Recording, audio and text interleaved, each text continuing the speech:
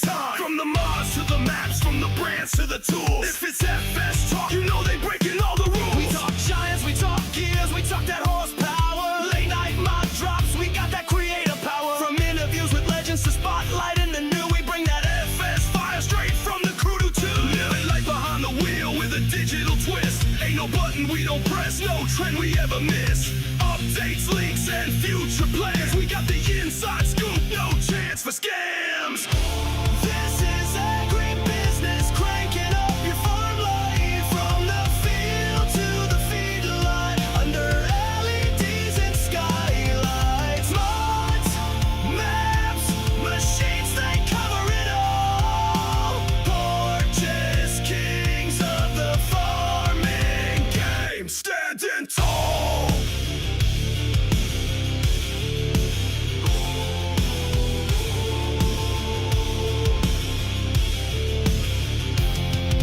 It's more than a game, it's a way of thinking. Talking shop while that diesel's drinking. From tractors to combines, dirt roads to drones, they build empires from screens and microphones. With every guest that drops in for a chat, you get the real talk, no filters, just facts. A spotlight on the builders and players who grind. They got love for the fans and the farm in mind. This is AgriBusiness, cranking up your farm life. From the field to the feedlot, under LEDs and skylights. Mods, maps, machines, they cover it all. Portex, kings of the farming game, standing tall. So plug in the pod and hit that sub. Roll out in style with your farming club. No fluff, just dirt, diesel, and truth. Straight from the FS underground on coast. AgriBusiness, rocking every ride with BDD, LT side by side. Whether you plow, seed, harvest, or buy, this is the voice of the farm life.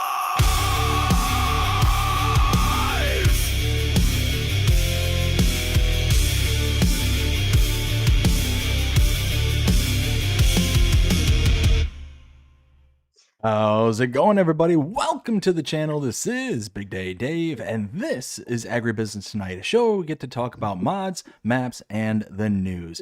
I am joined here, of course, by my co-host, WillTGaming. Will, how are you doing tonight? I'm doing all right. I'm actually opening up my Oreos. Ooh, I'm doing good. fancy, fancy dancy. I love it. We're also joined here tonight by the one, the only, the man, the myth, the legend, Rail Fanning Jonah. Jonah, how are you doing tonight? I'm doing fantastic, and I'm opening my sweet tarts for this.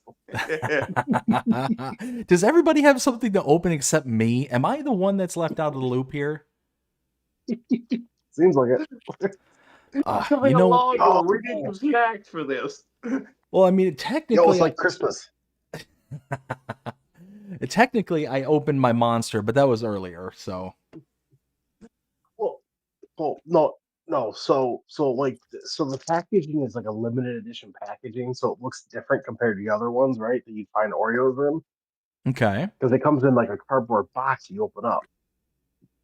And then inside of it, it's the exact same packaging that you find on the shelf, except it's different. It's I don't know how to describe it. It's like different. It's a limited edition. It's the same but different. I'll send you a picture. Send me a picture, because now you got me curious. I don't know, y'all. Yeah, this limited edition. It says right here. You know what? I'm not gonna believe it until I see it with my own two eyes. This whole same but different thing. It sounds like a conspiracy theory to me. It's like, is the double stuff really double stuffed, or is it just the same? All right, I just sent it to you. All right. I better see. See. Okay. You win this one, sir. Oh man. I tell you what, It's gonna be one of those nights. It's gonna be one of those nights. Hopefully not one of those nights where I sit there and kind of thing. But one of those nights where we're gonna have some fun. I don't know. Lots of it. What do y'all think? It's gonna be a fun night for sure. Nice. That's what I like to hear. It's good to have a fun time. Yeah. I don't know. What do you say we catch up with the chat here real quick, and then we get into some of the mods here, because we got a lot to cover here tonight. I second that opinion. All right. So we got, of course, Rail Fanning Jonah coming in with the stream tonight. 5.0, 5.0. Oh, wait. I had the wrong notes. 1.3, 1.3. Jonah. Yep. Don't make me get my ranty pants on. Don't do it.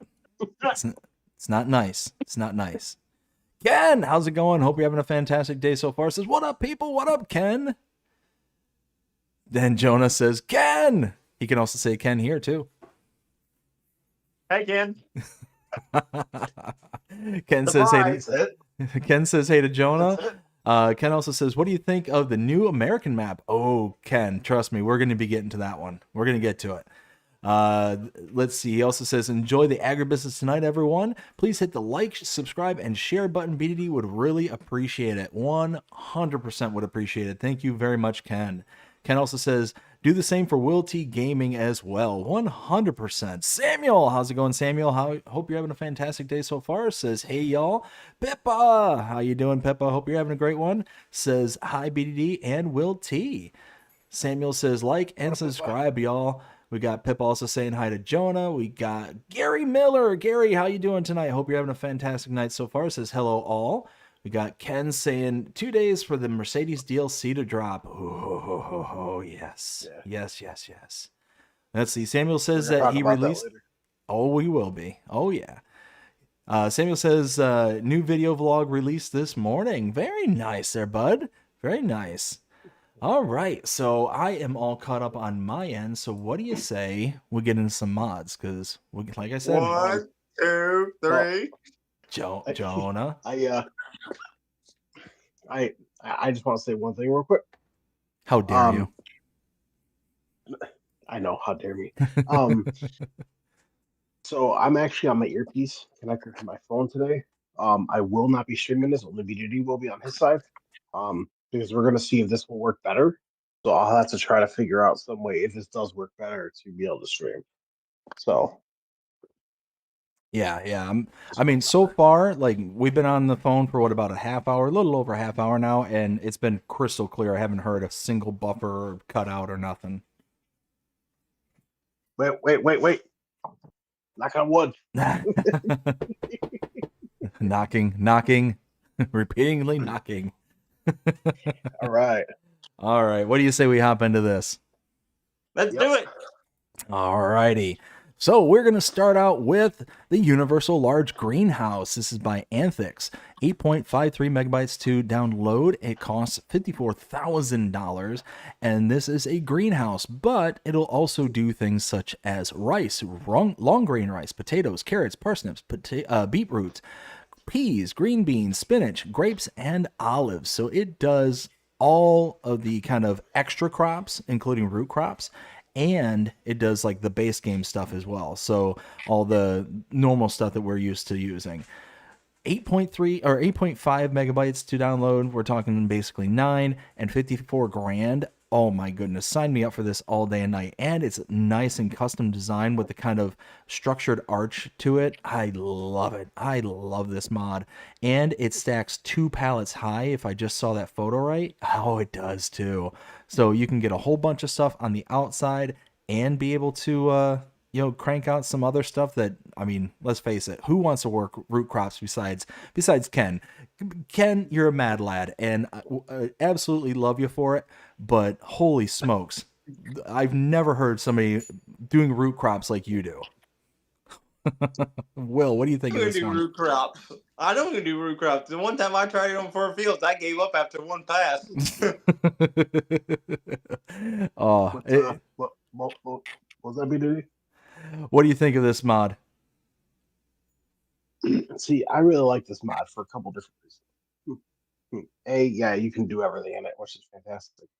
Um, but so there's like a takeout piece in the back is like where you can like fill from like stuff that you can't get in pallets, like, like your grapes and stuff like that. Um, you walk up to it, you push a button, and it will actually go down on the ground. Like it will completely hide it. Like it won't even be there. And then you can also push another button that will put blockers on the um on the spawn point where pallets come out, because you don't want pallets to be out. And there's two different, so both sides have pallet spawners on both sides. So there's two. Um, there's also another thing which you probably did not know about this mod that it took me a minute to figure out. What's But do you that? know why I like this mod so much? Tell us. Because up in the way tippy top, because you basically have the ground level, you have a second level and a third level. The third level is all beehives. You can actually put a bee spawn point down and you can get honey. Yes. So you see here in the features, it says blocking pallets spawning each side separately, possible of unloading in bulk, not all crops. Silo can be hidden, possibility of changing loading speeds, possibility of changing color, honey production, extra productions with fertilizer, water directly in the greenhouse, automatic roofing closing according to the seasons and weather. Yep. Yeah, and the unloading speeds for the silo, you can either have it set to 5,000 or 50,000.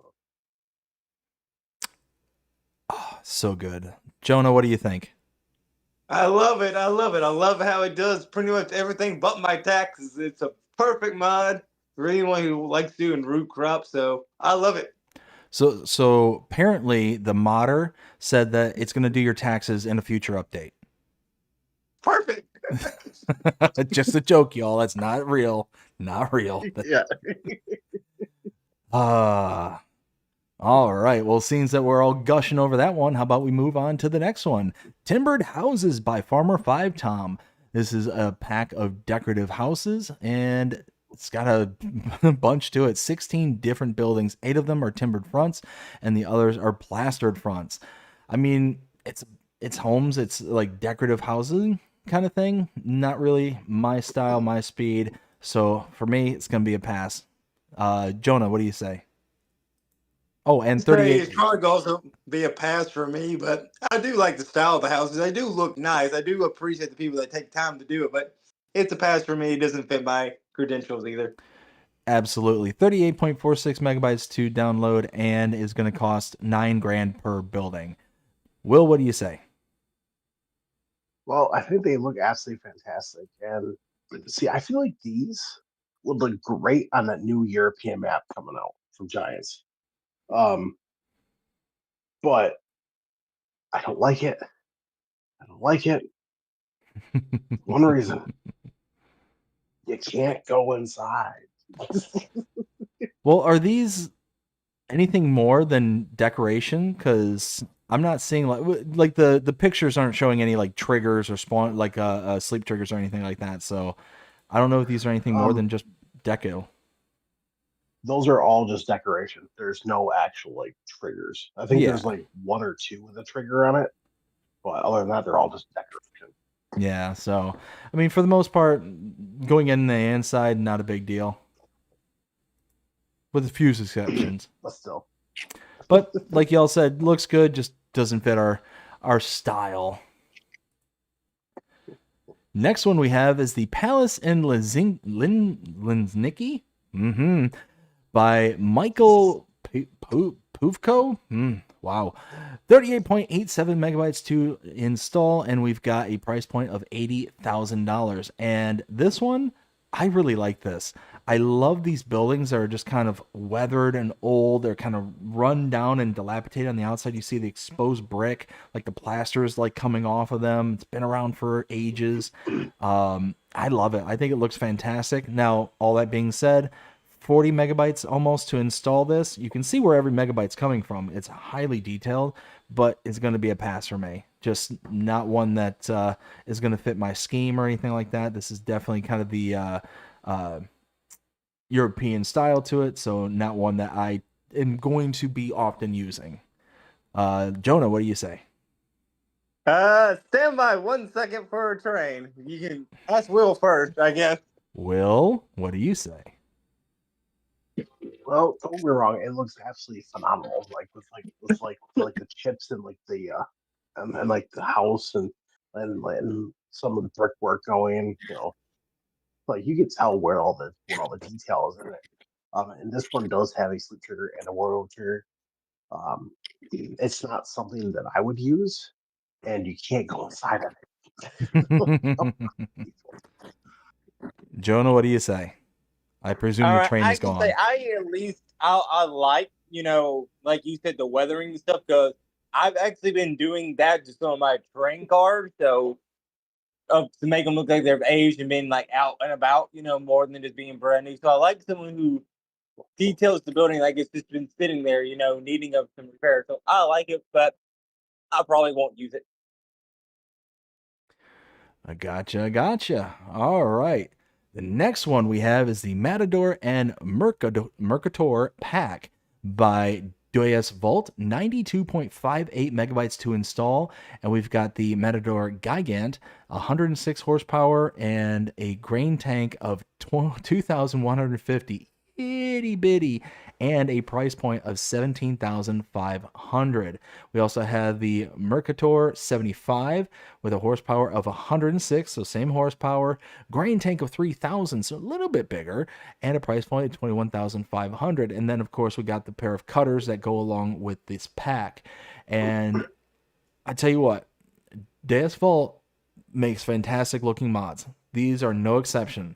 I love these old school Colossus harvesters. They look fantastic. The problem, 93 megabytes almost to install. The only problem. They look fantastic. I love these old machines, but it's going to take up way too much space for just 2 harvesters. So all that being said, it's going to be a pass for me, but it looks fantastic. Jonah, what do you say? I agree with you. They look fantastic, especially if you're going for like a really, really old farm, like old equipment. If that's what your thing, this would be perfect for you. But unfortunately, old equipment's not my thing, so it's a pass for me as well. Oh, on top of it, I mean, you're talking for 3,000 liter grain tank for the big one and 2,150 for the small. I mean, you're talking like you sneeze and you're gonna fill up the grain tank. Yeah, I'm definitely using that on 4 fields, LOL. Oh my goodness. Holy smokes. Will, what do you say? I do love it. It absolutely looks. They look fantastic. If my PC was working, I mean, yeah, I would get it on my PC. But because it has more space on it. But I mean, you could see right where all the megabyte is going. Plus, with the headers, you can actually like take off covers, and you can see the chains. You can even see them move when you turn the header on. And then for the combines, the amount of detail and everything goes into it. Plus, plus also when you start it up, like the whole thing shakes. Mm-hmm.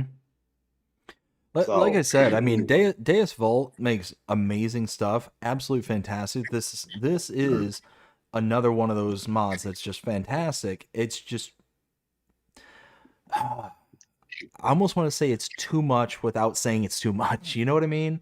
Like from a console, too much without it being able to hold as much. yeah. I mean, when looking through the perspective of a console player, 93 megabytes is a small map. And we're going to get into a couple of maps later that's actually smaller than this.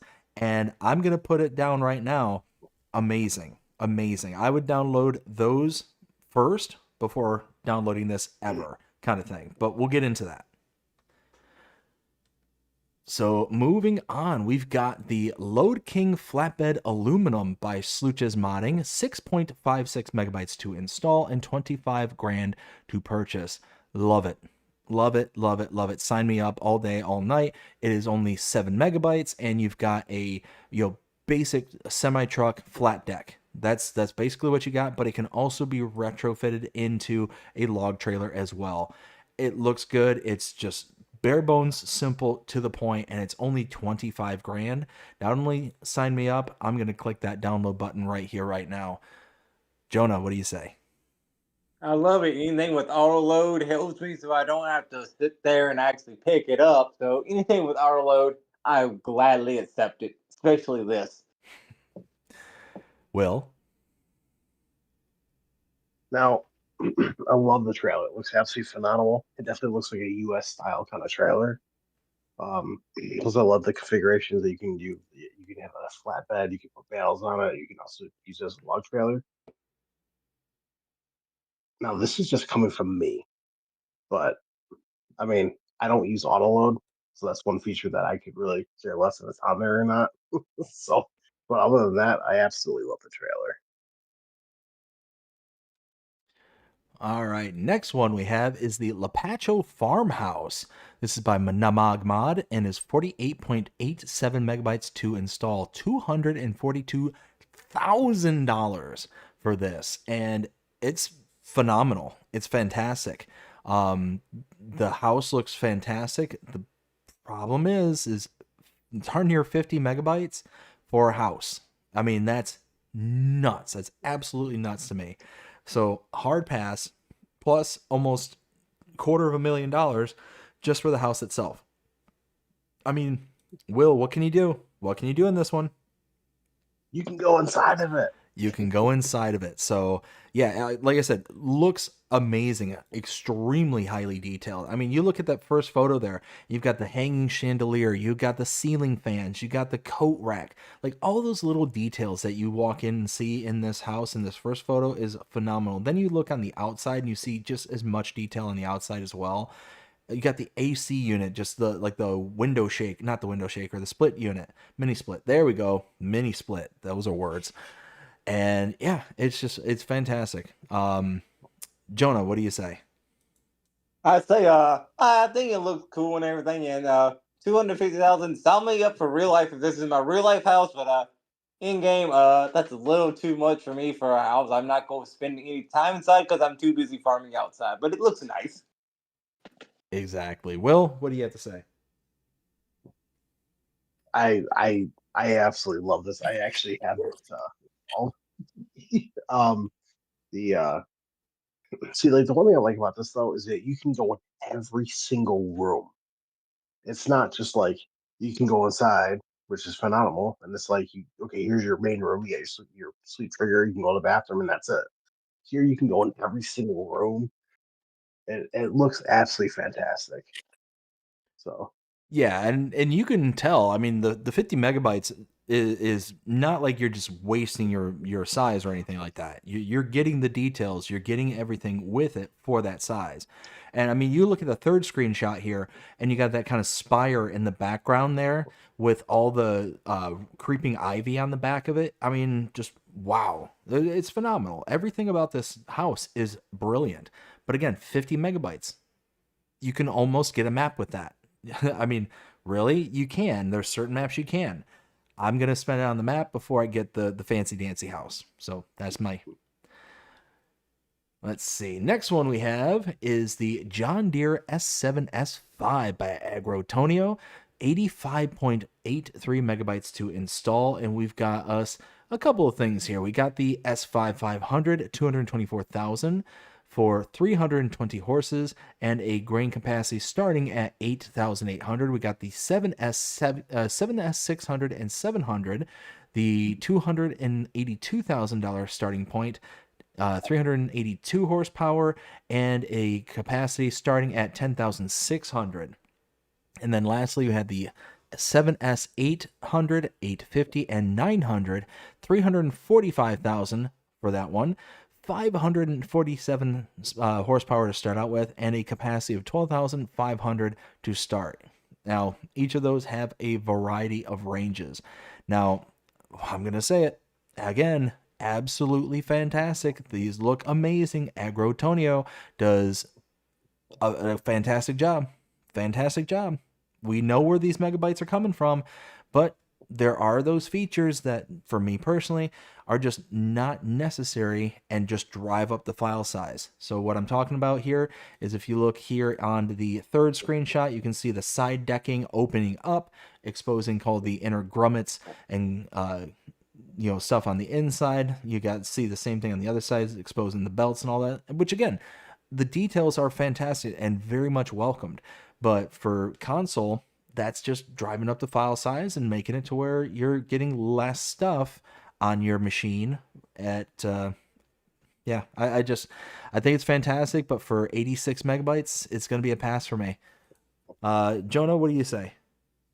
I love it a lot and everything. I think it's cool how it can open up without all the detail. And if you're one of those realistic people who want to pretend like you're oiling your machine and everything, this is perfect to you. But for me, it's also a pass. I'm just a basic guy. Just give me a combine that I can harvest. If I don't care that it opens up, it's cool, but it's a pass for me.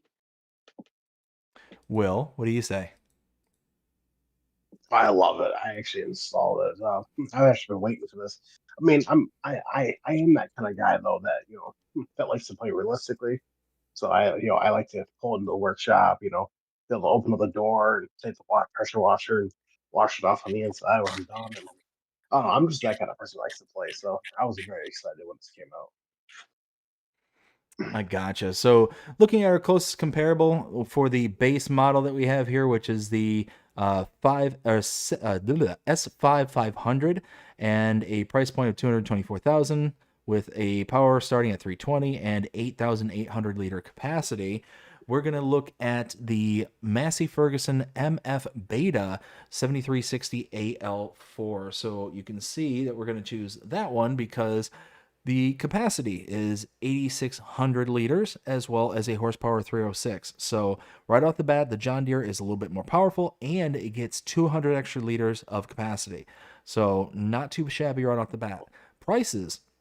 The John Deere here is only $224,000. This is $265,000. So you're going to be saving a few $1,000s. About, what is that? About almost 40 grand? No, about 41 grand. Wait, is my mathing? Yeah, it is math.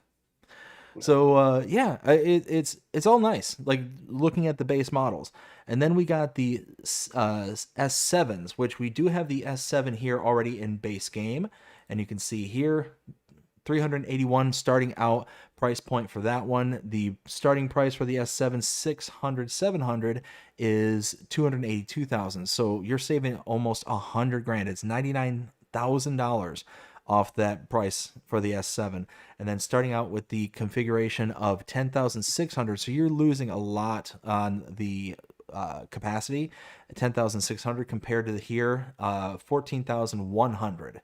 So you're losing out a bit there, but you're saving so much that might be worth it. But you can also adjust it upwards to kind of get it up there. And one of the configurations is the 14,100, which is what we have here in base game. So it works out. Now, one thing I am noting is that the power range is significantly smaller. So 382 for the mod compared to 547 for the base game. So that's significantly different. But I think that also makes it up because it has the S7 800, 850, 900, which I believe is what this configuration is. Price point for that one's 345 compared to 381. So you're getting, again, about a 40 grand discount, and you're getting roughly around the same power, 547, and the grain capacity starting out at 12,500 as opposed to 14,100. So all in all, everything adds up. Everything for this mod makes sense. It's just one of those where, again, it's going to be a kind of a move it on kind of thing. Alrighty. Next one we have is the John Deere. Oh, come on, click on it. John Deere 7S Series Combines by Shaban Modding. So we got basically another modder making this same series. So we got a price point of $645,708, 333 horsepower, and 10,600 liters. So, I mean, really, we're going to look again at that S7 configuration. So 381,000 for base model for here on the base game. This starts out at 645,000 for some reason. I'm not quite sure why it starts out so high. Same horsepower, same capacity. So I'm not quite sure. 34.76 megabytes to install. I mean, 35 megabytes for a harvester is not too terrible. It's up there, but not bad. Yeah, I don't know. I don't see the incentive of getting this because it's almost double the price for the same configurations. Jonah, what do you say? I would say yet again, this one may not have all the quirks as the other one. It looks nice, but I say it's a pass for me because I mean I like it, but I don't need it, like you said. Will? See, I do love this one. So, I mean, I like the Agri tunnels better because you can open up everything. And plus it comes with 2 different models in it as well. But this one is much smaller though. It's only 34.76 megabytes. So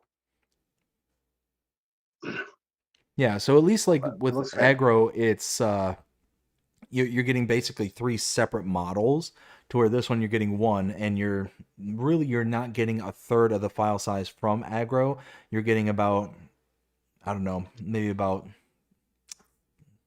what math, maybe about 3/5, give or take, of the file size. So again, it's highly detailed and looks fantastic. I'm hung up on the price of 645,000 compared to the base game's 381,000. Yeah.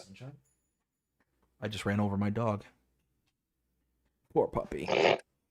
Poor thing. I went to scoot back and I didn't realize she was laying right there behind me. Let's see. Did I get to you guys and what you thought? Both of you on that one? Yeah, we did. All right. You did. Well then, moving on to the German Village Police Station. This is by Sosi Modding and NRX Eki. 29.18 megabytes to install. This is decoration, price point $190,000 for this one. Again, looks fantastic. Looks amazing.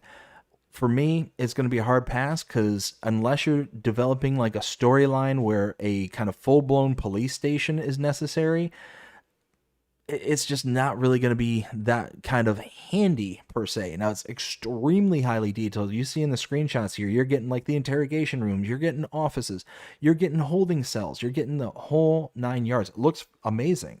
It's just not something I can see using unless a very specific set of circumstances come up. Jonah, what do you say?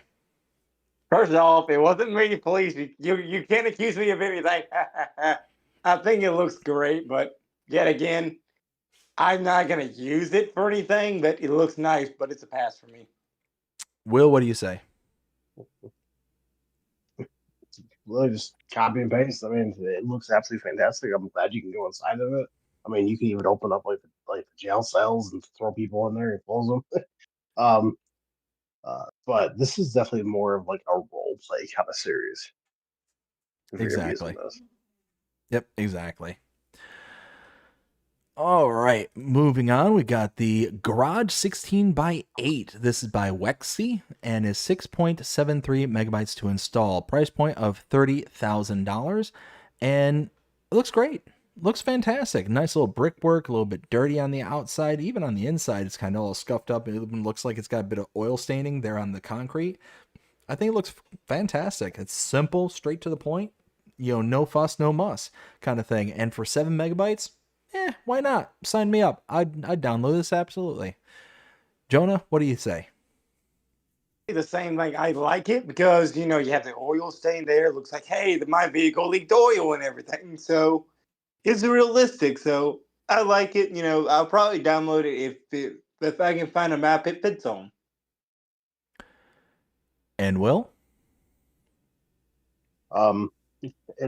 It does look absolutely fantastic. I mean, it's definitely kind of shed that I wouldn't personally use, but I mean, if it's, if it is the kind of style of shed that you're looking for, I mean, great. I mean, it's there. It does look fantastic. Like the weather and the brick and everything else on it. So, but it's just not kind of style for me though.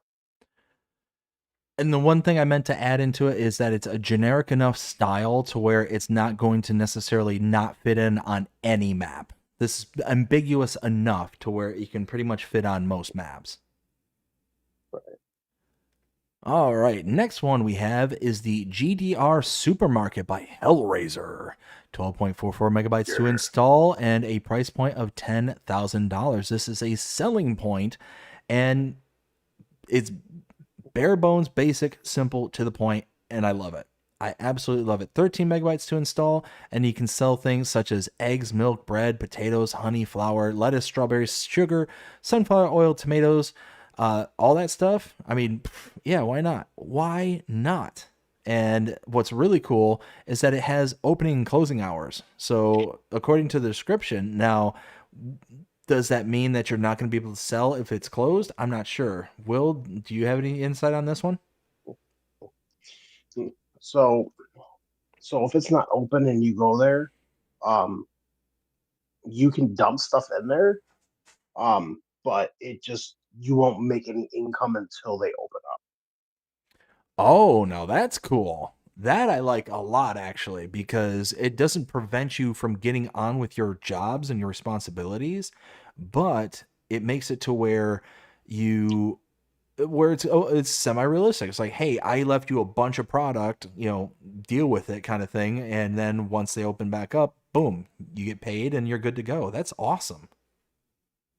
Man, I wish there was more sell points that were like that, to where it would kind of work on a standard operating, timeline kind of thing, and it would only accept product, like it would accept it always, but you wouldn't get paid until, open time.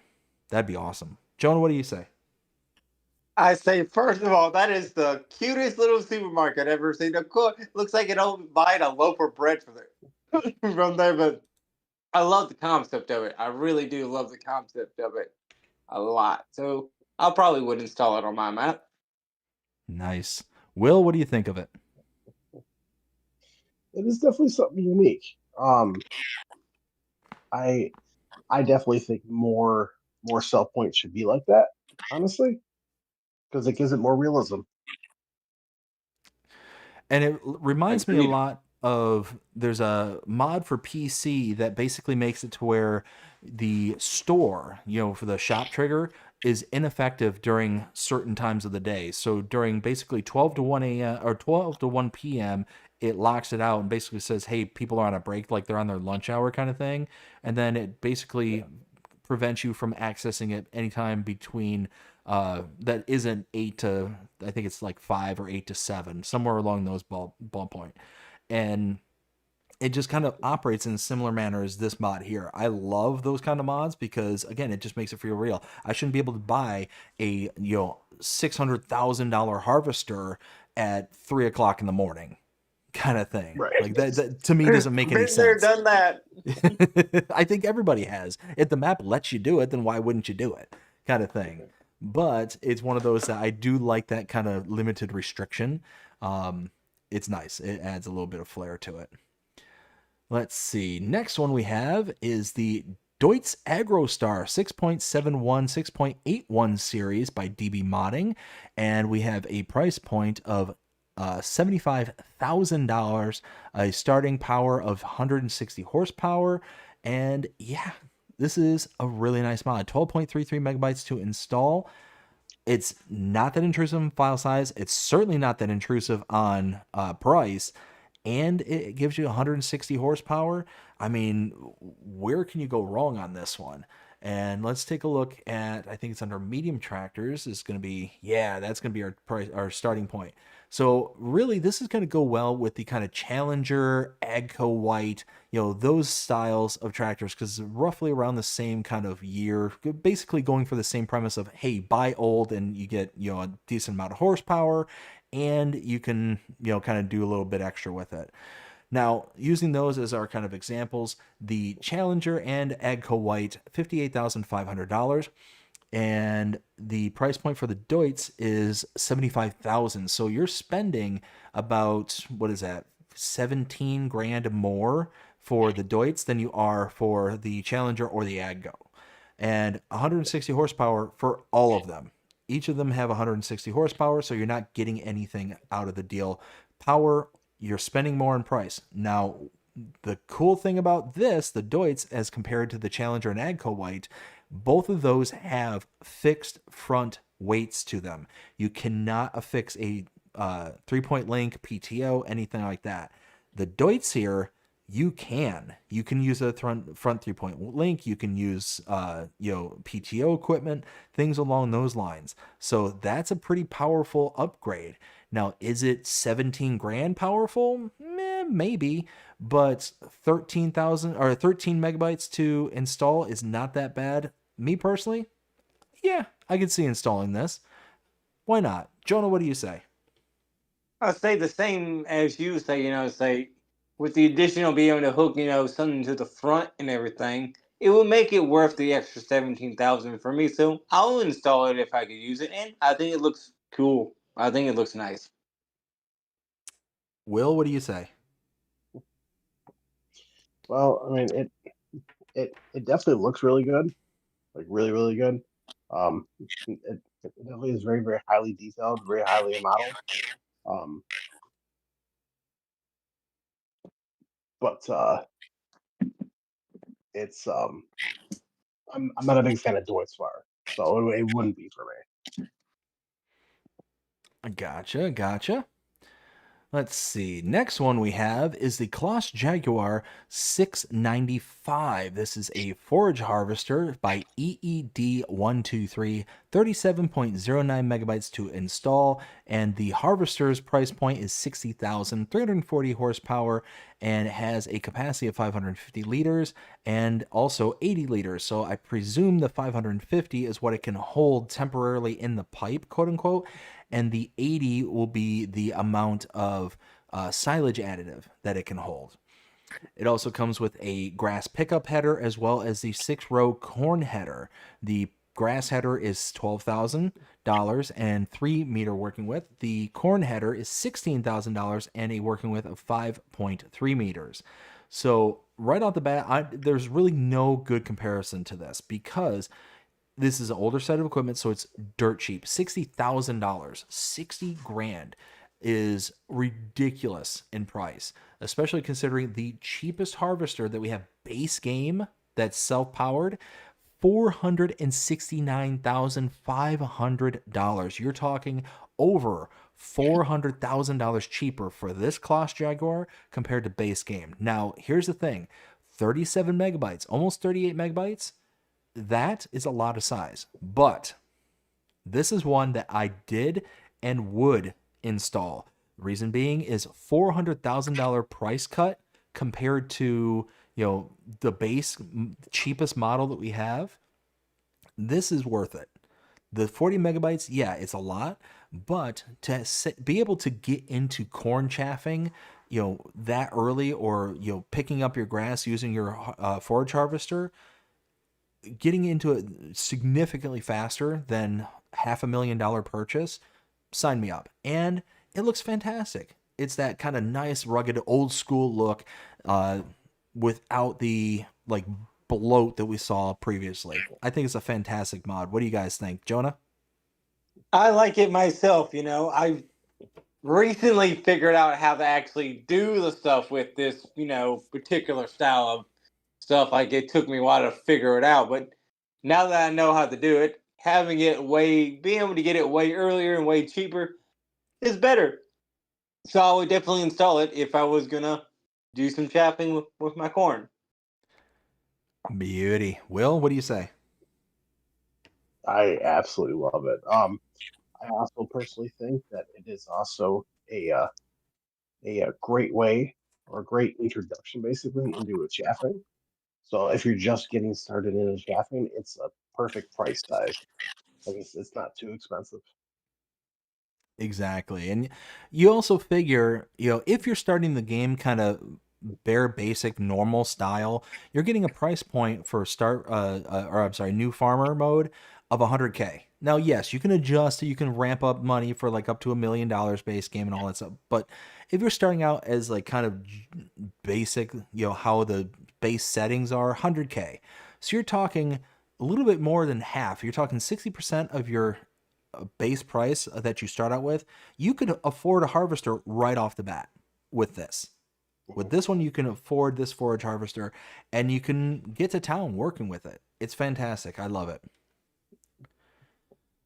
Let's see. The next one we have is the Annaberger Zunhammer tank. This is a listen under changing systems by HT Modding, 1.31 megabytes to install, and a price point of 32,500 at the start and 25,000 liter capacity. So essentially, this is one of the connection tanks that you can have for the what is it called? I'm trying to think. Mine's going blank. The Annaberger HTS22B79. So it's this system right here. This just basically gives you another option, and instead of having the AW2227, as you can see here on the screen, you get just a basic tank kind of thing. I don't think this is actually like a spreader. It's just like a transport wagon. Jono, or actually I should say, for 2 megabytes, if you use the system, this kind of Annaberger system, it's all right. Me personally, I don't use it that often. It's one of those I kind of force myself into using it every once in a blue moon. But for 2 megabytes, it's not that intrusive. It's not a bad file size or a price point of 32,500. It kind of in line with the rest of the tools. I mean, if I use it, sure, I could see downloading it, but it's going to be up to the individual. Jonah, what do you say? I say it's a pass for me. Like it's up to an individual. I probably won't even know how to use this thing, so it's gonna have to be a pass for me. And Will? Well, I mean, it does look good. It would definitely be a pass for me, only because I don't really use like the whole changing system things. And to be fair, like I already have like my favorite slurry tankers, To be fair, slurry spreaders. So gotcha. That would be a pass for me. All right. The next one we have is Angela Whispering Hollow. This is a North American map by Mr. T-Bone 39 and Shanty Boys 28.21. You see what I was talking about earlier about the file sizes? 28.21 megabytes to install. And this is a really good map. I really enjoyed this one. So it's got some really cool features I like about it. So this is going to be one of those maps that's going to be set up perfectly for multiplayer. And what I mean by that is that the map is essentially broken up into quarters. So the northeast, northwest, southeast, southwest are all kind of divided up. And you can see it on this screenshot here, the second screenshot.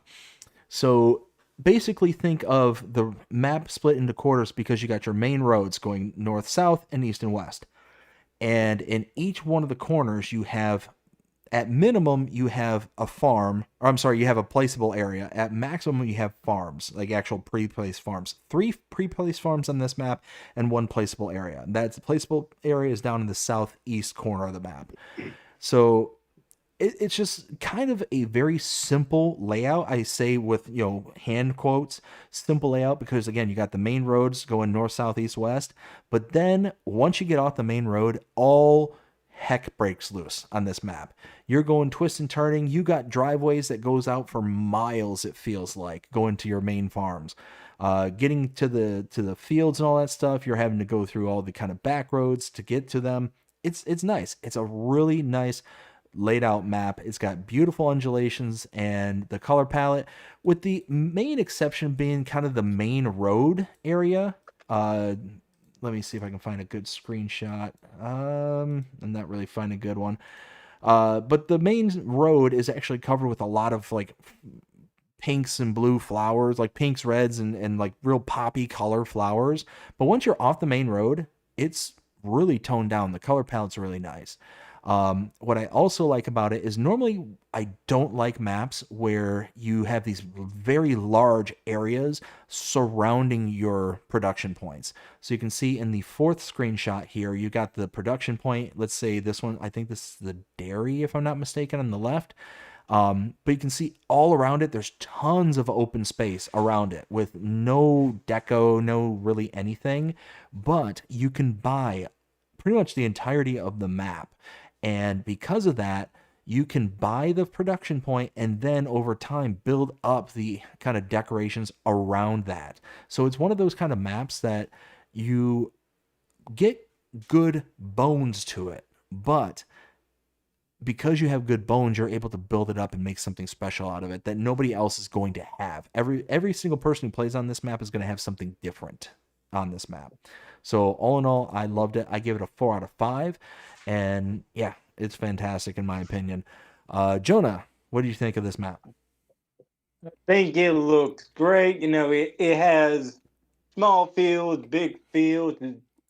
It's like the roads are just not just straight. It has your curvy roads. It has every mixture of stuff. So there's literally probably something on this map for everybody.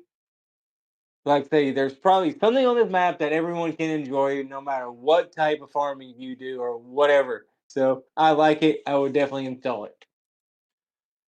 And to also throw this in there for a little bit of context, for those who are not familiar with the Shanty Boys, they are very well known for their forestry maps. They have, I feel like, and anybody can challenge me on this, but I feel like they've kind of been not walking away from the forestry maps, but they've been expanding their reach into more arable kind of style maps. And I welcome it personally. I think that this map is also very strong with forestry. There's plenty of areas to be able to forest and to get that kind of, scratch that itch kind of thing. But it also has grass care jobs. It also has the normal arable fields. I mean, like Jonah said, you can pretty much do anything on this map. It doesn't matter. Will, what'd you think of this map? It was all right. I mean, for me, I personally prefer with a map that has more level of detail, kind of like Elma, um, or like an Oxygen David map or Lancy Boy map. Like I don't know, I just feel like more detail is better, and that just it didn't lack detail. It just wasn't a very good detail, I guess. So I gotcha. All right, moving on to the next one here. We've got the 800-liter diesel tank. This is a pallet tank by Hoster, 3.63 megabytes to install. And yeah, we essentially got a little mobile diesel tank. Is essentially what it boils down to. All in all, it's nice. 4 megabytes, and you can basically purchase your diesel, have 800-liter capacity for $1,500. Yeah, why not? I'd install it, and it's got pretty nice detail to it as well. You got the kind of attached pump to the solid like steel tank. Just looks nice. It's something different. Jonah, what do you say? I think I like it. Say it could be used for like a good use. Say if your combine ran out of fuel in the middle of the field because didn't realize you ran out of fuel, you can use this, transport it out there, fill it up without having to be unrealistic and driving like the fuel truck in the middle of the field. So I would probably install it just for say, hey, it's more convenient to have in case you run out of fuel in the middle of your field. Will, what did you say? well, I mean, it definitely looks good. And I think it's definitely a unique mod, and I feel like a lot of people would like this. It's personally not something for me, but I mean, I could definitely see the use for some people for it.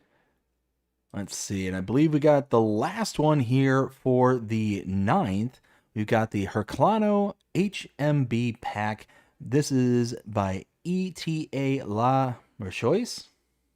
24.97 megabytes to install, a price point for the 18,000 of 26,650, and the 24,000 here is set for 41,587. So it's a set of trailers. You can get a couple of variations of the trailers, but does it give you? It doesn't tell you the holding sizes unless the 18,000, 24,000 are the actual literage, kind of built into the serial number. Maybe, I don't know, but the price point isn't that bad. It's hard to make a comparison compared to if I knew what their literage was, but 25 megabytes for a specific set of trailers, meh. I'm not like a fanboy of Herculano, so it's not one that I'm like, oh, I've got to have it. So at 25 megabytes, it's probably just gonna be a pass for me. Jonah, what do you say? I'd say the trailer looks nice and everything, but not my style, so it's a pass for me as well. Will? Well, well, for starters, the trailers look phenomenal. They look do. extremely highly detailed. So I mean, you can definitely see like where the next going. Um, but I don't really use trailers like that. I use like semi trailers. So it would be like a pass for me. Gotcha. All right. Well, like I said, that was the last new mod for that day, but we do have some updates. So I believe we have the Welcome to Lendorf update. This is by Frankenpower and 424.72 megabytes to install. This is changelog 1.0.0.1, and it reads, and this one honestly kind of blew me away. First line up here says change cigarette machine removed. I'm actually shocked that that one squeaked in. But it seems like that kind of detail is something that tends to kind of slip under the radar until somebody complains about it. So more than likely that's what ended up happening is, or at least I'm guessing, I'm speculating here, is that this kind of snuck in under the radar and then somebody complained and then here it is on the change and is removed. Next one says, you know what, the rest of these are just going to be changed. I'm going to skip over reading the change. I'm just going to read what the actual change was. So, roads adjusted for consoles, triggers in warehouses enlarged, collisions adjusted, dust removed for seeds and lime at the grain trade, gear ratio adjusted for field grass for some reason. Gauge changed. Due to the various changes, a new save game is necessary. Thank you. This is Frankenpower. Thank you for being specific and saying new save game is required. Don't beat around the bush. Just say it. There we go. Then there was a few here that says added. So they are starting vehicles added, I should say. Translation for Polish and Czech. Maize and sorghum installed in the LPG grain storage. Prepared for real GPS with custom PDA. And that was the entire changelog. I went through my update video and kind of laid out everything as best as I could. It's a solid update. And everything looked, on the up and up. Jonah, you have anything to say about this map? I just say probably could be a good map, new changes, new updates, and as you say, thank you for saying it needs a new save game because all the people that it doesn't need a new save game, but it's best to do one. Just say it. Like you say, just say it. Jonah, you fit right in on this show. Will, what do you think? Well, I haven't played on it, but I mean, thank you for for stating, needs a new game save. Like you're just very, very outright with it. Instead of like, for example, saying, well, you may need a new game save. It's like no, there's no maybe. There's yes or no. My favorite amongst all of them are if you want all the updates, then a new save game is required. Well then, what? Yeah. Anyways. But I mean, things were changed, things were added. Looks good, sounds good. So, I mean, if you're playing it, then make sure you update it if you want to. Let's see. The last update I believe we had for the what was it? The 9th? Yes. No, not the 9th, the 5th. I can read this funky layout. This is Pfaffenwinkel. I giggle every time I read that name. Yeah, I know. Changelog is 1.001, and we've got some houses placed on the ground, fences and cars placed on the ground. Butterplane Starthof straightened. Engel Mayer Farm? Bales, pallet storage, and garden fixed. Field 33 made purchasable. However, this requires a new save game. Just say it requires a new save game. Just say you need a new save game for this changelog. Don't like, oh, if you want this one specific thing. This is exactly what we're talking about here, folks. This here. Various NPCs realigned. Jonah, do you have anything to say about this map? Okay. We appreciate the updates, but just say it needs a new save game. I don't need to. Do we need to stress this enough? Just say it. It's easier to say it instead of just letting people decide. Just say it. Do it for them. Cheers. Will. Well, once again, just like what you guys said, please just state if you need it or not. Because it helps everyone out. All of that, I mean, it definitely looks like a fantastic map. I'm glad that it did get an update. And I love the name. So, if I remember correctly, I think I give it a 5 out of 5. It is a gorgeous map, highly detailed. Yeah, the map maker did a fantastic job. Bernie CS, yeah, 100% did a fantastic job. So, gentlemen, what was your favorite mod for the 5th? Jonah, start with you. I'd say it was the new map that came out. That's probably my favorite one for the day. BDD? Oh, so I want to, as a knee-jerk reaction, say the same exact thing. Angel Whispering Hollows is an amazing map, and I thoroughly enjoyed it. But the one thing that kind of edges it out for me is the Kloss Jaguar 695. And the reason that is because that Kloss Jaguar does something that no other mod in this list does, which is creates a viable starting option for somebody who wants to get into forge work quickly. So you don't have to save $500,000 and break the bank kind of thing, or you don't have to take a ridiculous amount of money out in loans right off the bat kind of thing. You're able to start out with an old, small equipment and then build it up from there kind of thing. So because of that, it's saving $400,000 from the base price. I'm going to go with the Kloss Jaguar. Will, what do you think? For me, it would definitely be it'd be a tie. It would definitely be between the Kloss Jaguar 695 and the John Deere S7/S5 series from AgriTotal. Gotcha.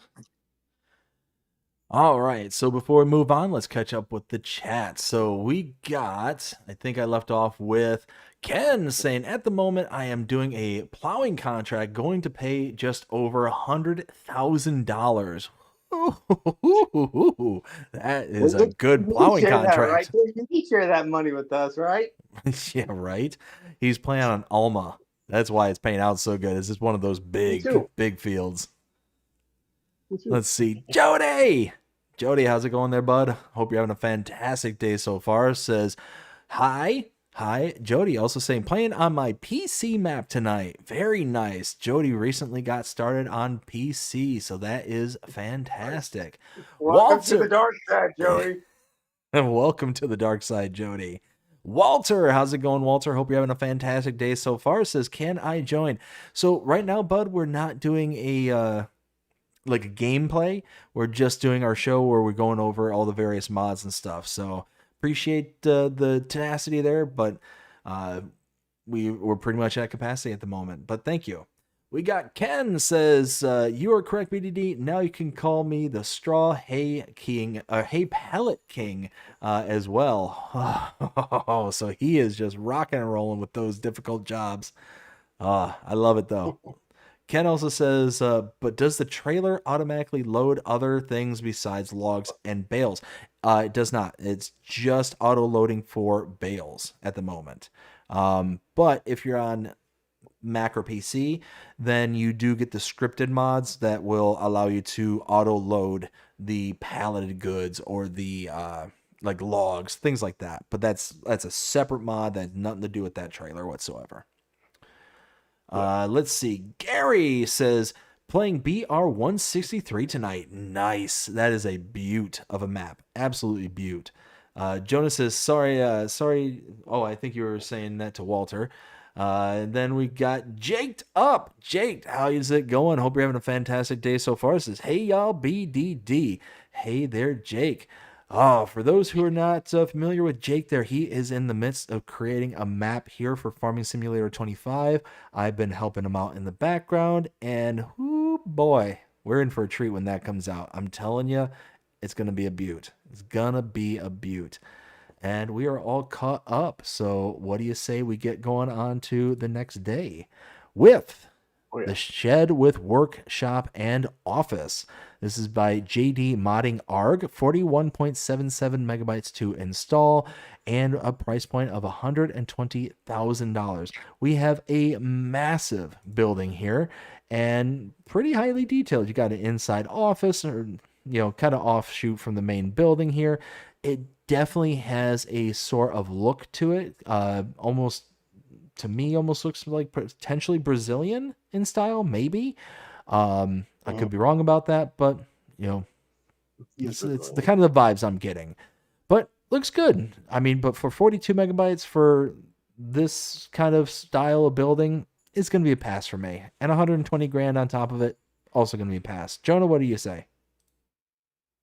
I said the building looks nice and everything. It's good that it's the workshop. It's cool that it has the office area, but it's also a pass for me as well. And Will?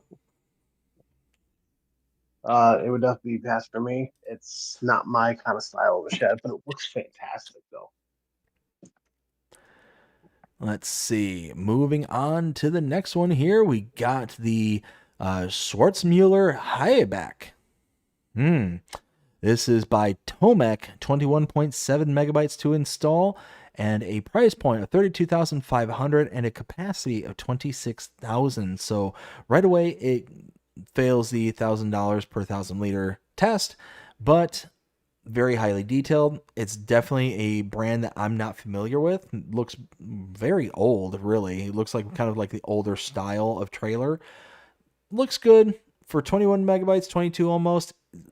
Yeah, that's a bit high for just the trailer. And that also misses the $1,000 per 1,000 liter test. So it's going to be a pass for me. Jonah, what do you say? It's a pass for me if it doesn't at least meet the 1,000 liters for $1,000. To me, it's a pass. Will? Well, don't get me wrong, it looks absolutely fantastic. Like the amount of level of detail on it is great. It's definitely a pass for me. It's not something I would use, and I'm a little disappointed in this mod too, for one reason. What's that?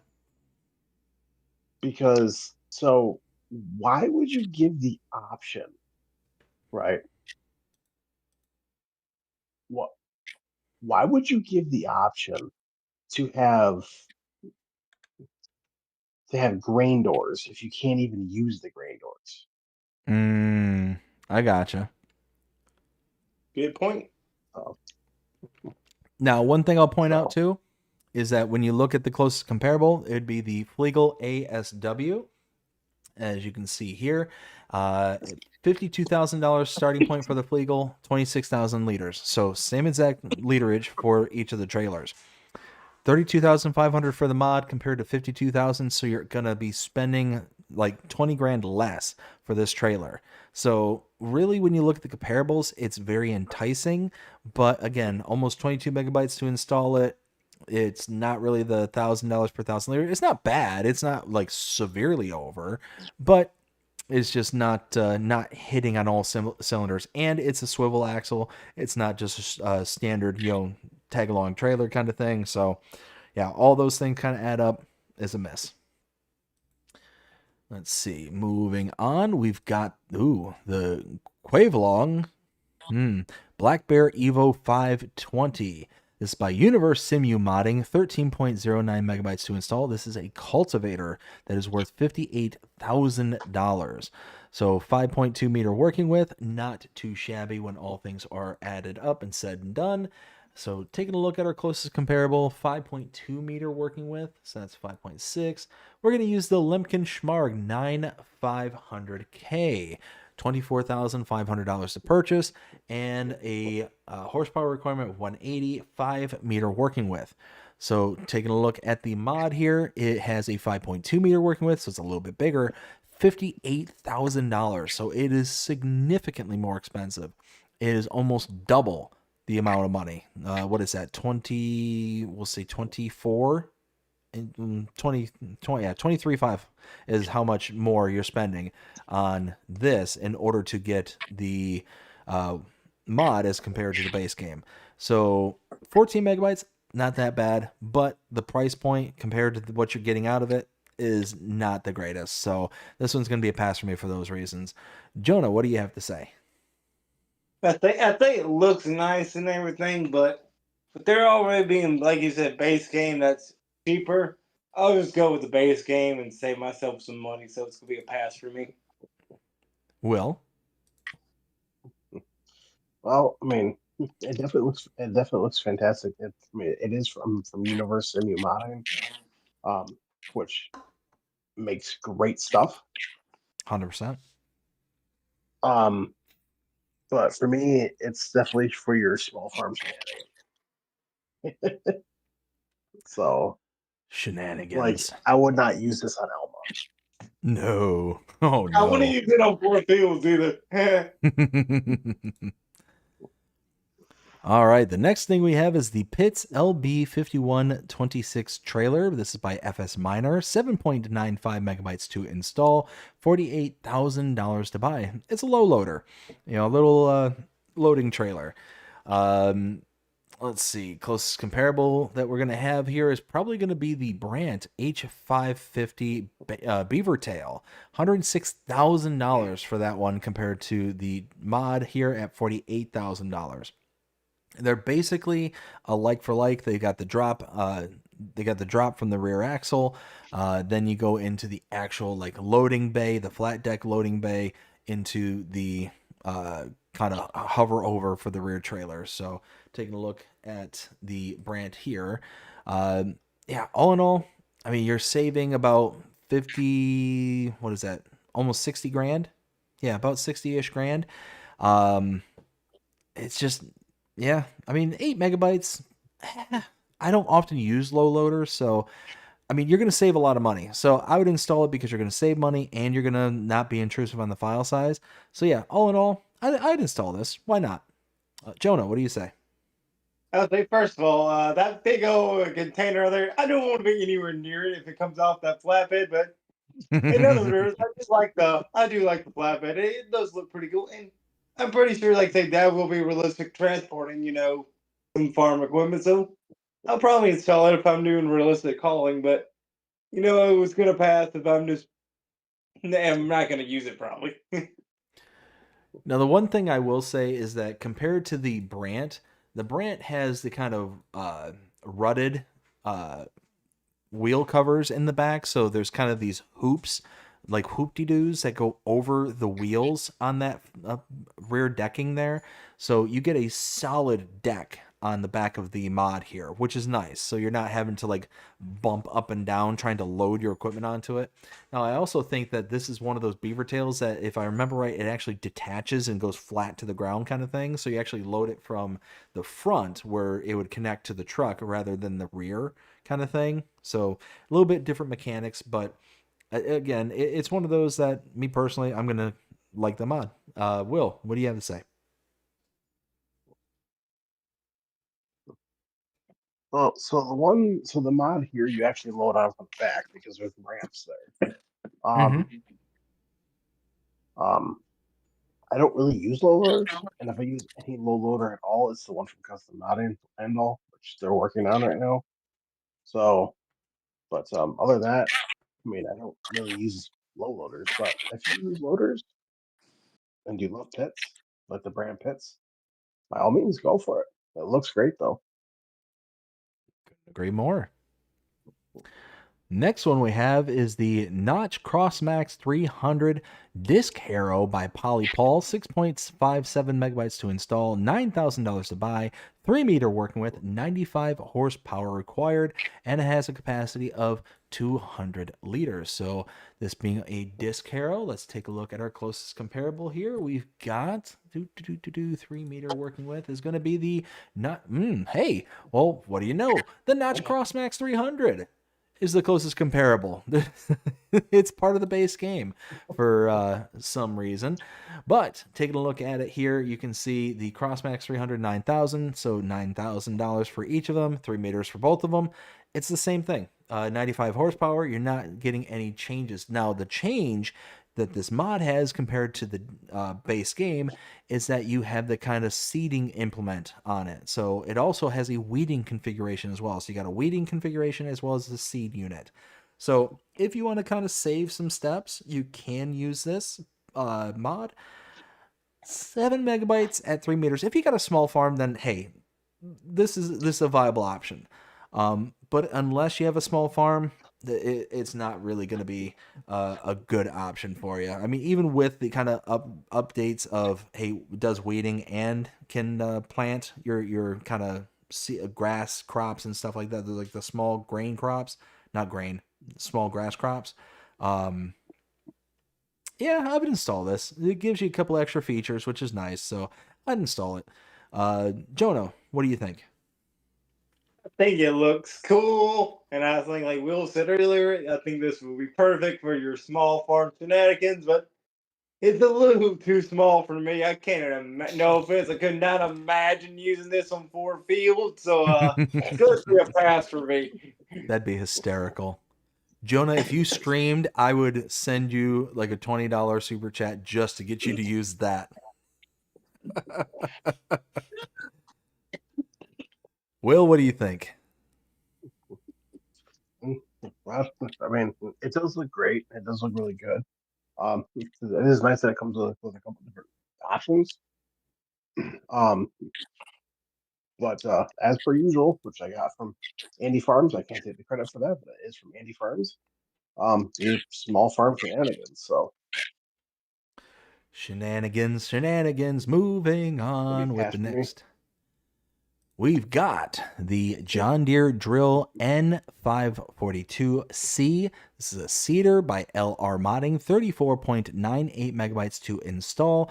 We got a price point of $291,880, 270 horsepower required, and a working width of 12.8 meters and a capacity of 4,200. So taking a look at our comparables, 12.8 meters, I do believe is what I said. It's going to put us in the Lemken Solitaire 12 territory. $165,000 for the Lemken. 180 horsepower, 5,800 liter capacity, and 12-meter working width. Now, the mod here is $291,880. So you're spending over $130,000 more for the mod compared to the Lemken. You are getting a 270 horsepower requirement there as opposed to 180, so almost not even almost 90 horsepower more for the John Deere, and a 12.8 meter working width compared to 12, so you're getting 0.8 of a meters more, and a capacity of 4,200 liters as compared to 5,800, so you're getting significantly less in capacity as well. So if I remember Will correctly, Will, correct me if I'm wrong, but doesn't this have a little party trick up its sleeve? This is a direct drill, is it not? This is a direct drill, and it's actually 13 meters. It reads 13 meters in the game. It's not 12.8. So 13 meters, direct drill. Does it? I thought you mentioned that it does additional crops. Am I wrong about that? No, it does all your standard cedar crops. Okay, so yeah, when you're kind of comparing things, 165,000 for the Lemken, yeah, that's significant, significantly cheaper. But the thing that this has is the direct drilling. That is a huge feature, especially if you're playing with precision farming. Thank you, precision farming. Yeah, if you're playing with precision farming, then direct drilling is almost a necessary part of your life. For 35 megabytes and all these things kind of taken into account, really, even if you go up to the Horsch Aventar 12.25 SD here, again, this one actually is a little bit better comparable because it's still 12 meters. So yeah, it's missing a meter. 300 horsepower is required. So it's it's still almost 100 grand cheaper for the Horsch here as compared to the John Deere, and you're still getting a significantly higher capacity compared to the John Deere. So this one's going to be a pass for me. There's nothing I see with this mod that's going to incentivize moving away from base game. So all in all, it's going to be a pass for me. Jonah? I can say I like the concept of this and everything. The only thing for me is I'm running a case farm right now, and if someone comes out with a case version of this, I would definitely download it. So I'll say I would install it to use it for the time being. But if someone comes out with a case, this one's gonna be put on the back burner. Gotcha. Will, what do you think? I have a feeling I know what you think. Oh, I was so stoked when I saw this drop on the mod hub. I'm like, well, like I knew he was making it, but he never told me if it was coming for all platforms or not. So I was so happy when this came out. I'm like, let's go. I literally I uninstalled every single seeder I had except for my case and John Deere small ones from the ARM team and my and the case uh,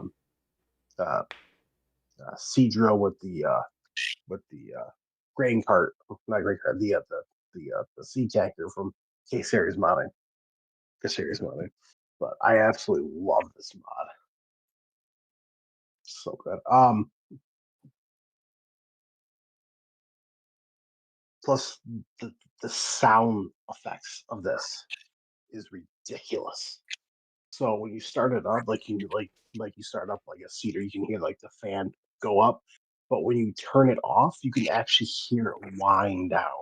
And it takes a minute for it to wind down. I'm like, um, probably one of my favorite things about this though, besides it being directional, is you can turn on a dime with it. So Yeah, and it's everything I said before. It's a fantastic looking mod. It, I'm sure, performs great. Does all the things that you expect a seeder to do. It's just all the things when you kind of compare it to base game, it's just missing for me. So, hey, to each their own. Will, he's willing to spend an extra 100 grand to have his mean green farm. So, hey, I respect him for it. Let's see. Next one we have is the John Deere 5M series by Just Farming. 52.63 megabytes to install, $77,500 to buy, 94 horsepower starting, and it also comes with a John Deere front loader as well. Looks fantastic, but I can already tell you it's going to be a hard pass for me. For 53 megabytes for a tractor, you can see in the first screenshot the reason why it is so elevated. Again, it's super highly detailed. You can lift the hood, you can open the doors and windows, all that stuff. To me, that stuff is just completely unnecessary for me personally. Again, if these are things that you like, more power to you. It's just not something that I find of value personally. And it's just wasted space, in my opinion. So taking a look, we got the, let's see, I believe this is actually a small tractor, if I'm not mistaken. Horsepower, yeah, small tractor. So we're talking, let's see, we got 100, what was it, 94 horsepower starting? So really that's going to put us down. Massey Ferguson 5700S is going to be our closest comparable. 92,500 for that and 95 horsepower. So looking at the comparable, we've got 92,500 compared to 77,500. So you're going to be spending, what is that? Math is mathing, 20, no, 15 grand, about 15 grand more. Is my math mathing? I think my math is mathing. And you get extra horsepower from the Massey as compared to the John Deere. all in all, you're saving quite a bit of money, 15 grand, and you're only losing 1 horsepower. You have the ability to have a, same, not same, but branded John Deere front loader to go along with it. It's just that file size. That file size kills it for me at nearly 53 megabytes. So, like I said, it's going to be a pass, but it's nice. Looks good. Jonah, what do you think? I'll say some of the same stuff you did. The hood stuff opening, the doors, and it's all cool. But it's not my style. But if it's your style, go for it. Because if this is your style, I'll be like, if you like, the stuff opening, cool. That's you. For me, I just run the tractor, and I just want to get on with, my farming. So it's a pass for me. Will? I love it. And my dad actually has a 5M series at his old job at Burncliffe at the golf course. He used to have one of these there, and I drove around a lot. I absolutely love this. I'm so happy it's actually here. So, and I'm one of those kind of guys that that likes to be able to open the bonnet, spray it down, close it. I don't know. I'm just that kind of guy. So, I'm super happy this is here. Well, and like I said, it's all kind of personal preferences. I mean, hey, people will spend their file size, their money, everything the way that they want to spend it. Just because it's not something that I would necessarily do doesn't mean that Will certainly can't go out and do it. Doesn't mean that Joe can't do it himself if he wants to. That's the great thing about this game is you play exactly how you want to play it and don't care what anybody else has to say about it. That's the great thing about it. And that's what I like to say. That's what I like to say. If you like say everyone else can say I hate this tractor, but you find it beautiful, as can be. Download it, play with it. It's your play style. Don't let other people judge you. Exactly. And if you like it, snag it. Like this is just our opinions. So. And as you can see, we're having quite a diverse set of opinions here. So, especially with the opening stuff. All right, next one we have is the homemade bale trailer by Valix, 1.36 megabytes to install and a price point of $8,250. I love it. It's a simple, bare bones, basic trailer to load bales. Nothing more, nothing less. 2 megabytes to install and less than 10 grand to buy. Sign me up. Sign me up all day, all night. As a matter of fact, click. Jonah, what do you think? I like it too. It's one of those small, just looks like, I have an old trailer and I'm just going to build it myself so I can carry the few bales I made from cutting the yard this morning. So I would definitely install this, if I was just doing maybe a small yard business. I need to carry my bale somewhere. Will? I mean, it looks good. I mean, if you're definitely starting out small or starting from scratch, this is definitely a really good trailer to go for. It's gonna be a pass for me though, only because it's a little too small for me. So, can I rant for just like 2 seconds? Please. hopefully. Screenshot number 2, where it shows the John Deere connected to the red, the what looks to be maybe the Zador connected, that might be Kubota. Anyways, connected to the gray, and the Fendt connected to the green. Yeah. Color coordinate. Color coordinate. Let's go. It should have been the gray roof connected to the gray trailer, the red tractor to the red trailer, and the green tractor to the green trailer. Yeah. Yeah. Rant over. I'm pretty sure they meant to do that. They just didn't. They just like, oh, these are the colors. They didn't realize what they just done. Well, here's my thought: is I wonder if these are like supposed to be based off of maybe like an Italian style or something like that. 'Cause I'm pretty sure like these are roughly Italian colors, maybe. Just spitballing. Yes. So maybe. You know what? Crinkle, crinkle, crinkle, tinfoil hat conspiracy theory time. There you go. Anyways, Moving on to the next one, we have the Diesel Production Pack by MTL Modding Team, 12.65 megabytes to install. And we have the production of the diesel plant for 170,000. The capacities are 100K. It takes in sunflower, canola, and soybeans. And you can pop out some diesel. Yeah. Let's see. The also has the Info Farm petrol station, 26,500, capacity of 250,000. I like it. I like this production. I mean, you can make yourself some diesel using your kind of, canola, soybeans, and sunflowers. Now, the one thing that you got to be very careful of when you're doing these kind of mods, these kind of productions, is you got to make sure that the amount of inputs that you're putting in is worth the output that you're getting out. So in this case, you can see in the screenshot here, 500 liters of sunflower, 500 liters of canola, and 250 liters of soybeans. So that's 1,250 liters of inputs compared to 1,500 liters of diesel coming out. So you're getting a 1 to 1.x, whatever. Like you're getting a little bit more than what you're putting into it, which is nice. But the problem that I'm trying to point out here is the price point of canola, soybeans, and sunflowers. Those tend to be, for the most part, especially soybeans and sunflowers, tend to be a little bit more on the expensive side. Canola, not so much, but make sure that you are not spending more money by giving this stuff away and making diesel out of it than the amount that you're going to be getting in value for your diesel kind of thing. It might be better just to buy your diesel outright than to produce it using these crops. It might be too expensive. I didn't do the math, so I'm just kind of hey, pay attention. This may not kind of be an issue, but do the math before you just run with this, because you might be spending more money than what it's worth.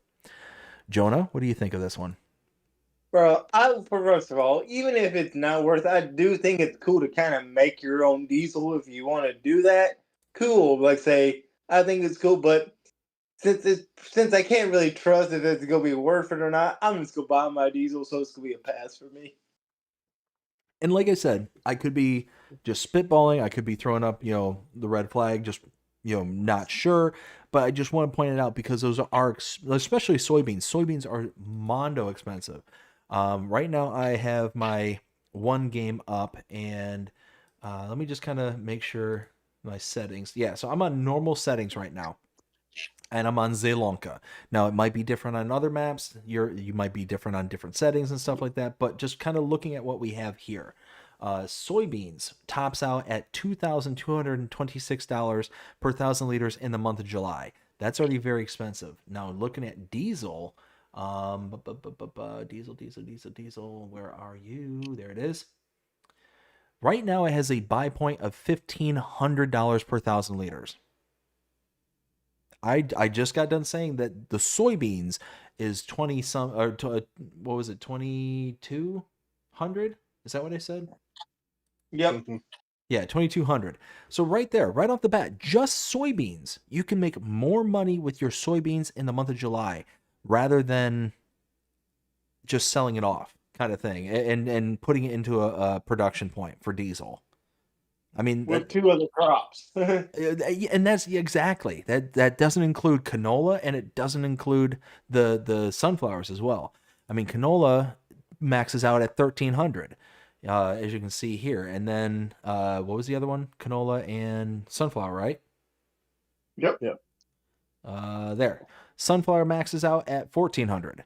So I mean, you're spending way more. If you're looking at only the peaks, you're spending way more on putting it into the diesel production for this one rather than just selling the crops outright. Like, does this production even make enough fuel to keep your tractor fuel for to do it again to refuel the business? Yeah, I mean, like I said, you might as well just buy the diesel from the base map. Now, again, that's subject to change. It could be different depending on the map you're on, depending on the difficulty you're on, all that stuff. But with these parameters that I just threw out there, this is a bad trade-off. So for me personally, I downloaded this, I installed it, but it's going to you're going to have to run this during very specific certain times of the year, because sunflower bottoms out at 786, soybean bottoms out at 896. So already you're at, well, even at its lowest, you're not going to make even. You might, yeah. You know what? I'm sorry. I'm going to switch everything I just said, and I'm going to say no. I actually am going to uninstall this, because the recipe makes absolutely no sense. You're gonna even at its cheapest price point, you're gonna make more with just the crops at its cheapest price point than you are with the presumed value of the diesel. Will, what do you think?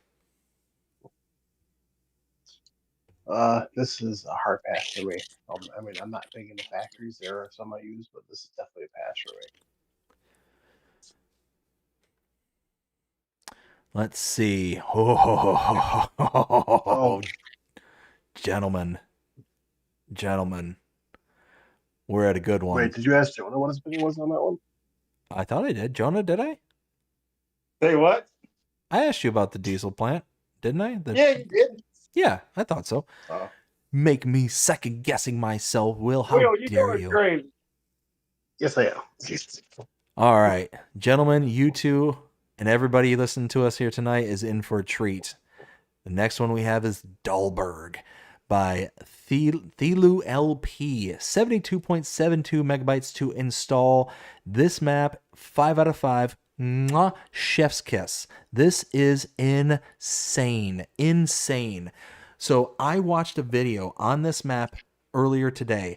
It showed the side-by-side comparison of this map in real life, the real life location of Dahlberg, compared to what this map has. And it is a spot on, almost near identical replica, very similar to the kind of Oak Ridge Farm vibe. This map is amazing. So this is tucked away in huge mountainous areas. You can see the main strip here that just kind of cuts through the center of the valley, and then surrounded by mountains on either side. This is one of the most intense maps that you can play on, and I'm thinking that this is going to have some really good playthroughs on it. I think this is going to be a lot of fun. This reminds me of almost like a Silver Run Forest, but a more kind of European style of Silver Run Forest. It's very narrow, I don't want to say tight. Tight's the wrong word, but it's definitely tighter than Silver Run. And yeah, it's incredible. I love this map. Luke's_gaming 33 donated $10 through Super Chat. Luke's Gaming with a $10 Super Chat. Thank you so much, Luke. Greatly appreciate it. I'll catch up here with the chat here after this one. But all I got to say is check out this map. I did a map tour on it, and I was blown away. Like I said, if you find that video on YouTube that shows the side-by-side comparison of this map plus its real-life counterpart, it's near identical. It's nuts. Jonah, what do you have to say about this map? I can say I love a map, like you said, that does, like say it's pretty much an exact copy. I know I'm playing somewhere realistic, it's good. Like say, some maps, they do it as close as they can, but like, oh, they put this and it's not there just because they wanted to. But like, I love a map that's almost a 1-to-1 copy of somewhere in real life. That is just amazing. I love it. I'm gonna download this map myself. So one thing I will say is this map is not going to be for somebody who is not a good driver in game, or at least drives very similar to the way I do when doing map tours. So if you're just sitting there and you're just not either in up on roofs, right? Well, so if you're sitting there hammering the throttle everywhere you're going, then you're going to get in some really tight situations, some really bad predicaments. Because if I can find a screenshot of, okay, so the main screenshot here, you can see you got the kind of crossroad right here in the middle of the map. And then you got the main road kind of splintering off to the left, but then you got a side road going off to the right. And then it goes up the hill, up into the mountains here, and it's a switchback. And literally One side is a sheer drop off. The other side is the kind of cliff face kind of thing. So it's going to be one of those kind of maps to where if you're just kind of rushing to get from point A to point B, you are going to fall over, you're going to get stuck, you're going to get wedged up against a tree. And especially if you're carrying like sensitive materials like, grain trailers or anything along those lines, you are going to end up losing out a ton of times. So just be warned that even though I'm sitting here hyping this thing up, it comes with pitfalls. It comes with consequences if you're not going to play, kind of low and slow kind of thing. Will, what do you have to say about this map? I mean, the detail was definitely there. I was very interested. Like it looked very, very, very good. If you don't like doing forestry work, there are fields, but good luck getting in the fields. Um, but um, but my personal opinion though is it's highly detailed, just like I like. It's a well made map, but I said if you don't like doing forestry, that's not going to be for you. Trust me. Well, here's the thing though, is yes, this is going to be a very forestry heavy map, but it's got plenty of field work for you to do. Like it's not just forestry. So it's one of those, yeah, it's more forestry than anything else, but you can do other things, which is nice. Real quick, catching up with the chat here, we got WillTGaming saying, hello everyone, hi Jonah, and hi to Will. Hi. He also sent that $10 super chat. Again, Luke, greatly appreciate it. Thank you so much. And he said, I finally got your attention. You did. You did. That the ding in my ear finally got my attention. I'm sorry, bud. We're not ignoring you. We're getting to specific breakpoints. But I do appreciate it. All right. Moving on from that awesome map. 5 out of 5, by the way, is what I ranked it. We have the Beehive Extra Large by Mac Trucker 921, 2.42 megabytes to install, and a price point of $10,000. Also has the spawner at $232, and it does 4 layers high, which is really nice. It's a big spawn point. So according to the screenshot here, it goes 1, 2, 3, 4 deep, 4 wide, and 4 tall. So you're talking quite a bit of pallets can fit in this spawn point. It's fantastic. I love it. 3 megabytes if you're into honey, making honey, and in this case, getting it pretty quickly at 150 liters a day. That's not bad. And 10 grand for all that too. Yeah, I like it. And gonna download it as well. Jonah, what do you think? I like, the idea, this, bees and everything, turning the honey into some money. So I would definitely install this. And hey, it could help me on my field. Bees give you a little boost on your field, don't they? For certain crops, they do, yes. Like canola is an example. Good.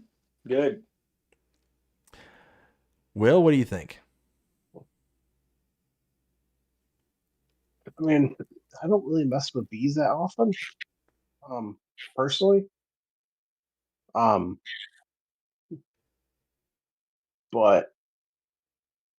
it definitely looks really good. Max Record does phenomenal work. So and that's nothing different. He actually posted something today, asked if we liked this version better or like a plain wooden version. Which people said both. If you're gonna give us an and or statement, then just go with the and. Yep. So for me personally, it would be a pass. Because if I do bees at all, I'm gonna use that greenhouse. So yeah, that greenhouse is nice. All right, so now we are at the end of the new mods for was it 4th, I believe it was? The 4th? Yes, the 4th. And now we are looking for our updates, which I don't think we had any updates for the 4th. So at least any that we should like call out to note. Did you have any that you wanted to call out? No. All right, well then, gentlemen, what was your favorite mod for the 4th? Jonah? Dankenberg, or however you pronounce it. Dahlberg? Durberg, yeah. Nice, nice. Will, what was your favorite? For me, it would honestly be a tie. Really? And that would be between the John Deere 5M series and the 5M series and the John Deere drill N542C. Gotcha. Well, for me, it's gonna be Dahlberg. I mean, hands down, it is a hyper realistic map. It's gonna have challenges. It's gonna have consequences. It's just, in my opinion, it is one of the nicest maps that we've gotten. That, I mean, me personally, I wasn't expecting it. I had no idea about it, and then all of a sudden it dropped, and I'm like, okay, time to do a map tour. And kind of looking at it, from the map itself, the kind of PDA that's from the screenshots, it's like, okay, well, I mean, doesn't look like much of anything going on here until you get into it. The moment you get into it, it's like, whoa, this just got cranked up to 1100. Like it's intense, and I'm on board for it. Absolutely on board for it. All right, so the next one we have is for the 3rd, the Lizard Slurry Container by WillTGaming, 5.58 megabytes to install, $19,549, and a capacity of 55,000 liters. I love it. Absolutely love it. Download it because this thing is amazing. Just a little slurry tanker, but for 55,000 liters and less than 20 grand to purchase, I mean, you're far and above the 1,000 liters per $1,000. Essentially, this is just a trailer, something to hold your materials in.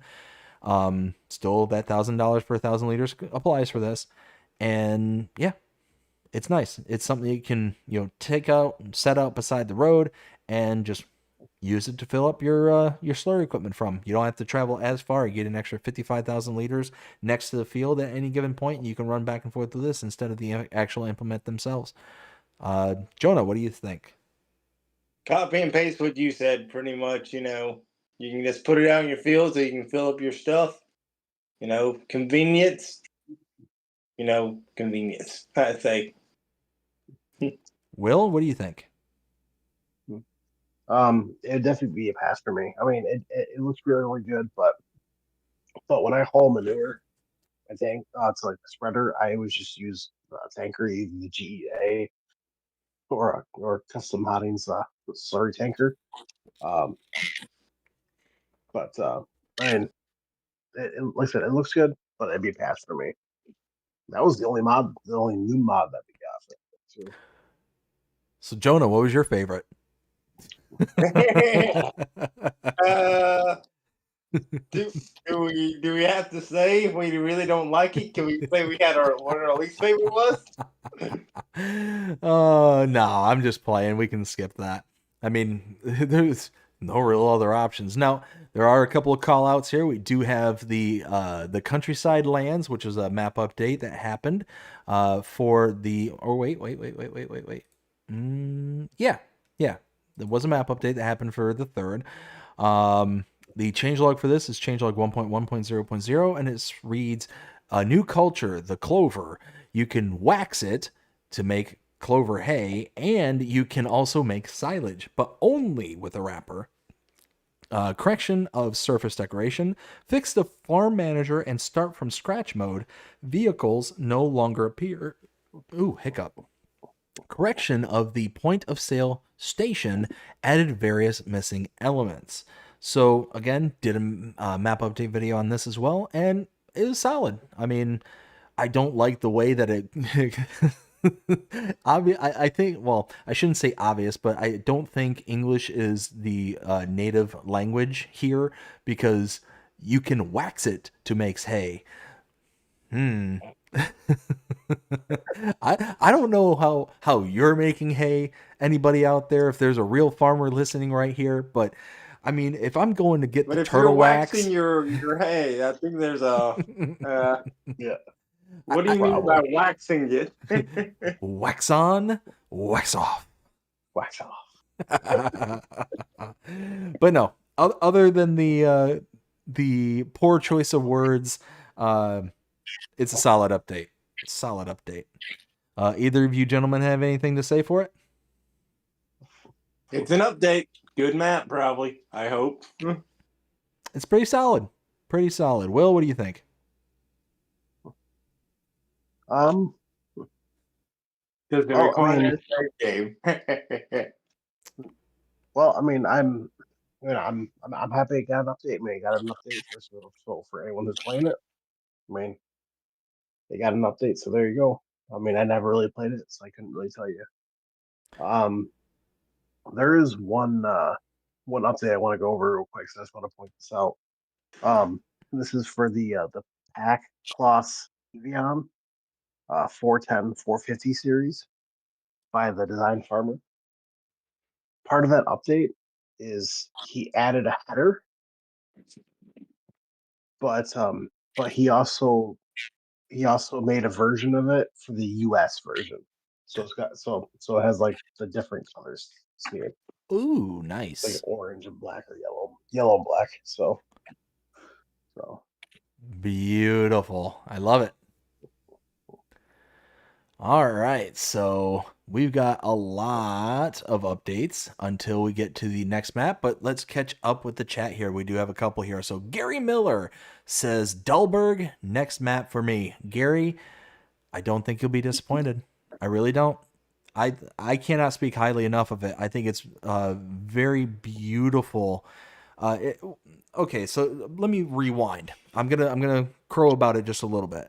So the kind of maps that I find special and inviting are those maps where the limitation of your hardware is kind of suppressed. And what I mean by that is we're all familiar with the circle, the ring that kind of renders out depending on the power that you have on your machine. So if you're on consoles, you have the base kind of ring.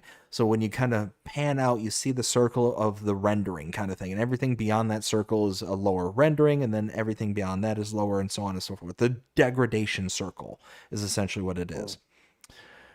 Now, a map like Dullberg, or really any kind of map with good amounts of ebbs and flows and undulation to them, really hide that that degradation circle kind of thing, and makes it to where you're always getting the best kind of quality look for the map, because either your view is blocked beyond the circle, you're not seeing so far out into space that you're actually seeing the degradation, but at the same time, it's one of those where it also creates a unique flavor and feel for the maps. So that's what I tend to look for when it comes to maps nowadays. Now, my preferences have changed over the years, a lot over the years. So seeing that, I like it a lot. Let's see. Ken says another update needed is to fix the road or textures on roadside, countryside lands. Did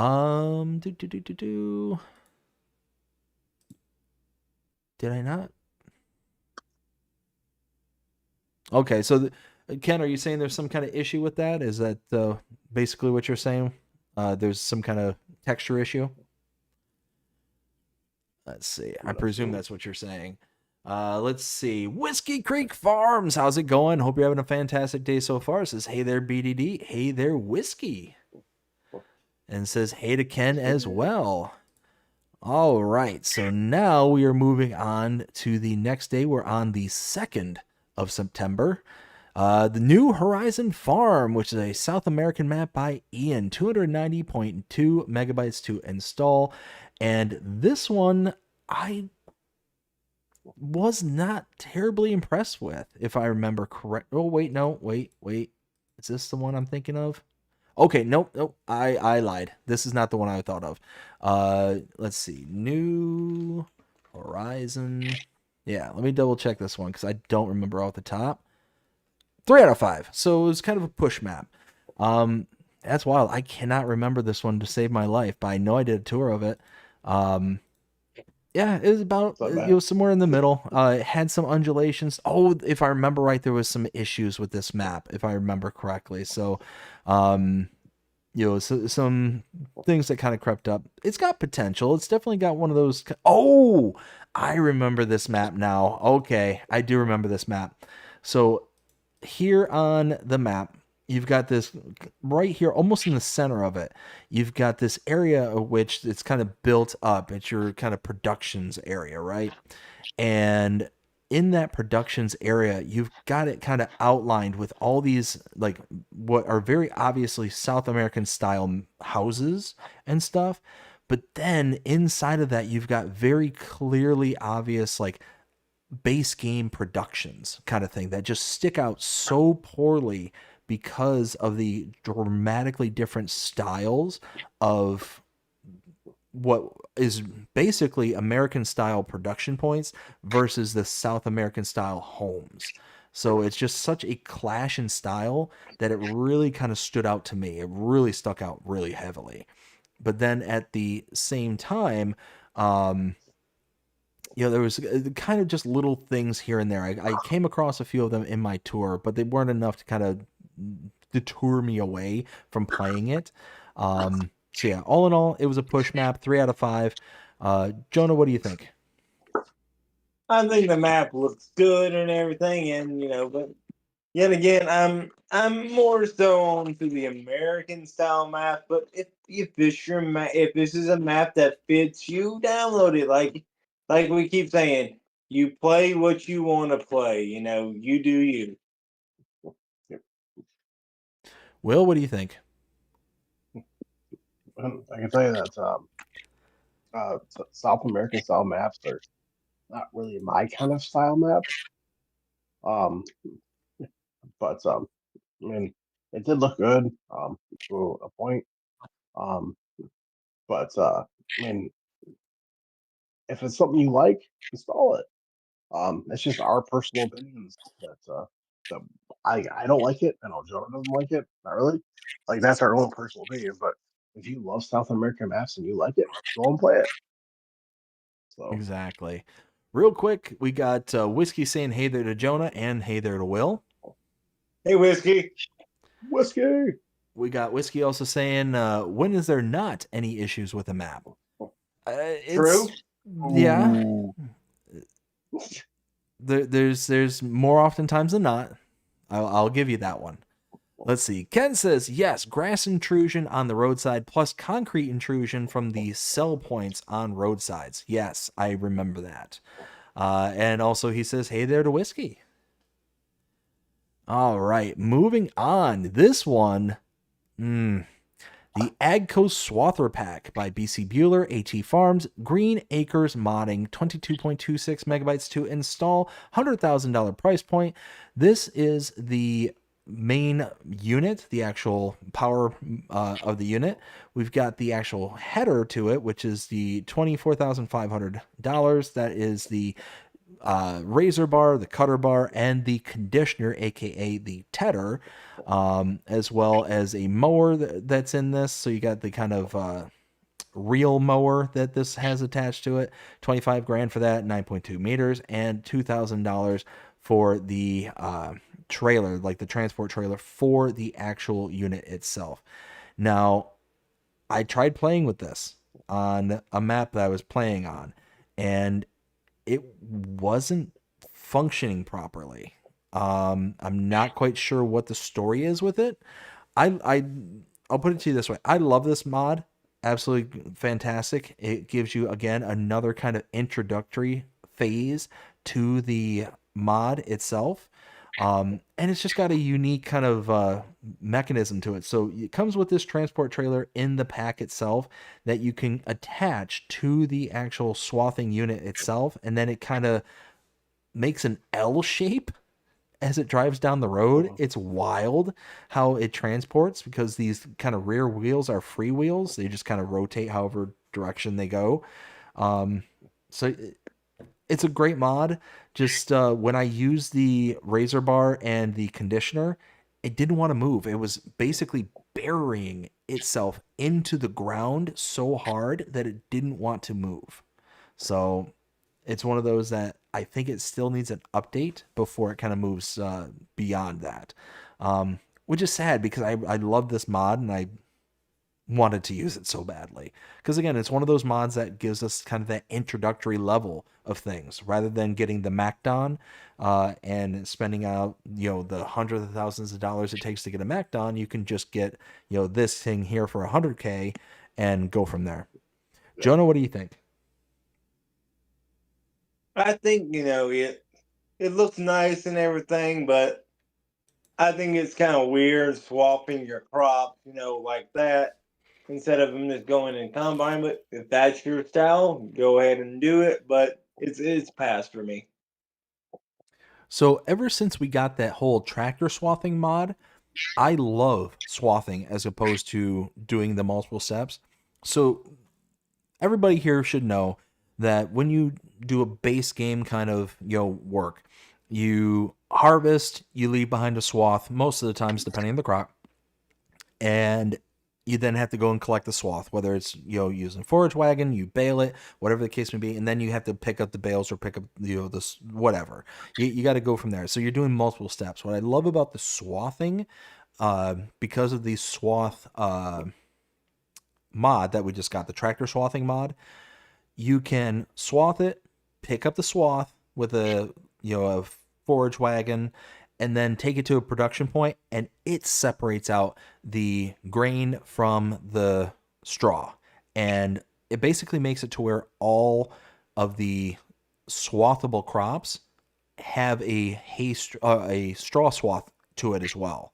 So it's like even those kind of non-hay, or not, I keep saying hay, non-straw producing crops like canola will still produce straw from base game. And I love that. I absolutely adore that. So a little bit of additional information there. Will, what do you think of this? I love it. I know that you're not the first person to complain about that, of that problem. I will reach out to BC Bueller and I will let him know what's going on. Yeah, and like I said, it's a bummer because I love this mod. I love this from FS22, and I'm excited that it's here. I just wish that functionality was a little bit better. But knowing BC Bueller, we've talked to him in the past. He's been on the show before. I'm sure he's working on an update. I'm sure he's already heard about it and is doing his own thing. So, good guy he is. Good guy.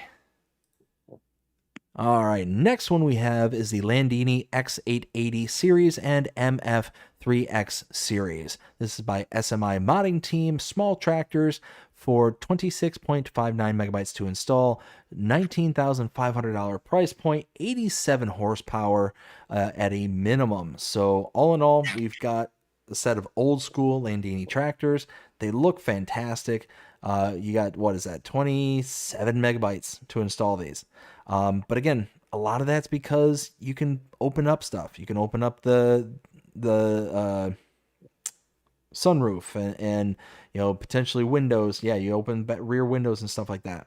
It looks good. I like the kind of old school look. It's got the Massey as well as the Landini versions in this. If we take a look at our closest comparable, what did I say is this? 87 horses. So we're talking. Yep. Probably going to be the Case Farmall Series, the C Series, at $82,000. A horsepower starting out at 90. So you're basically going to be gaining about or losing 3 horsepower, but the price point, $19,500, is ridiculously cheap for this. You're talking, it's saving you, what is that, almost $60K right off the bat for this old school tractor as compared to the new school. Now, the Case has a front 3-point link. This one does not. So it's one of those where you're going to be missing out on that, unfortunately. But at the end of the day, that's a big savings. Again, kind of a nice introductory tractor when you're wanting to get really kind of down to basics. But again, for 27 megabytes, though, it's a struggle for me. it's a struggle because, yeah, you're saving a lot. You're getting a good introductory tractor, but you're putting on 27 megabytes just to be able to put it on. So for me, it's kind of a push. I can't really say in any direction how I would go for this one. Jonah, what do you think? I say it looks good and everything. I think it'll be a good starting tractor, but for me, it's got to be a pass because it's just not my style of tractor. Will? But there's anything well, I mean, it is by the SMI modding team, so you know that it's going to have a level of detail which is out of this world, which it does. They look absolutely fantastic. I know they sound fantastic. I love that you can open up doors, but I'm just not big into Landini or Massey Ferguson. But I mean, if you love those kind of tractors, go for it. Let's see. Next one we have is the Man TGX Hook Lift. 55.53 megabytes to install by Weekend Farmers. And we have a price point of $136,000, 500 horsepower. And we also have the changing system for $22,000 with a capacity of $48,000 or 48,000 liters. We also have the half pipe trough for 8,500 and 18,000 liters. We also have the multi-platform 7,500, bulk capacity of 9,000 liters. It also can hold square bales and round bales. So all in all, this is one of those where it's got the kind of hook lift that's, you know, attached to it. So you can attach it to things like the IT runner pack and all that kind of stuff. Anything that's compatible with a hook lift, you can throw this thing on there with it. But it also comes with its own kind of attachments as well. So all in all, this is going to be a pass for me for almost 56 megabytes. Man is not a brand that I'm like, I've got to be diehard to get. I like the concept of the hook lift. Because typically what happens is the individual components tend to be a lot cheaper for them. You pay a big bulk price for the implement itself, the main kind of body of the implement, but then everything that goes with it tends to be a lot cheaper. So it kind of works out, and it gives you a big diversity of the different styles and the pieces of equipment you can have in order to, you know, get your farm up and running. So normally I like this, but for almost 60 megabytes, it's going to be a pass for me.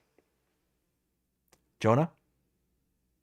Well, for me, I think it looks nice and everything, but yet again, not my style of truck, so it's got to be a pass for me.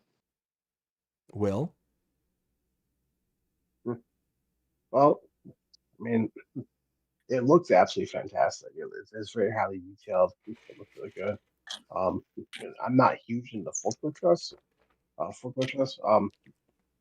I'm not a huge fan of the man trucks either. So, but I mean, if you absolutely love forklift trucks and you love the man trucks, this is gonna be perfect for you. So, 100%. See, next one we have is the IT Runner 2623 HD pack, again by Weekend Farmers, 24.18 megabytes to install, and this is a multi-faceted pack. So this one here, I like this. I like the IT Runner pack as a kind of full sentence stop kind of thing.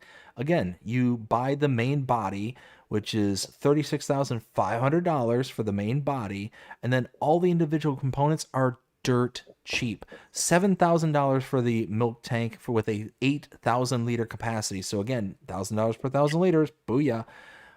You got the liquids tank for $5,000 at 8,500 liters.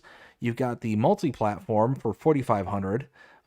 You've got the half pipe trough for $6,500 and 12,000 liters. You've got the roll-off container, $8,000 for 30,000 liters capacity, and then you got the 25,000 liter capacity one as well for $8,000. So I mean, all in all, I love this as a concept because again, you can get all these individual components. You can get the liquids tanker, you can get the flat deck, you can get a like a tree holder, like a tree bunker. You can get the various different trailer styles, you know, for the components themselves. And in each one of those individual components are dirt cheap, and they all just use the same kind of platform. So you just connect and disconnect as you need them. Yeah. And for 25 megabytes and you get all that stuff, sign me up. I like it. Jonah? I say I like this too. All the configurations, all the stuff. Multiple purposes, stuff like that. I can definitely see myself downloading this. So I guess it passes the Jonah check. I guess you can say in a good way. Beauty. Will, what do you think? I mean, for me, it would be a hard pass. Only just because I'm not huge into like the hookless stuff. I mean, if you are, get it. And it would also go along perfectly with the previous mod. So, but I've never really used them. I'm not a huge fan. So, but I mean, if you are, use it. There you go. Looking onto the chat here real quick. We got Whiskey saying everything sounds too cheap. Gotcha. We also got Ken says, wasn't Countryside Lands in the mod hub before? Can remember playing it and could cut grass before the equipment shed and animal pens. Correct me if I'm wrong. I don't remember it being removed or anything like that. I'm not 100% sure there, Ken. And then Whiskey says the price for the new 2025 MacDon is $275,000, M2170. Whew. Yeah. So the mod by BC Bueller being $100,000, I mean, you're saving $175K. Boom. I mean, it's fantastic. That's awesome savings. Just wish the mower worked right. Right. Let's see. Next one we have here is the New Holland 980CR series corn heads by Jolly Farms Modding. 46.7 megabytes to install, and we've got several headers in this pack. We got base prices ranging from $79,800 all the way up to $164,559, and we have working widths of 5.3 going all the way up to 12.5. All in all, it's Will's favorite brand, so that gives it a couple extra points for us. But No. almost 47 megabytes to install is a bit excessive for me. So this is going to be a hard pass because, I mean, a branded set of corn headers, not a huge deal to me, first off. But then throw in that it's New Holland and that it's almost 50 megabytes to install. It's just going to be a pass, all in all. Jonah, what do you think? I think, if you're into New Holland, you should download this because, if you're into corn and stuff like that. But for me, I'm not into New Holland, but I am into the case version of this. So at least it has that going for the other mod, but this one is a pass for me.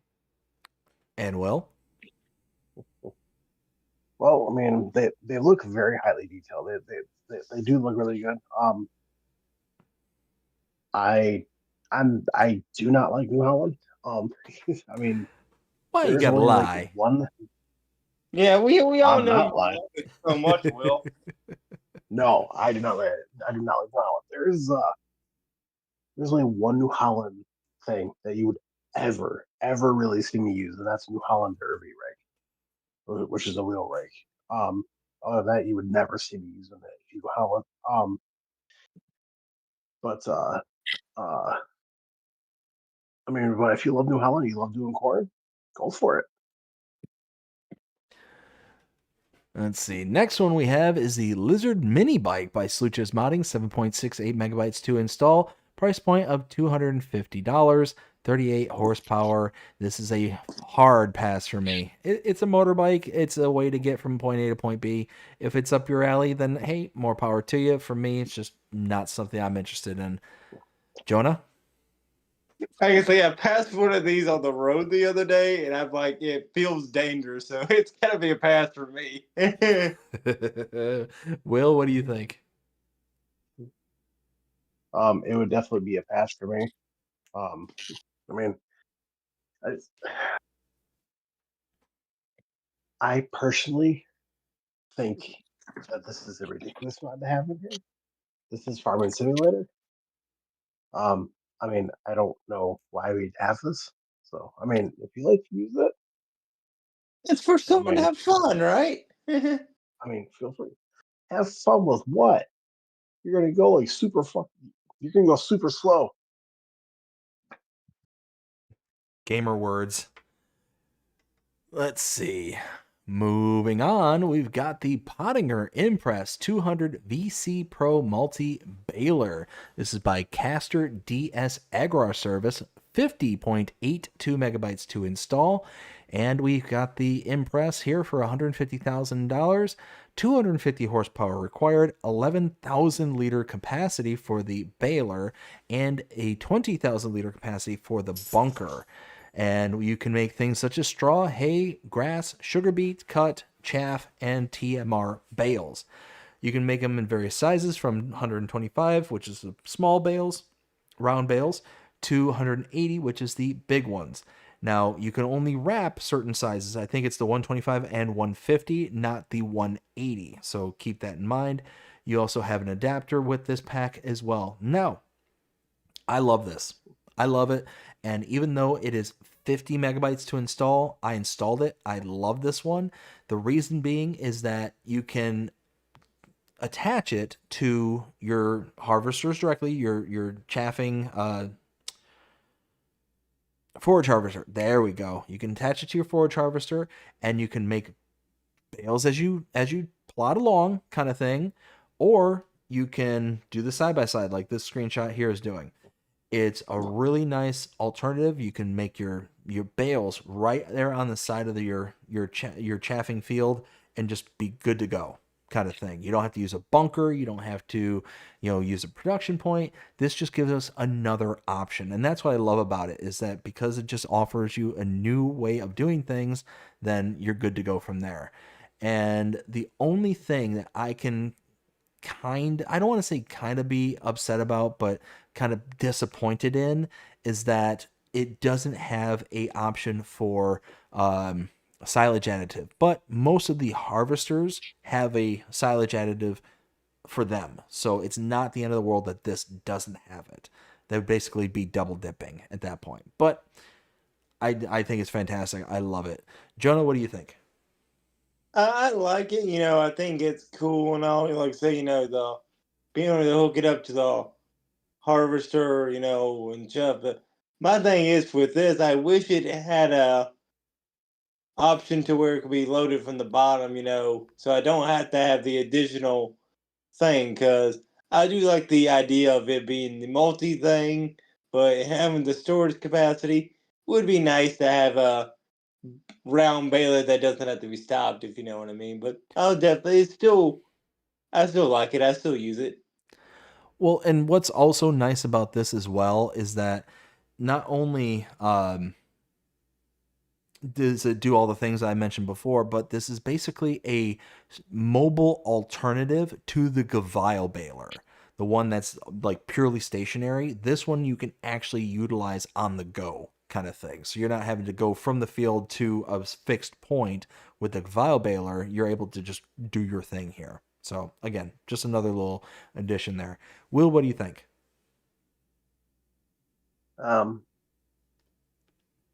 It's for unique. I'll put it that way. It's definitely something different. I mean, as soon as I saw this, I'm like, this is BDD written all over it. I just feel like it's something that.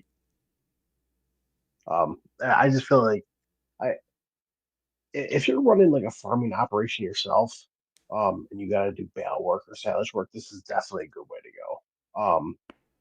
Because it will definitely help you in the long run. Oh, by the way, and I caught myself back there. I knew exactly what I was going to start saying. I'm like, no. I caught myself. I'm like, oh. That's why I was saying gamer words. We were on the precipice of hearing one. Yeah. But really quick, I want to read out this chat from Ken because I almost did a spit take when I read it. So it says, WillT, we all remember what you said in the last stream. LOL. I'm 59 and I have very good memory. LOL. Wow. Oh, it was pretty good. It was pretty good. Like I said, I almost did a flat out spit take on it. Whiskey Creek says the prices in game for the MacDon in game looks about right. Yeah, no, and it's like nothing wrong with the pricing or anything like that. It's just when you compare it to the one Swather by BC Bueller, it's significantly cheaper. That BC Bueller mod, so it makes it for a better introductory model that you can build up to the MacDon over time, kind of thing. And those are the kind of mods that I love. There's the ones where you can kind of have a stepping stone effect from base game stuff. You don't have to have a whole bunch of money to then dump into one tool, and then you're basically back at zero. Right. All right, moving on to the next one. We got the Krone Big Pack 12080. This is a square baler by ARM Team, 5.01 megabytes to install, $12,000 price point, 115 horsepower require, and it has a capacity of 4,000 liters. This, I love it. Absolutely love it. I love the John Deere version of this, and this basically is the Krone version of that same model. It's a square baler for $12,000. Now, to give a little bit of context here, a cheapest, absolute cheapest square baler we get in base game is like ignoring the baby baler, ones that we'll use like to like sizes, is the K-Brand SB 1290 ID at $164,000. And what did we just say about the previous mod? I love those kind of mods where it offers a more introductory version that you can build up to the more expensive stuff. This is exactly what I'm talking about here. This one here at 12 grand that does the square bales and all that stuff. Here you go. This is fantastic. I love it. And again, 5 megabytes. 5. Sign me up all day and night on this one. Love it. I got the same John Deere ones as well from the same exact modders. So this one is just a nice little addition to it. Jonah, what do you think? I can say I'm the same way. I have the John Deere version of this myself, so I believe this version looks just as good. Pick your preference. You know, it's pretty much as a repaint, so just pick your poison. And so it passes the Jonah check. And one other thing I want to point out too is that even though it's only 5 megabytes, it's still incredibly highly detailed. You look at the third screenshot and you can open the bay doors and see the twine wrapping and stuff that's in it. I mean, it's nice. That feature is nice if the megabyte size is still reasonable. Where it's not nice, like the doors opening, the sunroof and all those kind of things, where it's not nice is when it balloons up to such a great degree that it then kind of pushes the mod outside of the realm of practical. So this one being 5 megabytes and it has that kind of feature, very nice. Will, what do you think? It basically is like a reskin of the John Deere mod, which I'm actually using. I mean, the only way I could really see someone liking this is technically if you're a huge Krone fan. I mean, for me, I'm a huge John Deere fan, so I'll take the John Deere one. But I mean, it looks great, but it's basically just a reskin. So Yep. Absolutely. Next one we have is the Pottinger Hit 690N by Agro Design Austria, 11.99 megabytes to install, and we have a tether, $8,400, and a horsepower requirement of 45, and a working width of 6.85 meters. So taking a look at our comparables, we look at our tethers, we have not really anything that's going to be a good comparable. This one is basically an in-betweensy at 6.85 meters. We've got the Pottinger Alpenhit 4.4H at 4.4 meters, and then we have the Krone Vendro 820 Highland at 8.2. So you can see what I'm saying about in-betweensy. Now the Alpenhit 4.4H is $6,000 compared to the Krone's $15,500. So this basically puts it right in the middle. Now, I will say it's on the better end of the middle because $8,400 for the Tedder. It's only $2,400 more expensive than the Alpenhit, the Pottinger Alpenhit, but it gives you an extra. Wait a minute. Oh no, I'm wrong. No, wait, I'm right. I'm right. Okay, I thought I was dumb there for a second, but I was still clicked on the Krone. What?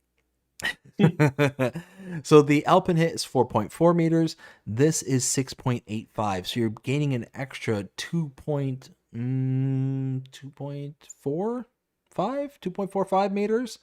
So for 2.45 meters and an extra $2,400, that's not bad. That's really, really not bad. So all in all, for 12 megabytes, I'd install this. Absolutely. Just offers you a nice little step up in between each one of them. Jonah, what do you think? I'd probably install this too if I was doing some hay and stuff, feeding the horses and stuff. So I'd say it passes the Jonah test. Well, they do say hay is for horses. Will, what do you think? Well, for starters, it is by ADA, Agri Design Austria. So you know the level of detail on it is going to be fantastic. I'm not a huge big fan of the Pottinger stuff. I know there's a Kloss one that's about the exact same size. I mean, I personally by the exact same modder, actually. But I would rather use the Kloss one over this one. But I mean, if you love Pottinger and you're looking for a good size headed, go for it. There we go. Next one we have is the John Deere DN345 spreader. This is a fertilizer spreader by LR Modding, 21.99 megabytes to install, $112,000 to buy, and a capacity of 17,500 liters. This is one that'll Wrong. spread. What? Wrong. Wrong? That's it's actually wrong on the page. Ah, thought you were saying I was wrong. I was like, what I do? I'm confused. No. So read that capacity again. That's on the page. 17,500. In game is actually 20,500. Oh, so an extra 3K. That's nice. Yeah. It does not list a horsepower, but you can pull an 8R just fine with it. And it spreads 32 meters for lime and fertilizer. Oh, very nice. So yeah, all in all, for 22 megabytes, you get a John Deere branded fertilizer and lime spreader. The closest comparable we're going to have here is probably going to be the Bradell K105 at $45,000 for that. That has a introductory size of 9,000 liters and 24 meter spread width. So all in all, we're looking at the John Deere, $112,000. You're going to be spending about, what is that, about 70K more? About 70K. So it's a lot more expensive, but you're getting more than double the capacity because, 9,000 for the Bradell compared to 20,500 you said there, Will? 20,500. Yeah, so, you're getting more than double for the capacity, and you're getting a larger spread width as well. So yeah, I mean, even at the largest spread width for the Bradell, it doesn't even match the minimum spread width for the John Deere. So all in all, I like it. It's a lot more, but it gives you a lot more as well. Well, wouldn't the Strio Master, the one that just got added, wouldn't that be a closer comparable? Ooh, you might be right about that. I forgot that was part of the new base game stuff. Yeah, so let's take a look at that. So we were talking $92,000 for the Struce Master FW212TD Profi, 15,600 liter capacity, 42 meter spread width, and also does lime and fertilizer. So that's nice. So again, we are getting about what is that? Almost 5K more capacity for the John Deere as opposed to the Strewmaster. And 42 meters as opposed to 32, you said, for the John Deere, correct? Yeah, but the line doesn't spread at 42 meters. It's like 12 to 18 meters. Oh, for the Strewmaster? Yeah. Okay, so yeah, the fact that both of these spread out to 32 meters for the John Deere as opposed to the Strewmaster there, that does retract. I mean, all in all, still, it's a much better comparable and makes it to where, yeah, I would install this. Absolutely. Jonah, what do you think? I would definitely install it as well. I do like John Deere and having it where it's the same spreads the same amount of fertilizer as it does lime, and it doing fertilizer and lime saves you money instead of you having to buy something else. So I like it. So it passes the Jonah test. Beauty. Will, what do you think?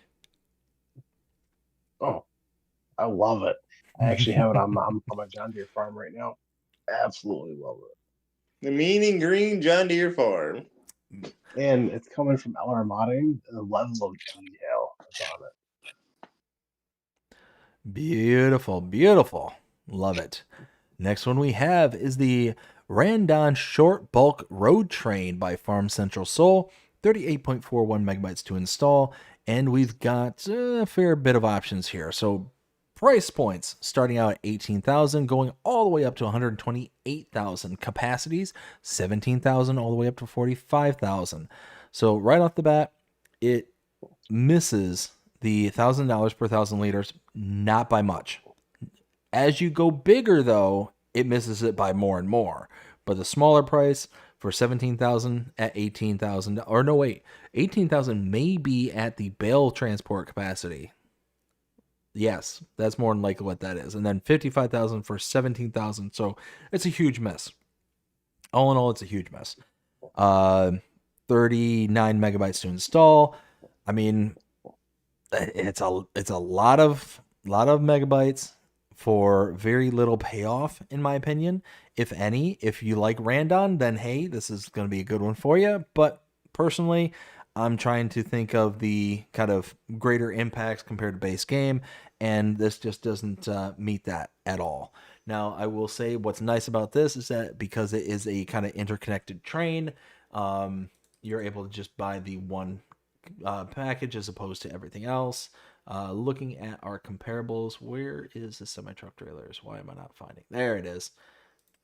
Let's see. With capacity of, I thought it was 17 grand was minimum. So really very tiny. It's really tiny. The smallest semi-truck trailer that we have base game is 51,800. It's really bad comparable. Like, there's really nothing good. I mean, $55,000 for the, I'm going to presume that's base price for the capacity, for the one with the capacity and not the bale trailer. The Load King has a 51,800 liter capacity at 75,000. So you're spending a little bit more, but you're getting, like, what is that? Almost 3x the increase in capacity. I mean, again, the price point doesn't add up for me. The capacity doesn't add up. The size doesn't add up. All in all, this is going to be a huge swing and a miss. Jonah, what do you think? Copy and paste, swing and a miss for me. Will? I'm not a huge fan of like the Randon stuff, but I mean, if you love the Randon stuff, or if you play on a South American map, by all means. I mean, they look absolutely fantastic. They look very highly detailed. It's just not a trailer for me. Oh, and real quick, the Bills won by 1 point. I just looked the score up. So prior to us going live here tonight, Will was in frustration, we'll say, at the Bills were not doing all that hot. Apparently they scored very quickly, very early, and then was stinking things up, but somehow they came back and won. So, hey, good on them. It was 40-41. Whew, That's a high-scoring game. So Yeah, defense was absent. in terms of my baseball team, we got destroyed today. Oof. 18-2. Ooh, wow. Wow. When you can get a double digits in baseball, that's that's a thumping. Yeah. Well, we like if there was a mercy rule, we would have been mercy ruled. All right. Next one we have is the Randon Bulk Semi Trailer by again Farm Central Soul. 35.33 megabytes to install. $85,000 price point. Capacity of you got the bale transport, low of 28,000, high of 62,000. So what I'm concerned about is if that $85,000 is the bale transport, and then it's just going to go up from there. Regardless, again, a huge swing and a miss. 36 megabyte capacity. Wow, 35 megabyte to download. That's too much. $85,000 is a bit high. And again, if that's 85,000 plus additional for the capacity of 28,000 liters, you're talking almost triple the $1,000 per 1,000 liters. So that's going to be a big swing and a miss. Again, both of these that we talked about, the Randons by Farm Central Soul, very highly detailed. They look great, but it's just not a practical buy-in. Jonah? Yep. By the way, are you trying to show the mod because it's still on your stream? It still shows you showing the game on the semi trailers. That's because I'm a big bag of dumb. Just thought I'd let you know. I appreciate that. It's 12 o'clock at night, and hey, as we're getting later and later and later, things are gonna happen. I'll say it looks nice, but it's kind of big. It's another swing and a miss. It's strike two for this mod for me. So, Will, what do you think? I'm gonna basically copy and paste what I said for the previous mod. And to keep it within the baseball theme, the baseball theme, strike three, you're out of here. You're out. Real quickly here, we got, I believe, Whiskey Creek says, you have to remember that I drive a MacDon for my job. Ooh, so you might be a little bit biased there, Whiskey. You might be a little bit. We'll see. We'll see.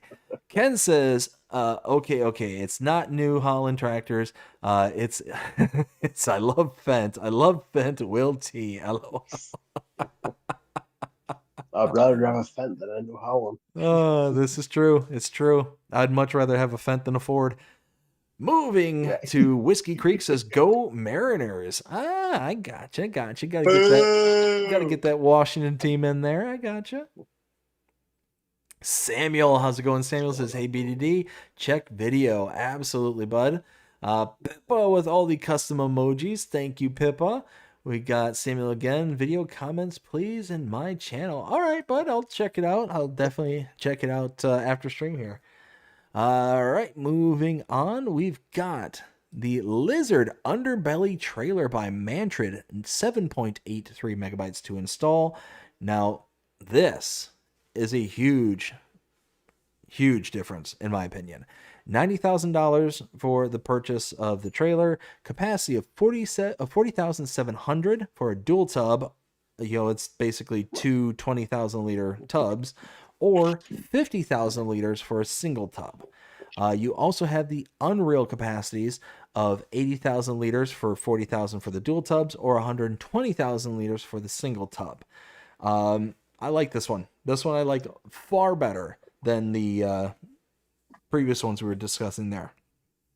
Now, this being an underbelly trailer, you have the ability to carry multiple styles of, or multiple types of crops in it, up to 2, which is nice in one single trailer. Or you can have the single tub there, which you, again, have the ability to do. What I like about this, and you see it here in the third screenshot, there is a, not a swivel axle, but a swing axle that you get in the rear. So this thing drives really well. It gets into all the tight places. that you wanted to get into. Even if you've got a big, massive semi truck, you're going to be able to get this into a lot of places that a lot of the other semi trailers can't get into. So absolutely love that. Jonah, what do you think? Love it. I've been waiting for this mod ever since I found it on 2022. I love this one. It is one of my favorite trailers to use, so it's a grand slam for me. Booyah. Will? Now I've said this about other mods, and I'm gonna say it again. As soon as I saw this mod pop up in the mod hub, I'm like, yeah, I know who's gonna like this. For me, it would be a pass. It's definitely very unique.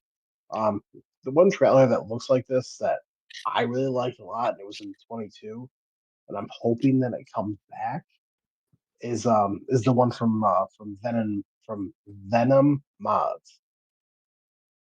So Okay. Alrighty. Moving on, we got the Lizard Bogeyman Dolly by Mantrid, 3.94 megabytes to install. We got a dolly, but now one thing I will say is that this isn't just an ordinary dolly, because if I remember correctly, yes, okay, it says shop options. It says gentle locking pulls fifth wheel into alignment gently to aid in steering. Partial locking allows you some movement, and hard locking stops all movement. AKA, what this is saying is that, as we know, swivel axle trailers stink. They suck. They are not the most friendly a thing to deal with, especially here in game. Now, the thing about the dolly here is that there are multiple settings that you can use in order to basically lock it down when pushing it backwards. So you can go into kind of a partial locking, which will gently kind of move it into a semi-straight positioning so that it basically acts as if it is a non-swivel axle trailer. You have the where was it? You got partial locking, which is gentle locking, which is the one that will slowly kind of move it into it. You got partial locking, which allows for some movement, but not a lot. But then there's hard locking, which is like, okay, it is, if you are pushing it in reverse, then there is like no swing of that axle whatsoever. It's just locked in place kind of thing. So it's nice. I like it because of those kind of additional little extras, which means that if you're doing like a road train or something like that, as you can see in one of the images with the trailer that we were just talking about there, if you're doing a train with it, then it makes it to where it makes a train a lot easier to push and pull because you're not having a bunch of swivel axles behind you. You can lock them down and you're good, kind of thing. So all in all, I think this is a fantastic for a dolly, even though that most oftentimes dollies are not like the biggest heavy hitters. This one is special though. Jonah, what do you think? I like it because, like you said, if it can lock in place, it's easier for me to back up and hook. Because I can't imagine how many. I can't remember the amount of times I've tried to use a regular dolly. I'm like, it keeps going left. I can't figure out I can't reverse a dolly for to save my life. So I would definitely install this because it will help me out a ton. Will? I don't really use dollies in the game, so I mean it's a very very nifty dolly. I'll put it that way. I mean if you love using dollies, by all means, please get this one because it is good. But I don't really use dollies enough, so it'd be a patch. Let's see. Next one we have is the Thaven Cortal 24085. This is by Universe Simu Modding, Nico Do 55, and Nathiel. 12.87 megabytes to install. We have a price point of 58,500 and a capacity of 29,580 to start. Now, again, it fails the $1,000 per 1,000 liter test that we normally do. So right there, it's kind of a hard stop. 13 megabytes is not that bad. Thaven, I'm not that certain of this brand. I've never heard of them before. So it's not one that I'm going to be running out to go out and grab. So all in all, there's just not much here where I'm going to be like, okay, let me just run out and grab it. So this is going to be a pass for me, but not really. It boils down to the $1,000 per 1,000 liters, because that's a pretty big swing and a miss. You're talking basically double that $1,000. You're almost at $2,000 per 1,000 liters kind of thing. Jonah, what do you think? And you Yet talk amongst again. yourselves. I'll be right back. I just got to turn off my fan. All right. Yet again, it's one of those. It doesn't. Same for me. It doesn't pass that $1,000 per 1,000 liters test. I admit it looks all right and stuff, but still not my. It's not my style of trailer, so it's a swing and a miss for me. Will, what do you think? Will, I guess you're up. I mean, it is by USM, which is University of Modding, and Nico Do 55. I have never heard of the other author. But those two make highly detailed mods. So there's no doubt that this is a very highly detailed mod at all. I guarantee it is. I don't really know the theme pack that well, or the theme brand. But I mean, if you love that brand, you love this trailer, go for it. But it would be a pass for me, though. Gotcha. So moving on, we've got the Lizard Dig 75. This is by Zeoficus Andre. 7.9 megabytes to install, $12,000 to buy, 7,500 liter capacity, and a power required of 75. So this is a grape tool. So it looks like a grape trailer. No, what is Slurry this? spreader. Oh, it's a slurry spreader. Oh, okay. So a little slurry spreader for your grapes. That's cool. Yeah, I like that. That's pretty cool. For 8 megabytes to install, it's one of those where if you're into grapes, this will be a nice little addition, because you'll be able to get your fertilizer state down using something other than, the kind of basic sprayers and stuff like that. This is actually very unique. And I'm not aware of anything else in game where you basically get the ability to use slurry on your vine crops. I can't think of anything off the top of my head. So it's nice. If you're into vine crops such as grapes and olives, install this. 8 megabytes, not that bad. 12 grand, not that bad. 7,500 liters, again, not that bad. I would download this. I'm just not big into grapes or olives, so this is going to be a pass for me. But if you're into grapes and olives, consider picking this up. Jonah? I think the concept of it is great, being able to fertilize your grapes, like you said, so you don't have to use other equipment. But same for me, I'm not really into grapes or olives, so it's a pass for me. But hey, like we already said, if you're into olives and grapes, use it. More power to you. Will? I love it. I mean, I don't really do grapes that often, but whenever I do, and over at WillTGaming, see what I'm kind of confused by though is that we have the exact same mod, but it's the branded version for all platforms. So that, In base game, or is it another mod? No, it's a mod. It's by the exact same modder.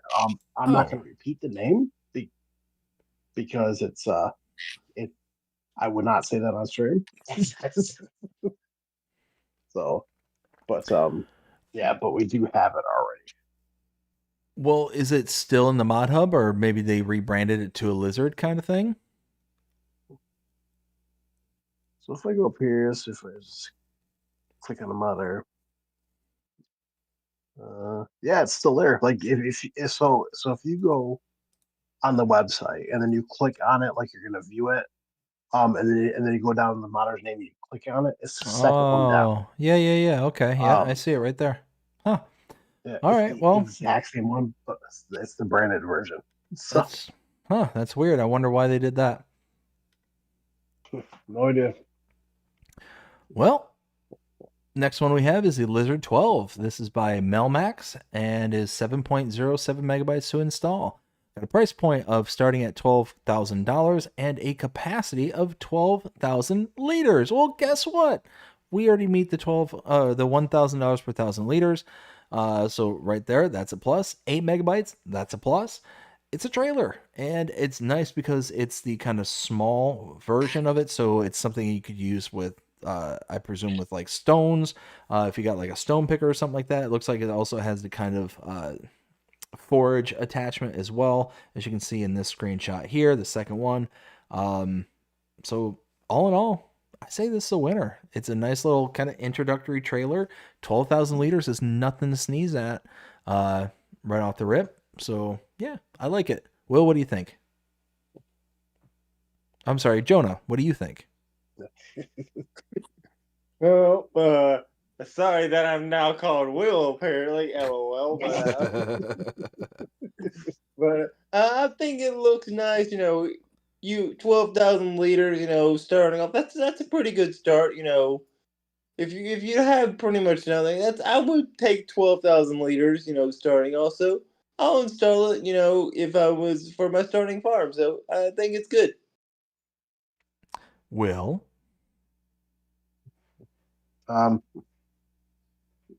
If you're starting out on a farm, this is like the perfect trailer because it's your 1-to-1, so it's 12,000 for 12,000 liters. I mean, it does look good too. For me personally, it's a pass. But I mean, if you like it, you like it. Simple as that. All right, so real quick, we got Samuel saying, okay, thank you, BDD. Says, I'm out, everyone. We'll see y'all soon at the next live stream. Later, y'all, good, great weekend for y'all. Safe weather, y'all. And then we got Whiskey saying, FYI, I can't do my job on FS25. Really? Okay. Munchies! How's it going there, Munchies? Hope you're having a fantastic day so far. Says, howdy, y'all. Hey, Munchies. And for those who are not familiar, should be, but if you're not, Munchies is the same person who made the intro song for AgriBusiness Tonight, as well as many other songs for WillT and myself. Go check him out on his channel. Absolutely fantastic stuff that he does. What has Munchies not done, right? Oh, yeah. And he's also made some awesome songs, just for Farming Simulator theme, just full sentence stop. Mod Hub Madness is still one of my favorites. His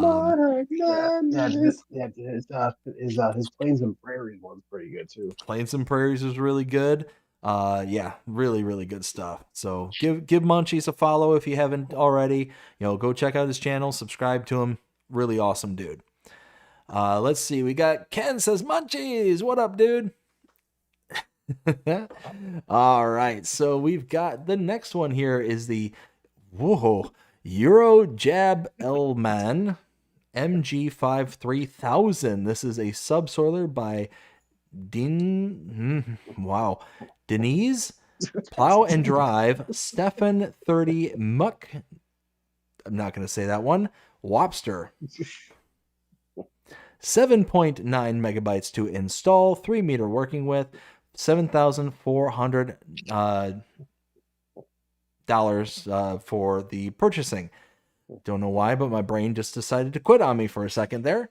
I mean, we got a subsoiler. It's basic, straightforward, to the point. I like it. And if we take a look at our comparables here, where are subsoilers at? Plows, cultivators, disc harrows, subsoilers. This is a 3 meter, so we're looking at the AgriSeam Combi Plow. That is $10,000 for the purchase part of that one. As you can see, 150 horsepower is required and 3 meter introductory starting width. So again, taking a look at this, we have a price point of $7,400. So the that thing, the MG5 3000, is a couple grand cheaper. That's nice. 3 meter working width, so it's the same working width, and 150 horsepower requirement for both of them. So all in all, 8 megabytes to install, It's the same working width, it's the same power, and it's cheaper. So all those things combined into a mod that, is going to be worth downloading. Jonah, what do you think? I'll say this again. This is be perfect for a small farm and everything, but it's a pass for me because yet again, if I use this on 4 fields, I'm gonna be 80 years old by the time I get halfway done with the field. I think you'd be 80 years old before you get a quarter of the way through the field. Are you kidding me? Jonah? I'm sorry, Will, what do you think? Well, apparently we're just Jonah. going to go around the world of me getting everybody's name wrong. For me personally, it's a pass. Actually, funny enough, this was actually released for PC and Mac, and then it was removed from the mod hub. Because the modder stated that it was supposed to be for all platforms. So then they ended up testing it for all platforms and then released it for all platforms. But it's definitely for your small farm shenanigans. So I mean, if you love running a small farm, by all means, but it'd be passed for me. 100%. Gold Gaming, how's it going? Says, howdy neighbors, howdy Gold. Hope you're having a fantastic day so far. Also says, off to bed, but wanted to say hello before I retire. Oh, well, I appreciate you stopping in here and checking out the show. Hope you have yourself a fantastic rest of your day and you take care. Let's see. Next one we have is the Forestry Service Trailer by Carl TG, 14.26 megabytes to install, $65,000 to buy, fuel storage of 4,850 liters. So we basically have a nice little come along trailer for you to be able to role play for the most part. I don't think it comes with a sleep trigger or anything like that. This is just a kind of, standard trailer, but it does have a fuel capacity to it, so you can take your fuel out into the middle of the forest and get a lot of work done over a longer period of time. With this one, you're not going to have to take as many breaks. So all in all, it's a highly detailed mod. 15 megabytes to install it is not that bad. $65,000 to buy it is not that bad, but essentially what you're getting is a $65,000 fuel tank. Is essentially what you're getting. Which, I mean, all in all, isn't really that bad considering that I think the base price or base game kind of price for a stationary fuel tank is, I think, like 25 grand or something like that. Let's take a look. 25 grand for the biggest one. Oh, for the biggest one. So yeah, that's 25,000 liters. The small one is 5,000, so $5,300. So, I mean, it's one of those that, the stationary is only, $5 grand, but yeah, it's one of those, you're not gonna have a stationary fuel tank. This makes more sense for a forestry operation. But it also has things like working lights, so you can, kind of light up the immediate area and stuff like that. But all in all, I like it. It's nice. If you're into forestry, this is going to be a nice little welcome addition for you. But if you're not into forestry, probably going to be a pass for you. But all in all, there's nothing about it that would disqualify it for me. So I would consider installing it if the time and inclination kind of met. Jonah, what do you think? I'll say I would install this, but the one thing, it does not have a sleep trigger. That's important to me, so I love the trailer, I love the concept, but since it doesn't have a sleep trigger, it's gotta be a pass for me. That would be nice if it came with a sleep trigger. I would absolutely agree. Because due to console limitations, they can't have a portable sleep trigger built into something. Yeah. So, and it's the exact same thing as like a maintenance point. There was a PC and Mac version released of this in the exact same day, which does have a repair and a sleep trigger. Okay. So, but for me personally, this would be a pass. I can see someone doing like kind of like a role play story thing where they can like, because I'm pretty sure we have like a portable or replaceable sleep trigger that's like a doormat or something they can just put right out front. Yep. And if you're just doing like a story mode kind of thing, like you're doing forestry, then perfect. But for me, it's going to be a pass for me. I got you there. All right, next one we have is the Lizard Bolt 24. This is by BBM and Valix. 9.63 megabytes to install. This is a disc arrow. $520 whopping to purchase. 30 horsepower required, and a minimum working width of 1.8 meters. So we take a look at our closest comparables here. We got, let's see, under disc arrows. Let's see. Well, we got... Well, we basically got an in-betweensy. We got the Salac TB100 for $1,800 and the Noach Crossmax 300 for $9,000. So right off the bat, both of those are significantly more expensive than the $520 that this is going to cost you at its smallest price. I cannot imagine that the 2.45 meters is anything above the Crossmax, which is, what, $9,000 for 3 meters. That would be 2.45 meters for probably a couple grand, if that. I just don't know how much it is off the top of my head, but all in all, 9.63 meters or 9.63 megabytes to install this is nothing, and you get a pretty decent working width. I mean, for the like smaller farms and stuff like that. So the price point is absurd. $520. I'd say get this all day and night. Jonah, what do you think? Well, I'd say for $500, sure, I can. That's a real good price. The only thing, yet again, for me, that's a little small for me in my Ford field. But if you're on a small farm, this is perfect for you. So it's a pass for me, but don't let it be a pass for you if you do small farm shenanigans. It's an itsy bitsy teeny weeny little tiny little disc arrow that we worked on the farm with today. Will, don't judge me. Oh. Don't judge me. I feel you're judging. Well, it's going to be a hard pass for me. I mean, because it is definitely for your small farm shenanigans. So, but I mean, if you're running a small farm, by all means, get it.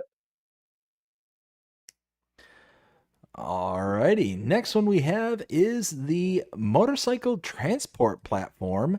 This is by AgriBusiness 0.75 megabytes to install, $1,100. This is essentially a 3-point hitch flat plate for your motorcycle. You can sit there and just hook it up, strap it down, and just kind of transport your motorcycle for some reason. I mean, last I knew, the motorcycle had wheels and a motor, and yeah, I don't get it. This is gonna be a pass for me. It's not something that I can see ever using. But for less than a megabyte, for about $1,000, if it's up your alley, then sure, why not? Me, it's a pass. Jonah? To let you know, we're still looking at disc arrows on your screen. Oh my goodness. You're welcome. Thank you. It's 12:30. I'm tired. Well, I have to say, what would I need that for? I don't even have a dirt bike, so I guess it's a pass for me. I'll be honest with y'all. I cannot stand driving the dirt bikes in game. Like, there's been, I think, one time where I tried to do a map tour with the dirt bike because that was like the base vehicle that was right there at the farm, and I regretted my decisions immediately. Will, what do you think? It's gonna be a hard pass for me. I mean, I don't know why we have it, but I mean, hey, if you drive motorcycles around or dirt bikes, by all means, get it. But I really don't see the purpose of it. I mean, you're right. I can't think of the purpose for it because you're going to take your tractor, you're going to hook it up to your tractor. It can only hook up to something with a 3-point link on it. So it's not like you can like hook this up to a, let's say like a pickup truck. Like if this is something that you could hook up to like the hitch on your pickup truck, that to me would make more sense, kind of thing. Because then you could take your pickup truck out into the middle of somewhere and then kind of deliver, quote unquote, the bike wherever it needs to go. But if you're going to take your tractor out in the middle of nowhere to take your dirt bike, then just take the dirt bike. Dirt bike, right? You can get there faster with the dirt bike too. Anyways, we got the Lizard L3000 flashlight by Sosi Modding, 0.3 megabytes to install. And this is for $400. And it says it's a powerful flashlight which is mainly used in the fire service and rescue services. So you can see we have a no illumination and illumination. It's very, looks like it's bright and powerful, carries out the beam for a while. As somebody who just went out of his way to buy himself a powerful flashlight, I can appreciate this mod. But it's not one that I'm going to install. Even though it's less than a megabyte, I prefer the just the kind of basic kind of mod. I'm not going to want something that's going to stand out more on the screen like this one does. You got the bright yellow flashlight in your hand. It just kind of becomes intrusive into the screen, in my opinion. So it's going to be what I'm going to pass on. Jonah, what do you think? I think it's cool. I mean, well, it's a flashlight. It helps me see in the dark, but I'm not really playing at night, so it's going to be a pass for me. But I think the idea is nice. Will? It's gonna be a pass for me. If anything, I'll just use the base game flashlight. Strike 3, you're out. Moving on. We got the Machine Hall 25 by 12 by Wexy. 3.16 megabytes to install, 60 grand to purchase. And again, very similar to the last one that we mentioned by Wexy. I like it. It's a nice looking building. It's all kind of dirtied and kind of muddied up kind of thing. Definitely has seen its time. And it looks sharp. I think it's a nice little building. It looks like it's got lights on the inside. And for 4 megabytes, it's ambiguous enough to kind of fit anywhere. Yeah, I say download this one. Absolutely. Will, what do you think? You start with Jonah first. Jonah? Okay, we'll cut you some slack. We're all getting tired of it. I'll probably, and I probably won't install this because for me it's a little too small for me because I have a lot of big equipment and I can't fit a whole 3 harvesters in there. So it's a pass for me. But if that's your style, go for it. Will? Now, as for me, it would be a pass for me. I cannot see myself using this. I mean, to me, it definitely has like a pretty unique kind of style to it. So, I mean, you can see this on like Sri Lanka or like a UK based map, but I could not see this like an American map. So, but yeah, it'd be a pass for me though. Let's see. Next one we have is the Small Pig Barn by Gamers FH or FSH. 3.76 megabytes to install, $9,000 to purchase, and 10 pig capacity. It's an itty bitty pig barn. It looks great. It's highly detailed. It's got like all bunch of debris and junk on it. Got the creeping vines. I mean, all in all, it looks sharp. I like it. And if you've got like a small farm, this is going to be a nice little addition to it because it's going to just fit in a little nook or cranny somewhere.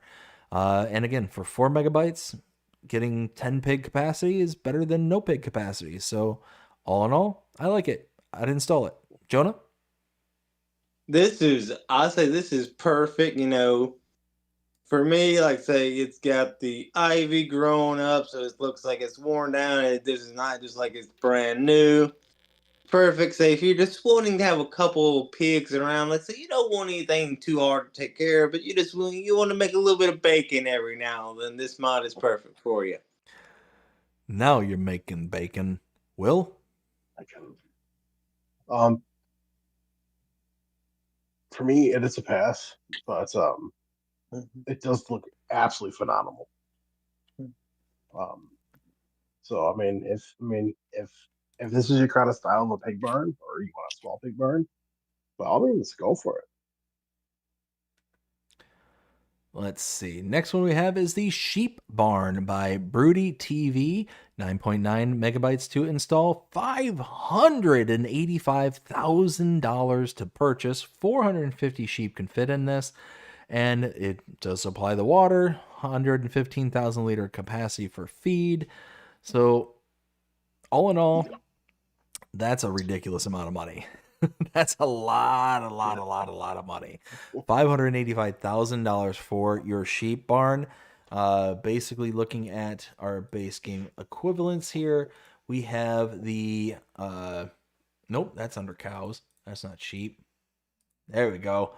We've got the sheep barn for $97,000 to purchase that holds 68 sheep. So really, when you kind of scale things up, going from 68 sheep, going so on and so forth, up and up and up until you get to that price point, you're going to be spending quite a bit less for the opportunity to have 450 sheep than you would base game. So that's nice. But there's a lot of mods out there that's going to get you the kind of reduced price point and still have the capacity being this high. So for 9 megabytes, almost 10 megabytes to install, and having that kind of capacity, it's nice. If we're just looking at this from a base game perspective, then yes, I'd install it because, yeah, you're going to spend a lot of money, but you're going to have significantly more sheep available to you than you would from the base game, even if you scaled upwards. But taking into consideration other mods that are available on, the mod hub, I'd probably go with another mod because this at over $500,000 is going to be way too high of a price point for me. I would never purchase this, even if I got into a big swing of money in game. It would just be like, nah, I can get something as big or bigger for capacity of sheep for significantly cheaper, and then I can buy something else with that influx of money. Jonah, what do you think?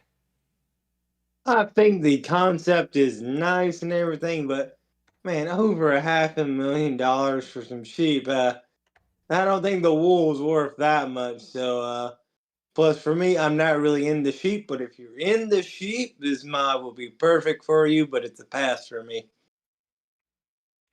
Well, It is gonna be a hard pass for me. There's no way it should cost that much money. I gotcha. Let's see. Moving on, we've got the wooden sheep barn with pasture. This is by MaxBTW0, 11.41 megabytes to install, and we have a price point of $75,000 and 120 sheep capacity. So all in all, we're looking at the megabyte size of 12 megabytes. Again, looking at the comparables for the sheep here, $97,000 for the in-game base sheep barn with 68 sheep compatible. So we're talking basically right off the bat, $75,000 for the mod and 120 sheep versus $97,000 and 68 sheep. So you're spending less, getting more. So this is the kind of point that I was making in the previous mod, is that, yeah, we're going to spend $75K, but we're going to get 120 sheep. So all in all, that's a lot better of a deal for me. Now, taking a look at the mod itself, let's see. It's nice. It's highly detailed. It's got the nice wooden structure around it. All in all, I think it's a nice mod for 12 megabytes to install. I would get this one. Absolutely. Jonah, what do you think? I like the idea, but yet again, I'm not into sheep. But hey, at least for you people they are, this one is way, way cheaper. So I was like, go for this over the other one, but it's a pass for me because I don't do sheep. And Will? Well, definitely between the two right here, I would definitely go with this one over that one. It does look absolutely fantastic. The level of detail on it is great. But the only sheep barn I will use and probably ever use is the one from Celebuki. Celebuki. Moving on. Pig fattening by Caster DS Agrar Service. How dare they talk to me like that? 35.29 megabytes to install. We got a price point of $350,000 and room for 400 pigs. Whew, that's a lot of pigs. So, taking a look at our comparables yet again. We take a look at pigs. Let's see. We got the pigsty, large. 275 pigs will fit in there for $164,000. So, alrighty. So, if we basically double that. Ooh. So, let's see. Really, taking a look at the base one here, probably going to be a little bit better for the base rather than the mod, because you double this up, you're going to have, what is that, 450? No, 550. 550 pigs at, what is that, 320, about $330,000. So you're going to spend a little bit less for getting more pigs with the base game here. So yeah, that being said, and at 36 megabytes to install too. So that's a lot of file size to install. It's going to be more expensive and you get less pigs than the base model. So I'd say get 2 base models and skip this one. Jonah, what do you think? Well, I'll say again, I'm not really into pigs, but if you are into pigs and you want this building, go for it. Do your do what you want to do, because no one's gonna judge you. So yeah, I don't like it. You may like it. Download it, but it's a pass for me. 100%. Will, what do you think? For me, it'd be definitely be a pass for me. The only pig barn I actually use is from Schultz Modding, is his fog confinement. That's if I do pigs at all. But it is coming from Castor DS Agri Service, and the building looks phenomenal. Like it's a lot of high detail. If you love doing pigs and you love this, by all means, please get it. Let me pass for me. Let's see. Next one we have is the Old Wooden Shed by Gulliam. 2.1 megabytes to install, $4,000 to buy. It's a simple little shed with a lot of detail in it. I mean, you got stacked up wood, you got some bales in the back.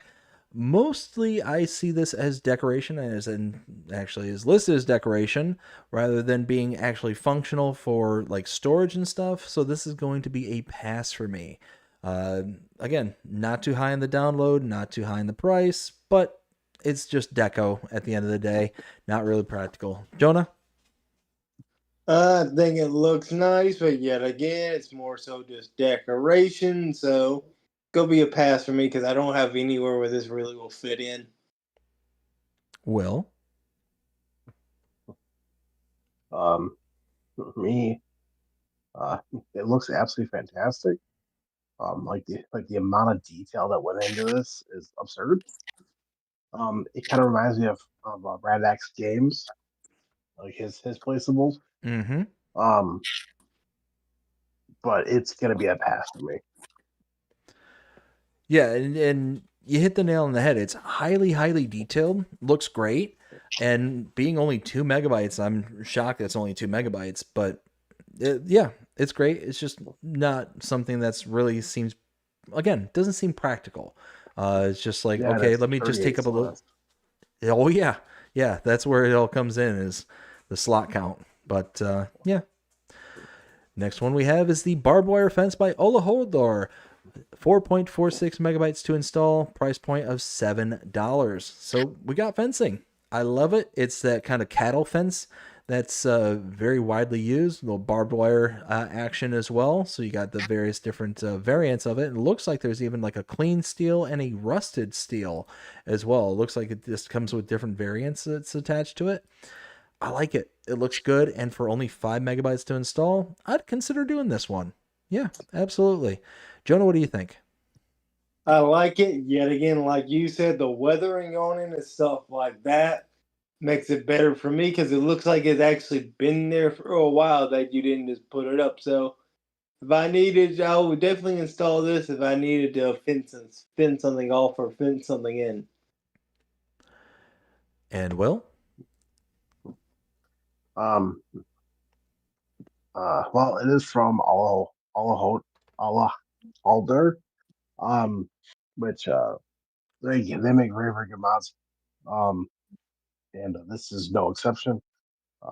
It's like the weather and everything else. It's like what we've been saying. It would be a patch to me though, because to me it's a fence. It's just another fence you can add to your collection. So, Let's see. Next one we have is the large corn dryer by Rajo Gplay and JMZ, 24.44 megabytes to install. The corn dryer itself is $50,000, a capacity of 50,000 liters of wet corn, with a straw tank capacity of 20,000. And then they also have the new large corn dryer for 55,000, so an extra $5,000, and various capacities such as the wet corn for 50, the straw for 20. All in all, this is it's a nice one. I like this. You get kind of an old, kind of weathered look versus a kind of newer look as well. I love that it has the kind of intake for the straw, as you can see on the side here. It's just kind of like a boop kind of thing. So I think that's kind of cool. And then yeah, it's just a unique way to be able to dry your corn and have yeah, a corn dryer. I think it looks great. And for 25 megabytes, it's a bit high on the download, but not the end of the world when it comes to it. So all in all, I like it. I would install it. Jonah, what do you think? I like the idea too, being able to dry your corn off and everything. Holds a good amount, affordable-ish, and megabyte size. Fair. So I would definitely install this. I like it. Will? well, I can definitely say that the level of details in that, especially coming from Rajo G Play and JMZ, um, the level of detail is absurd. Like it looks absolutely phenomenal. See, I can see this being on Rajo G Play's map. Um, uh, I can also see this on like the new UK map coming out from Giants, the New Highlands fishing map. For sure. Um, uh, it does look absolutely phenomenal. But I'm probably just gonna stick with Celebuki's corn dryer.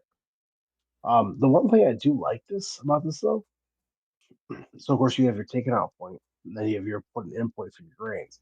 I like in the front piece where it looks like a cylinder. That's where you put your straw bales in. Mm-hmm.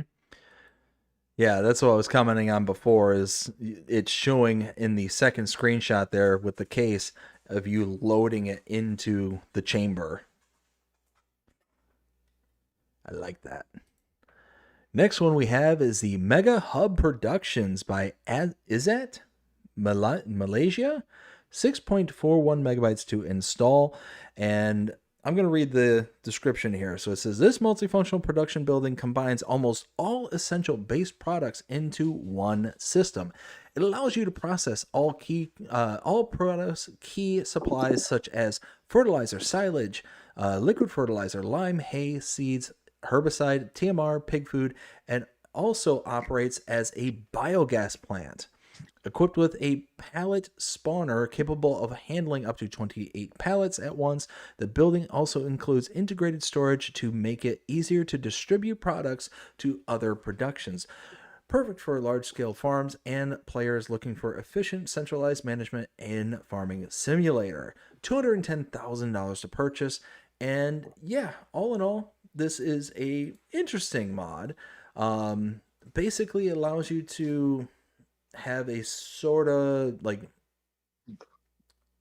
distribution center-esque, but it's mainly focused on like the farm products that you can either have or get or produce kind of thing. So all in all, it also works as a biogas plant as like a secondary functionality to it as well.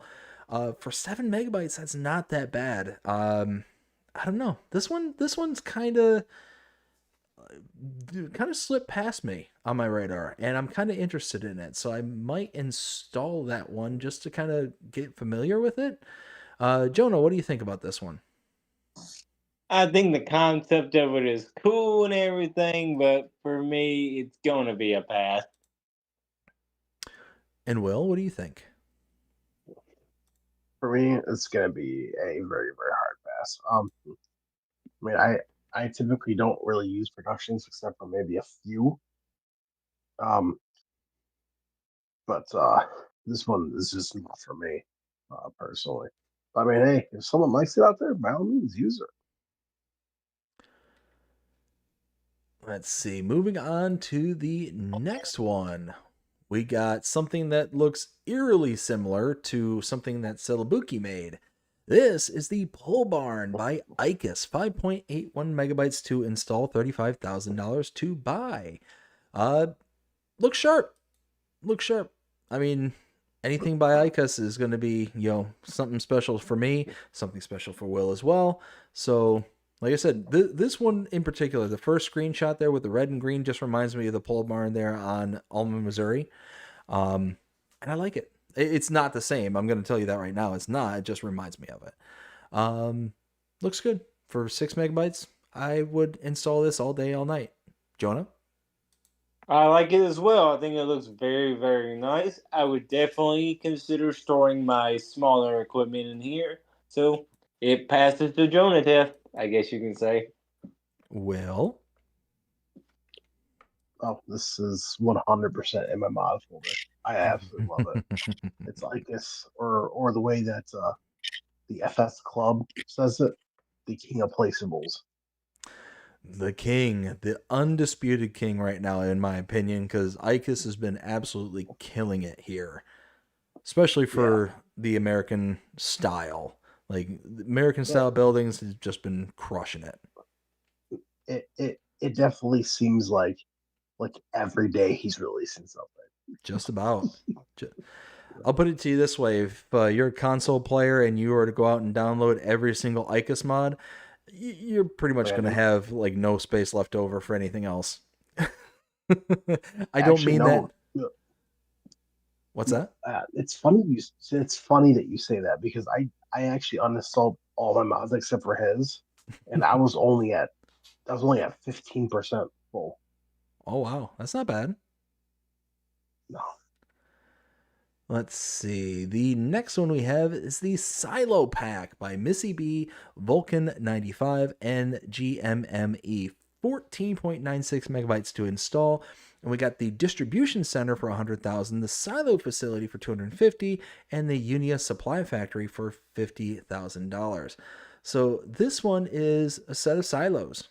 And yeah, looks good. Looks like this reminds me a lot of the ones that we had from last year, where it was kind of the combination of liquids and solids kind of in one silo system. Doesn't look like they're all like that. It looks like there's just a kind of combination of different types. Like the distribution center also looks like the liquids and solids. The silo facility is like the kind of toned down one, or maybe opposite of that actually. What's that, Will? I didn't say anything. Oh, I thought I heard you say something. And then the Unia supply factory, that one seems to be more like a like an actual factory, like input output kind of deal. But yeah, I mean 15 megabytes. I'd say give this a try. I'm gonna go ahead and click that button myself. Jonah, what do you think? I think it looks good for me and everything, but for me, it's a 50-50 if I'm going to download it because some productions I do, other productions I don't. So I have to give this a check for myself to see if I like it or not, you know. Will?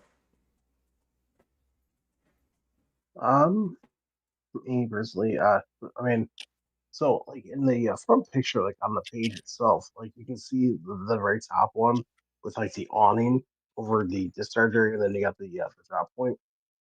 I use that a lot in 22.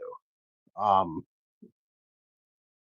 until some other bigger ones came out, like Celebuki's. Um, this is fantastic. I mean, if you definitely want some space, and in silos, or if you want silos like for both, definitely go for this.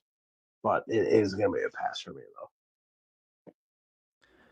Let's see. Next one we have is the German Village Fire Department by Sosimodding and NRX Eki, 29.75 megabytes to install, and this is a $130,000 price point. Again, the same modder as made the police station. Now we have the firehouse, and again, looks great, looks fantastic, but it's not something that I can ever see myself installing or downloading. It's just not something that I'm going to want to have necessarily as with so much detail to the game to just add this level of it. Now, if I'm telling a story or something like that, and I'm on what appears to be a German map, because I'm pretty sure that's German, that's on the side of the building there, it's going to be one of those where, yeah, I might integrate it into a story, but it's going to be a very specific set of circumstances.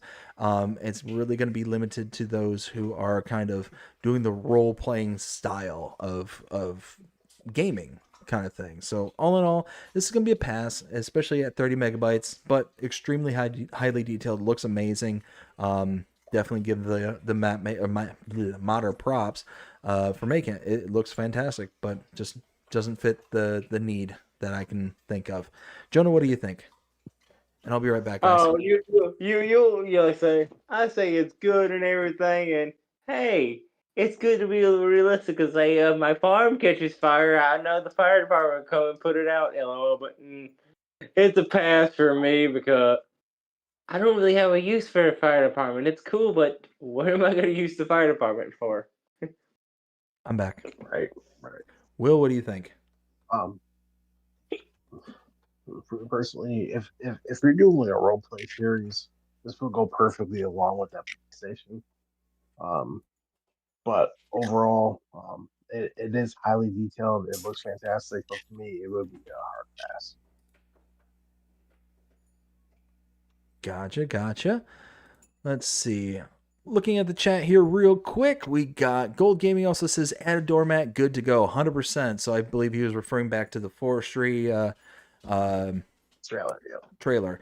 Then we got Ken saying, BDD, do you need toothpicks to hold your eyelids open? No, because I actually just hit the button on my desk and now I'm standing up. So now I've got some energy. I'm moving about, doing my thing. So I'm pretty happy about that. So now moving on to our next one here, we've got the Logistics Center, again by Sosimodding and NRX Eki, 23.67 megabytes to install, $290,000 to purchase. So this features a silo, a pallet warehouse, active able, I don't think that's a word, lights, office rooms, and fire alarm system for some reason. Yeah, I mean, we're talking for 24 megabytes to install, you get basically a silo, storage pallets. Again, highly detailed. I'm really impressed. I've not heard of Sosimodding before. This is actually the first time I've heard of them. The buildings are incredible looking. They look fantastic. Highly detailed stuff. I would install this one. I would absolutely install this one because, again, this one is more practical than the other two have been. This is actually going to have storage. It's going to have a purpose and use to it, rather than the previous ones where it's more just kind of role play kind of stuff. This one here is going to be something that's actually going to have substance to it. And, again, being highly detailed is a huge bonus. Jonah, what do you think? I'm on the same page as you. I'm gonna probably install this because it's highly detailed. It has storage and stuff, so it passes the Jonah test. Will? It is very high. It's very highly detailed. I mean, I could definitely see this being on like a role play series, where someone owns like a warehouse, and then if like you need seed or something, then they can bring it to you or something on the lines. I mean, for me personally, it's gonna be a pass. I mean, so if I made it was had my PC going. Uh, uh, I do want to say a thing. So if you look at the second screenshot here for its second picture, so like the Bay Area is like where like the floor is, because you have like the yellow strip around it.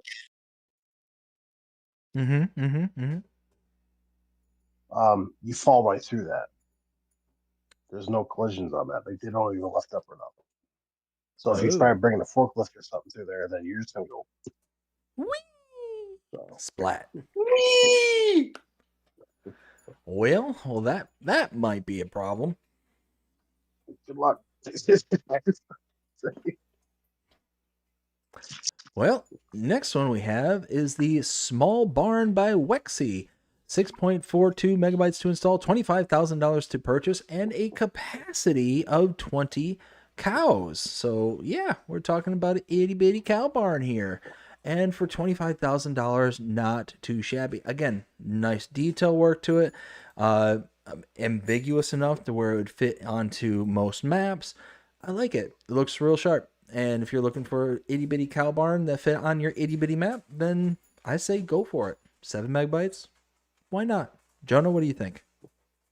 I think I can totally agree. I'm doing cows right now, and I say, hey, this would be kind of a good, perfect start if you want to experiment with cows and see if you like them or not, so you don't have to lose too much money. So it passes the Jonah test for full ability. And what's nice is that this one has like a trigger point for your manure, so it's all like built into the actual mod itself.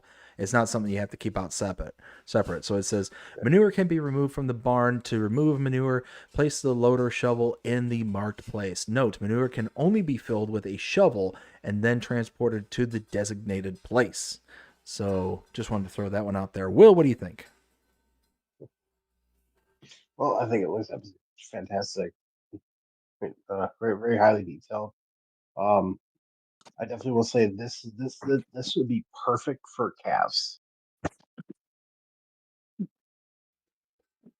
Yeah, 100%. Yeah.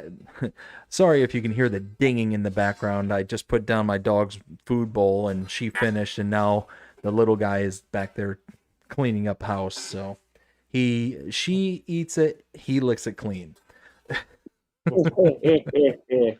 So next one we got is the Shed 10x5, also by Wexy, 3.05 megabytes to install, $15,000.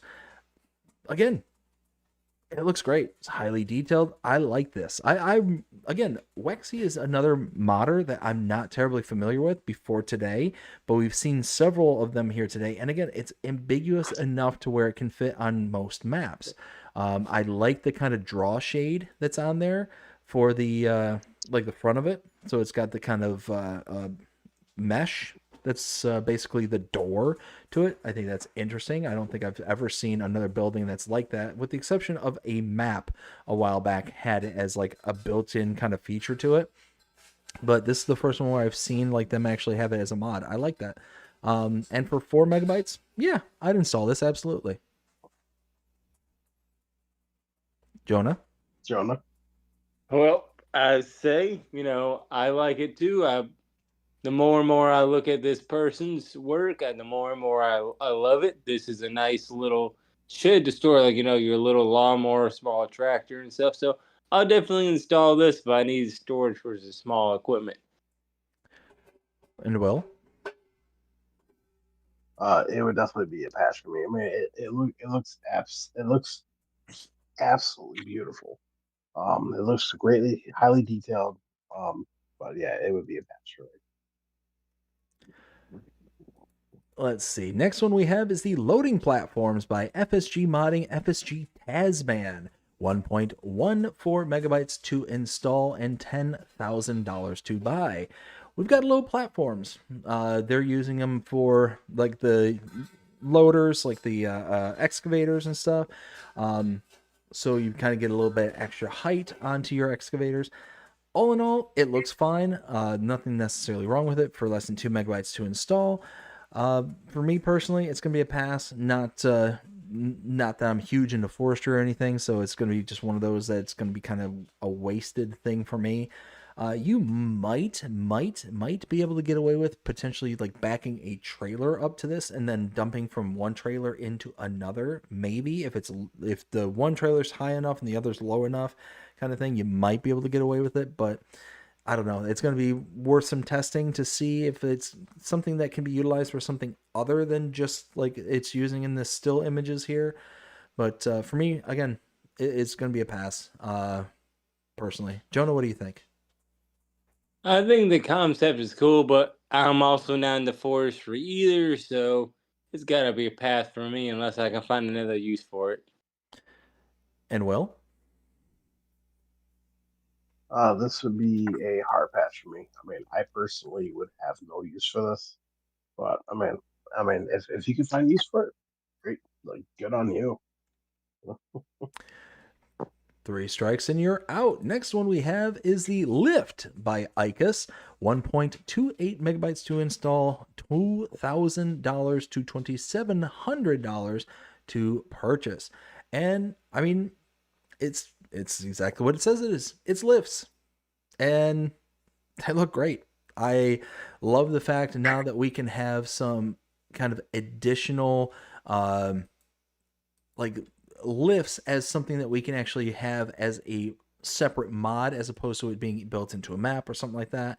This, I enjoy these kind of styles because it just kind of gives that little immersion factor. And if you can stack, because I don't think this is actually a repair trigger. Am I wrong about that, Will? There is no repair. There's no repair trigger for this. So you might be able to get away with stacking. So if you put like a repair trigger on the floor and then this over top of the repair trigger, you might be able to get away with stacking it and be able to actually make it functional kind of thing. Maybe. Might be worth checking that out for some of you out there. But I don't know. I like it. And yeah, I would install this absolutely. Even if it's bare minimum, if it's deco, I think it's a cool little addition to throw inside of an ICUS shop. And again, for 2 megabytes, why not? Jonah? Unfortunately, this is going to be a pass for me because I'll probably, every time I'll try to carry a tractor up, it'll probably end up falling off and hurting me, LOL. But unfortunately, I'm probably not, I don't have any use for this, so it's a pass for me. Well, Jonah, anytime that we get you to have a tractor up in high elevations, they tend to come crashing down to earth rather suddenly. So I think it's probably a good idea to pass on this one. Yeah, you know what I mean by that. Will, what do you think? I do like this. I think this would look great in another mod of his. Which I forgot if it came out Monday. I think it came out Monday. Which I will point out when we come up to it, I think. But because our next mod is the one that's in there. But I think this would also look fantastic in there. This one is also broken. And it broke with the newest patch 1.11. Because now, because in patch 1.10, when you lifted the vehicle up and went up, it's fine. It still does that. But when you brought it down, the tractor or the vehicle would come down with it. But now it stays in floating in midair as you hit it with something, and then it just goes boop. But now if you drive the vehicle going the opposite way, so like your lengthways, but the shorter way, then it'll come down with it, which is kind of weird. But he's working on an update for that right now. So nice. All right, next one we have is the Central Lift, again by ICUS.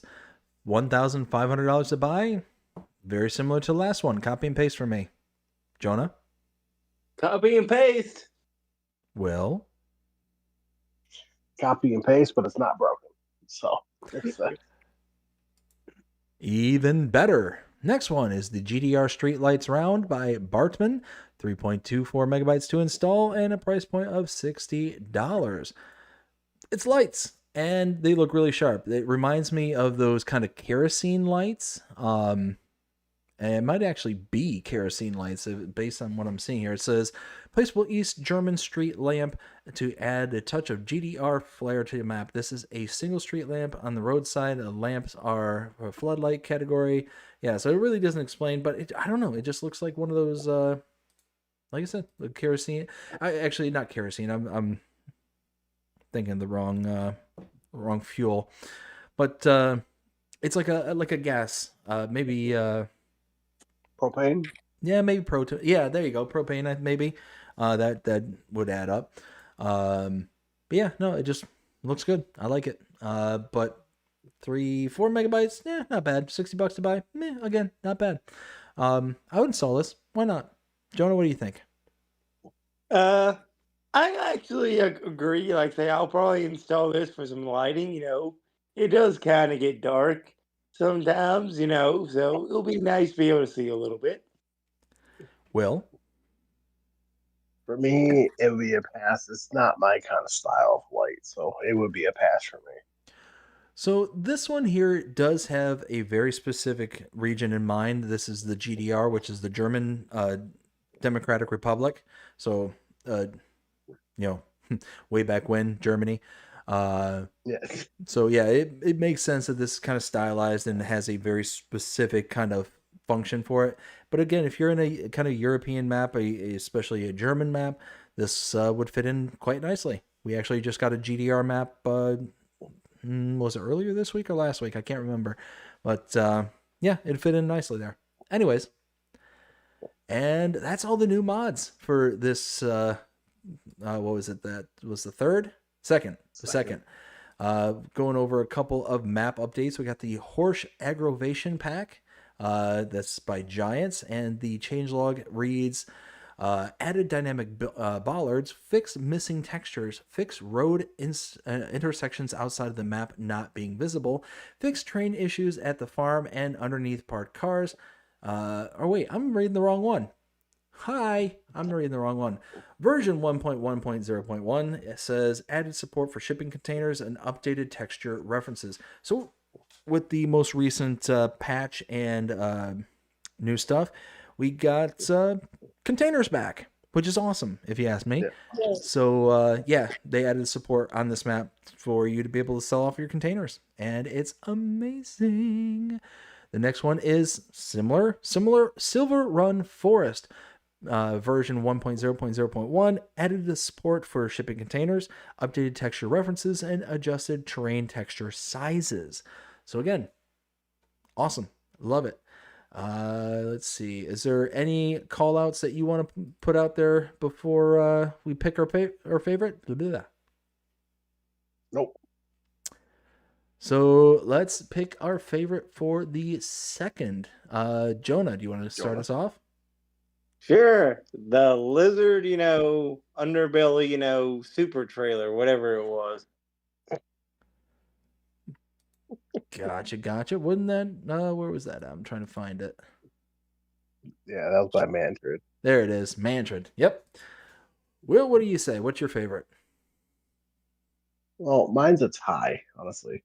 So it's between that John Deere spreader from LR Modding, and the pole barn, the American pole barn from ICUS. Gotcha. And I'm going to go with the Krone Big Pack 12080 baler. I know it's just a rebrand or a reskin of the John Deere version, but I like it. I think it's fantastic. And yeah, give me any other ones that you want to rebrand or reskin by this one, because I love that it's given us more variety at a cheap price. I love it. Let's see. So we had a bunch of updates on, what was it, the first? Was it the first? No, it was the second. No, that was on the second. Yeah, so we had a ton of updates from Giants for the second. So going on to the first. So we're getting there. We're getting close. We got the Wait with We're on the Winch. last day. Yes, the last day. Whew. It's only 1 o'clock in the morning there, fellas. We're almost there. We all work in the morning, don't we? We're fine, right? Yeah. I gotta work in the morning. Absolutely, I do. This is by JMZ, 3.02 megabytes to install, and we have the weight for $1,750. And this one is not just a weight. It is a weight and a winch. But I actually like this one. I like this one a lot. So even though this is a weight and a winch, it's a weight and a winch. And if you like to do forestry and stuff like that, this is just a new kind of way of doing it. I don't know. I like it. I think that that's a really awesome addition to a weight. It makes sense. And yeah, for $1,700, not that bad. And for less than 4 megabytes, again, not that bad. Jonah, what do you think? Hey, I'll wait with the wrench on it or winch on it. That's pretty good for me, though. I'll definitely use this then if it has a winch on it. It's perfect. So it passes the Jonah test. Yay! Will? I do like this. It actually gives a weight a purpose other than just being there. So I personally really like this a lot. It is not very often that we can say this is awesome when it comes to a weight. And I think all of us can say this is awesome.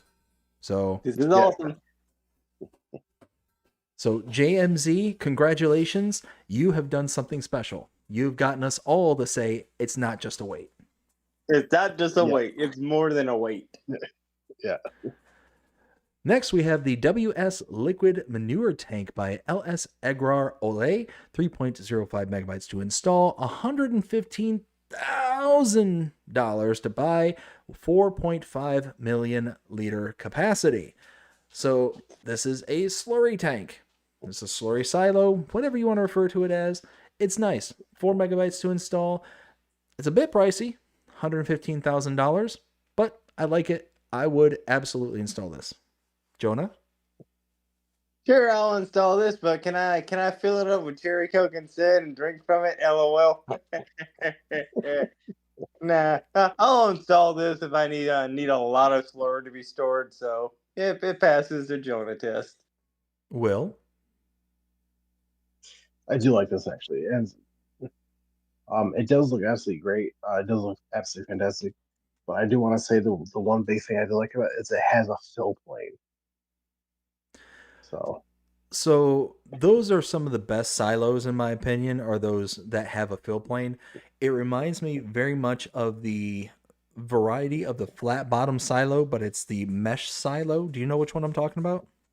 Yeah.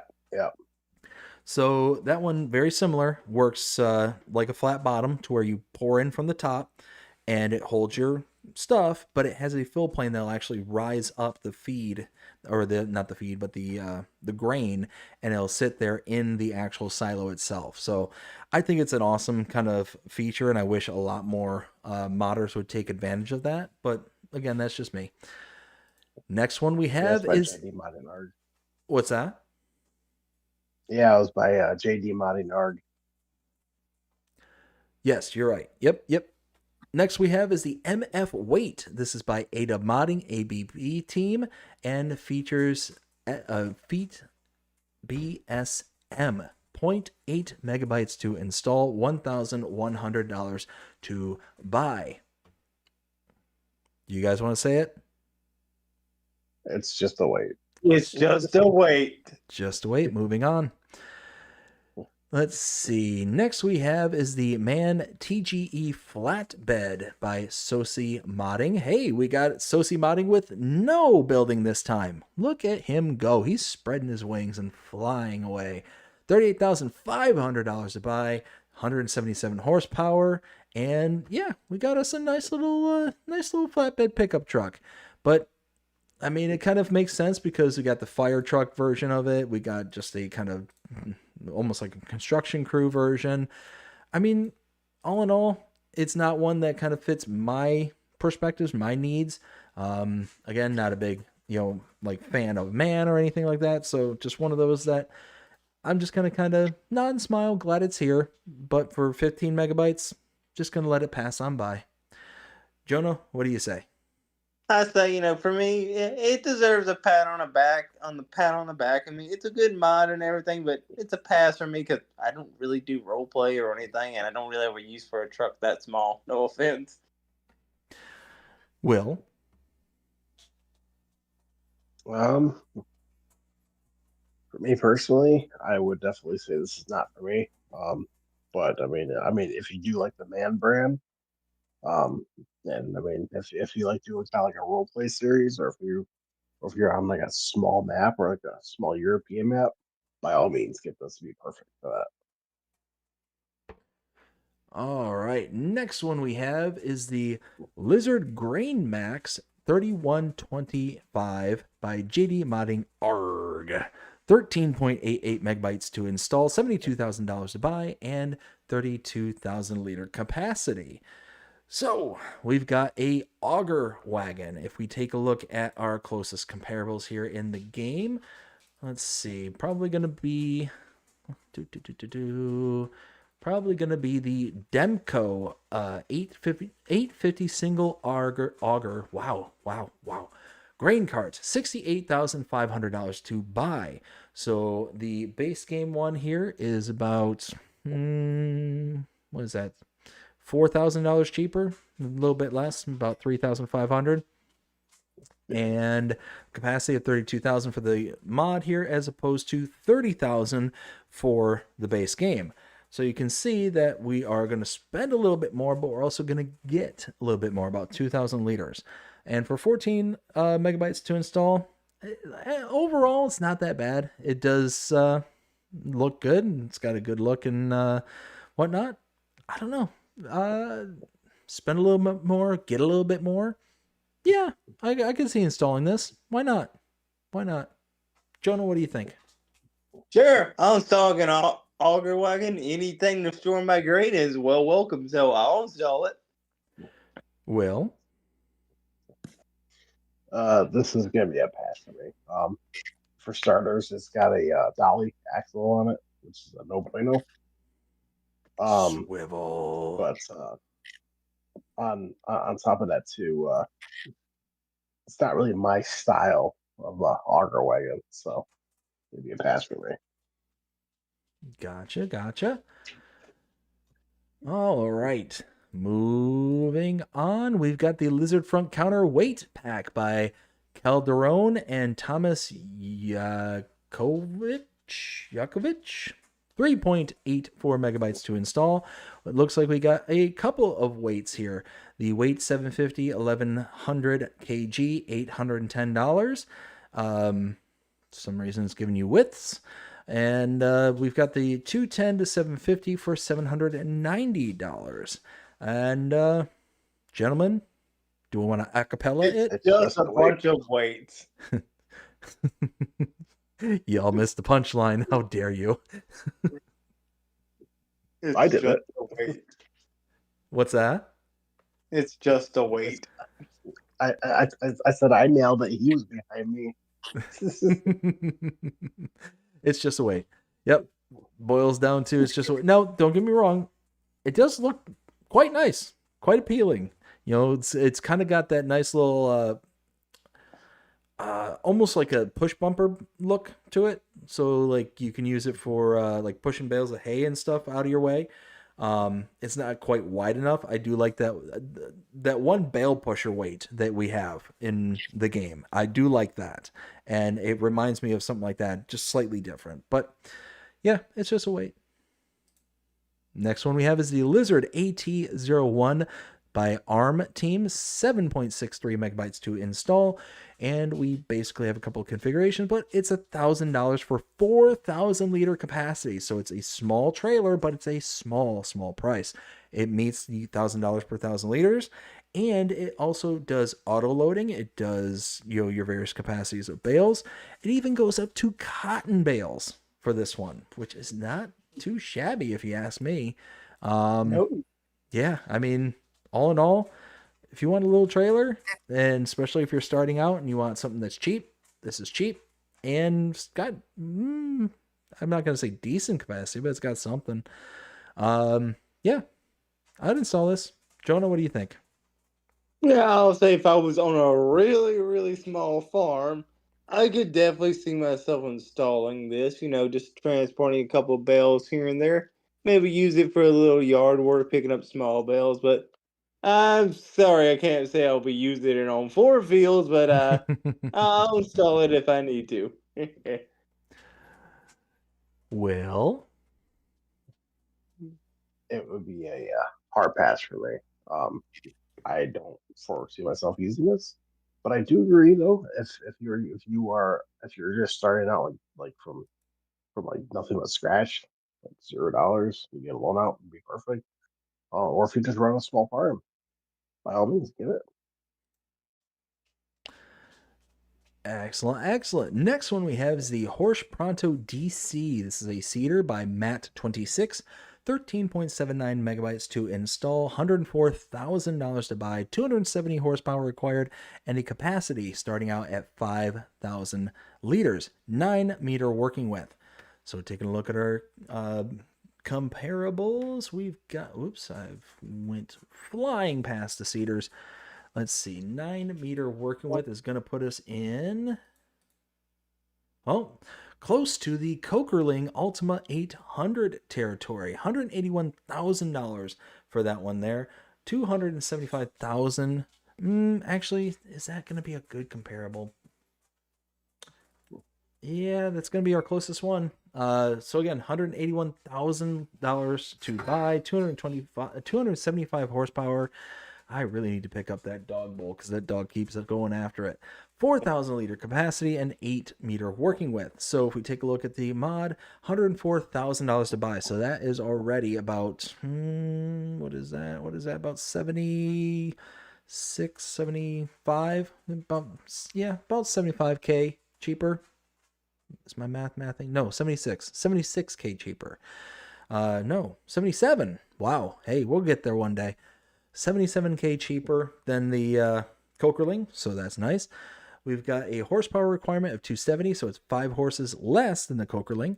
And then our capacity, 5,000 liters compared to 4,000 liters. So the horse actually is cheaper, less horsepower, and more capacity. And it's a bigger working width, 9 meters as opposed to 8 meters. So all in all, this is really nice for 14 megabytes to install. I say install it. All day, all night. Jonah, what do you say? I'll install it myself, copy and paste what you said. I like it. Will?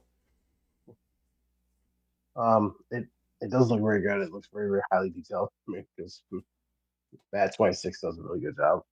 I mean, if you're big into the horse equipment, this would be absolutely perfect. For me personally, this would be a pass though.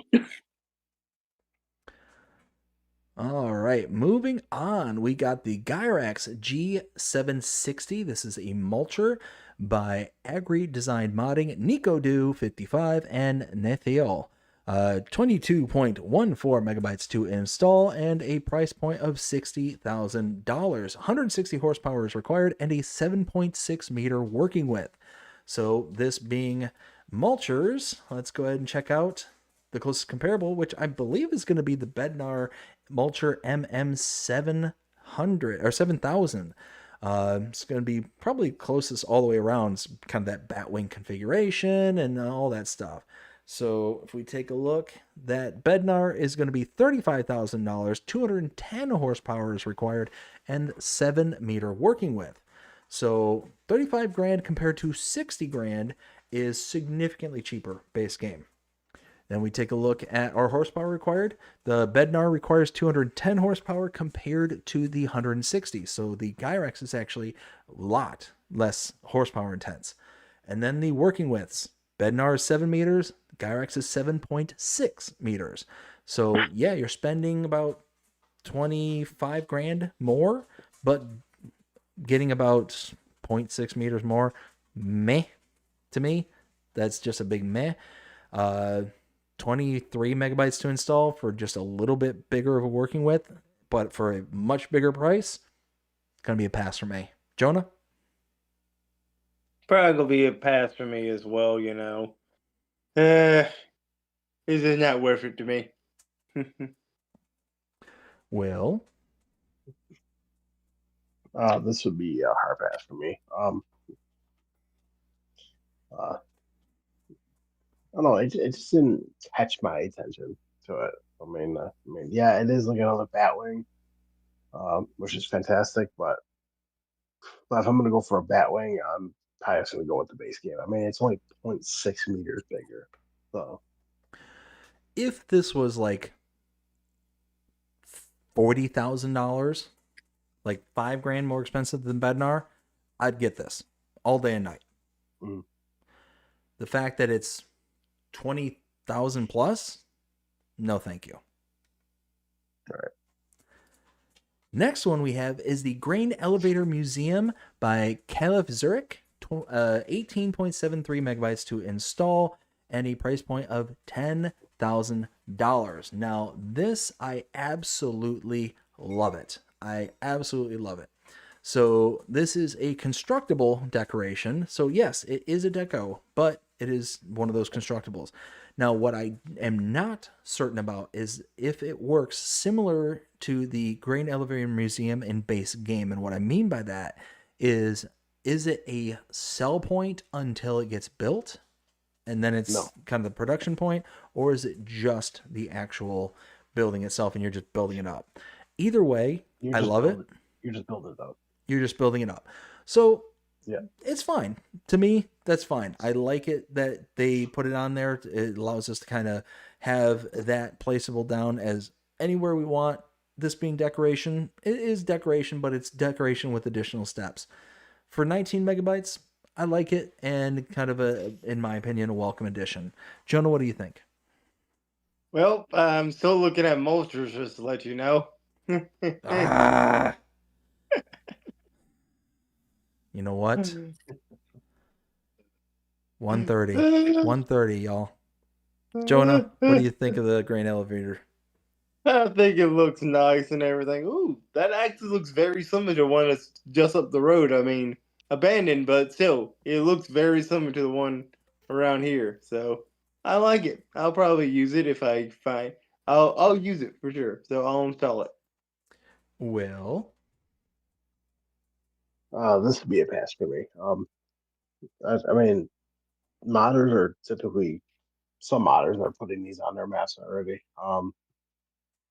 But for me personally, I never really got into like building these things, not really. So it would be a pass for me. Now, the one thing that I will say that is kind of a bummer is, yes, you can build these things up, and they are nice to build up. It kind of makes it feel like you're investing something into it, but you're also investing something into it. And you're investing a lot of price into decoration. And you take a look at the kind of components here: wooden beams, boards, planks, roof plates, prefabricated walls, cement bags, and cement bricks. All these things are going to run you a very, very, very pretty penny. Now, just to, again, taking everything into account, like we were saying before, in regards to the prices on the map that I'm on, let's just take wooden beams as like the perfect example. So it has a maximum price point of 5,261. On my screen here, you can see what I'm talking about. The low point is 5,241. So there's not a huge range, but we'll say about 5,200. You multiply that 5,200 out by 36,000 liters. You're basically taking 5,000 times 36, right? So you're talking a huge, huge, huge cost that you could have made with just selling off the wood beams rather than just doing this. So you've basically got to be swimming in materials. Like, you got to be so unencumbered by any sort of material need that you're just basically like, you know what? I just need to waste this on something.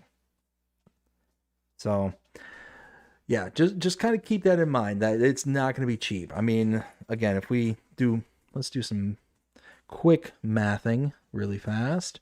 So we got 5,200, let's say 5,200, multiply that out by 36.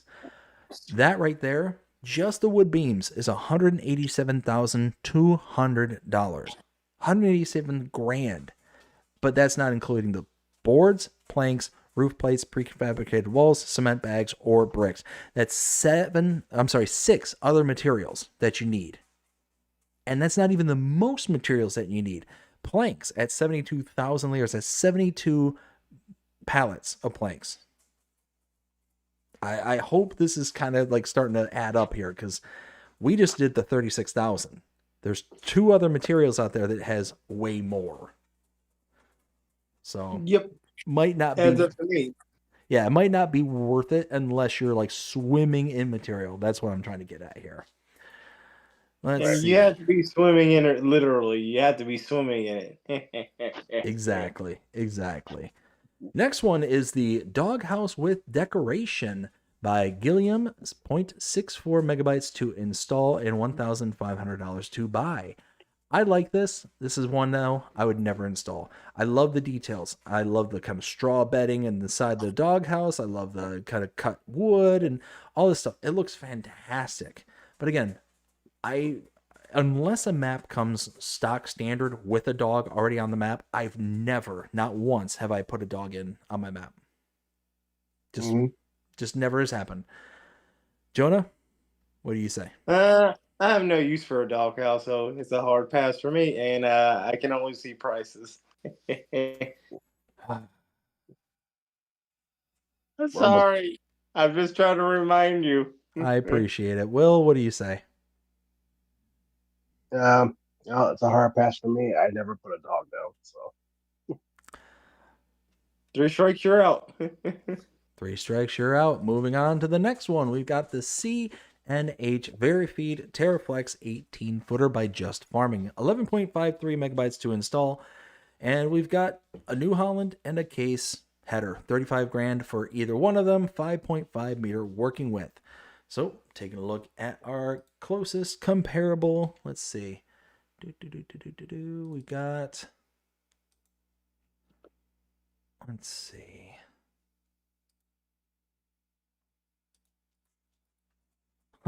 Really? Closest one's going to be the Massey Ferguson 8570 header for 30 grand. That is a 6 meter working width. So these are 35 grand at 5.5 meter working widths. So it's smaller, more expensive, and 12 megabytes. The megabytes, not a big deal. The price at 5 grand more and the meterage at 5.5 meters less, full sentence stop, no go. Jonah, what do you say? I'm copying and paste for you said no go for me as well. Will? This would be a pass for me as well. I mean, I do admire the case on there. You forget to do Holland. Yeah, but for me personally, it would be a pass for me. Let's see. Second to last we have is the Beehive by Gilliam, 0.86 megabytes to install and a $5,000 price point. It's fantastic. It looks amazing. Very highly detailed. I love the wood stacking on the side there. I'm not actually on the other screen, am I, Jonah? Nope, you're good now. You got the wood stack on the outside. You got a little bit of what looks like a tarp and some kind of baskets and stuff like that. And then you got the beehives in the backside of this little shed here. It's highly, highly detailed. And for less than a megabyte, sign me up. Sign me up all day and night on this one. Jonah, what do you think? I like it, nice detail. If I get in the bees, small little building, not gonna take up too much space. So perfect. Be perfect for a very, very small amount of honey. Will? For me, this would be a pass. I mean, I don't really ever do bees, but like I stated before, though, if I ever did bees, then I would just use the one from their greenhouse where it comes everything into one, basically. Beauty. Now, Last but certainly not least is the American Midwest Man's Cave by ICUS. 11.06 megabytes to install and a price point of $140,000. And whoo boy, is that one heck of a man cave. Look at that pool table on the upstairs, little lounge. Got multiple colors. You got the wild looking like honeycomb lighting in there. Massive, massive building. Highly, highly detailed. Looking really sharp. It's got that floor jack, what looks to be already like built into the model itself. Looks fantastic. And it's from ICUS. So need we say more? Go ahead and download this one. Absolutely. Jonah, what do you think? Yeah, I'm definitely gonna download this. The only thing is my man cave's got a train layout in it, not a bunch of tractors. LOL. But I love it. I love the look of it. I would definitely be storing some of my tractors in there. It looks fantastic. Beauty. Will. I love it. It's definitely a different kind of mod from ICUS, and I absolutely do love it. I think it's fantastic. So guess what, fellas? We're here. We're finally here. What is your favorite? We start over. I forgot the first 20 mods. Is there a way to disconnect the call there, Will? Yeah. So, Jonah, what is your favorite mod for the first? It's got to be the man cave we just saw. It looked fantastic. Beauty. Will, what's your favorite for the first? I would definitely have to say the man cave from ICUS. I'm going to have to say the man cave by ICUS. 3, Grand 4, slam. 3. Triple grand slam. So, Will, it is a 1:45. Do you want to get into some news real fast? I was just about to ask you that. I think if we can rip through some, I think we can get there. So, I'll start with this. Oh, now there's one thing I did not share, which I'll start out with.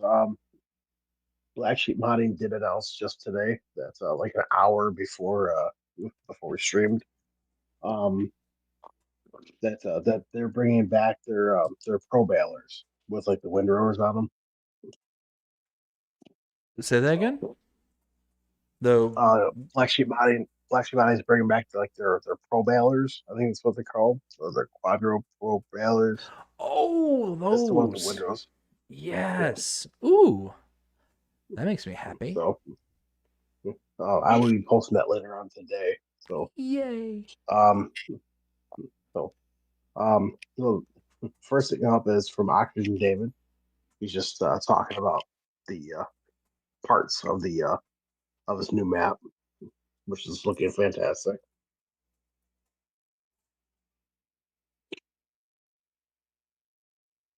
That is not what I have as the first thing on your oh, there it is.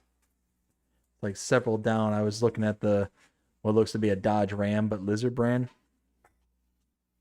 Oh, yeah, it's not for some odd reason it's not showing up like that on my page. So weird. You broke it, BBD. You broke it. I blame you, Jonah. But his screenshots look really good though. Oh yeah, they do. Great. I mean, it's Oxygen David. I mean, does anybody actually legitimately worry like this is not going to be like 100% a great map? Well, I mean, also because, and I know I stated this before in the last agribusiness, but Oxygen David also helped Giants make their new island fishing map. Yeah. Yeah, that's like I said. If Oxygen David's involved, then there's not a shadow of doubt in my mind, at least, that it's not going to be an absolute home run, 5 out of 5. Like, I mean, come on, look at this screenshot here of the kind of river that's passing through with the kind of industrial park in the background. That's insane. That's absolutely insane the way that looks. Yeah. Looks so good. Oh, yeah. Got the lily pads, kind of in the foreground. You got all the kind of industrial in the background, a little bit of forestry in the back. Like, Yeah. how can you go wrong with Oxygen Javid? You absolutely can't. You can't. Right. Let's see here. The next one's gonna be from JHHG Mining, which is they have a new partnership. Kian, I think it's pronounced like Kian, Fab, which is basically a weeder, but it's a kind of weeder that uses fire to extinguish it. Fire. So I don't know how this is going to work, but he did say this is coming for all platforms. So we're getting a new brand for all platforms. So I don't know about y'all, but here, hold on one What's second. up? Farmer Donkey just became a member. Thank you so very much, Farmer Donkey. Greatly appreciate it. Let's see, but I don't know about you all, but here lately I've been watching, fair bit of YouTube every once in a blue moon. And there has been this big thing here, like commercials here lately of these, 10,000 BTU, like torch that you're supposed to spray on your weeds, and you just basically roast them to end kind of thing. And it's like, let's just set people, up with a bunch of portable flamethrowers, and here you go. Right. So I don't know. I just always found that to be funny. I did mention him, ask him how exactly that's going to work. He told me that they're going to try to implement actually it looks like flames coming out. But it's just going to remove the weeds like a weeder does. So. Ooh, nice. So real quick, I actually misread that. So Farmer Donkey did become a member, but it's because Rail Fanning Jonah, the man, the myth, the legend, gifted a membership. So Jonah, thank you very much. I greatly appreciate it. You're welcome. I thought that it's so early, we might as well give out something for someone watching, right? And also Whiskey Creek says, I want to build up a big bridge. That would be cool. BR 163 does the bridge building, so that I would do. Absolutely. All right, that's it. Next one is we had the final fact sheets for the Mercedes Benz truck pack, which comes out tomorrow. Yeah, comes out tomorrow. Speaking of that, there are plenty of first looks out from DJ Goham. I know Farmer Cop and a couple of people. I know a lot of people are like, "Oh, woohoo, Mercedes Benz!" Yeah, there's one tractor out of 4 of them that looks awesome, and I'm actually kind of excited to use it. The Unimogs, the newer one, is very interesting. And there's a couple of trucks in there that look very interesting. But there is a new feature that is coming with that pack, which Giants did not talk about. Really? And we're finally getting working cameras in the game with this DLC. What do you mean? So for example, like the Unimog, like the newer version, you actually like right where your rear mirror would be, there's a display, and it actually shows like what's behind you, kind of like a rear camera, but it actually works. Ooh. Really? And there's a couple of trucks that have it too. Instead of mirrors on the outside, it has a thing that sticks out with your cameras, and it has displays by your doors, and they actually work. So okay. I'm picking up what you're putting down. that's why I'm very excited for that. It's awesome.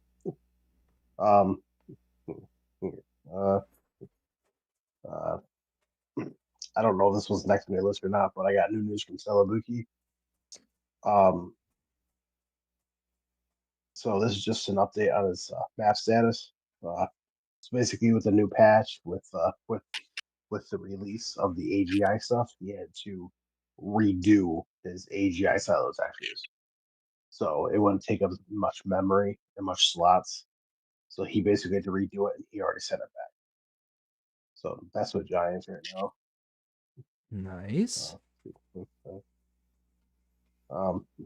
Yeah, this one, I got a lot of love on my other channel for this one, or for the page on Facebook. There was a hot fix, 1.11.0.1 that came out. So it came out the day after patch 1.11 came out, because when patch 11, which we're going to talk about here in a minute, when that came out, it did something incredibly horrible and everybody hated it. It broke the build mode. If you had any mods installed, it was broken. If you took them all off, it worked. So, but then the day after, they came out with patch 1 or hotfix 1.11.0.1 that fixed it. So now it works. So they were on top of it. Oh yeah. We also have new news from EED123 Corner. Says after the latest update 1.11, I got new ideas for release. My Euro Truck Simulator mod can be very useful. So basically, he's taking a semi-trailer thing from Euro Truck Simulator and bringing it to Farm Sim. So that's what that is. Okay. Oh. Yeah, and then this is the one that you said that popped up first was the Ram truck. This is from first amount of reason this is the order it's sending me in, but for Roughneck Modding Crew, they're working on their it's a Dodge Ram, but there's just Lizard basically for all platforms. So we're getting another truck from Roughneck. Nice. The pickup truck. Yeah, and then Celebuki said he has a small update for Alma, Missouri. Changed on 1.1.0.1. Fixed the collisions with the wooden bridge near the biogas plant. Reworked the navigation mesh in the cow barn. Fence on main farm can now be removed again. Thanks to everyone and your patience. And then it does say a new save game is not required. Thank you, Celebuki, for definitively putting that out there. Yeah. So I had two posts about that. He posted one and then he posted another one. I was an updated one. We got new news from Serious Modding. It says progress underway on their old style Steiger, their STX Steiger series. So this contains both early and late models. So you have the STX 375, the 385, the STX 425, the STX 500, and 535 are some of the models you will find. So there's going to be more than just that. And it looks great. Nice. So, Steiger. Steiger. I did reach out to him and I did ask. He did tell me the mods that he's planning to bring. And right now he's working on a couple of them, which he will be announcing one of them here coming up here pretty soon. So he's going to be converting over his Case IH Magnum, his AFS Connect from FS22. I don't know if we bring that one. He is bringing back his John Deere tandem seeder. he is also bringing back his I know both of you are gonna love this. His Case IH 7900 series. Really? Yeah, from FS 22. Okay. I had that on every single farm. It didn't matter if I had a full John Deere, that was on my farm. um, um, and then he is also bringing a mod back, and I am so happy he's bringing it back. I almost cried when I found out he was bringing it back because it was an FS19, never came to 22, but now it's coming back to 25, and that's the Oxbow merger? That's the Case I. What? Nothing. The Ignore Oxbow me. merger? Is that what you said? Yeah, that's what I said. No, it's the Case IH MX series. MX series. I don't remember that one. Or what Case used to call was the King of Case because it was the most popular. So yeah, because he's bringing it back from the year starting 1999 to 2008. Like he's bringing the whole model back. Oh, So, really? It's a very popular tractor. They're all around the U.S. It was actually one of Case's top sold and best rated tractors. So, Okay. and it was cheaper than dirt. It was like $80,000 for almost 300 horsepower. Ooh. So, here, yeah, that's the news right here from Ikis about the mod being broken for the lift. Then you got news right here from Agritono for these headers. He just was letting know the S7 was already in alpha testing, which already came out. But his John Deere HDF platform pack has been sent off. Giants. Look at that flex, Which though. I found out. I found out the smallest size, I believe he said, was close to an 8 meter. And his largest size was 19 meters. Wow. So That's good. oh yeah. And also along with patch 1.11, which we're coming up to right here, there was also a patch 1.2 for the Plains and Prairies. Which you can go check that out. It didn't really do much for it. It just updated some things.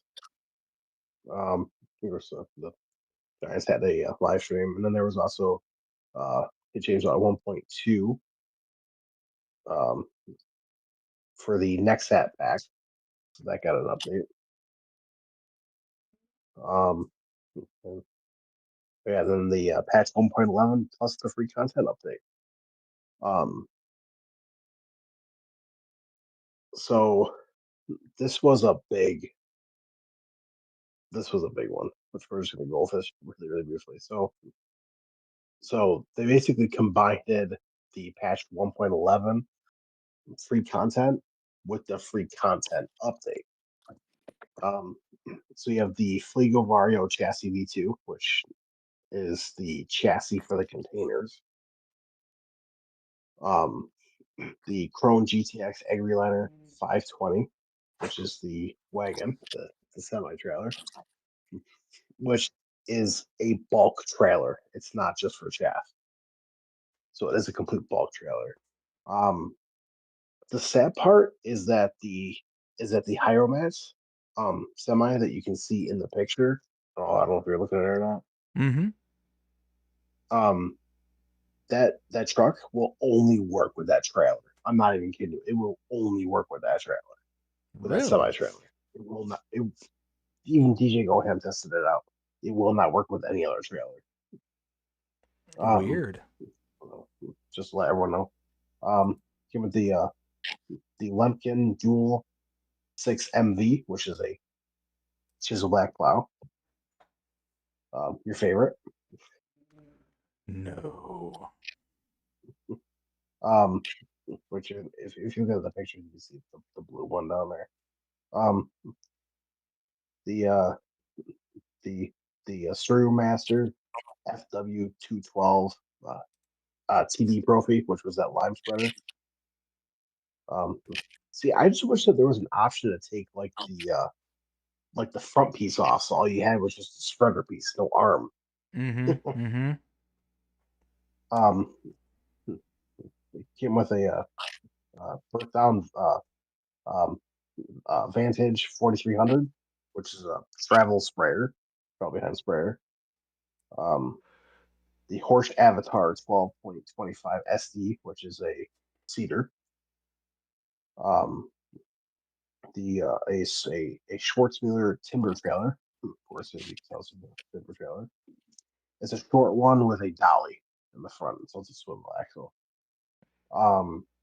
The lizard shipping containers, and then you got every single AGI thing that came in the free AGI pack from 22. So the AGI Storm Seed Treater. Yes. I'm so glad that is back. And this is a shocker. So, like the seed treater stuff that you have to buy in the store to put in there, right? It's $0. Right? Right? It was stupid expensive last time. I think that's an error, though. I think that's going to get fixed. Yeah, probably.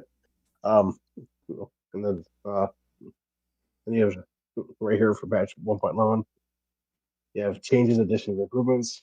So the first one's for PC and Mac only people, as well as added DLSS frame generation, RTX 40 series, and multi-frame generation RTX 50 series, which is fantastic.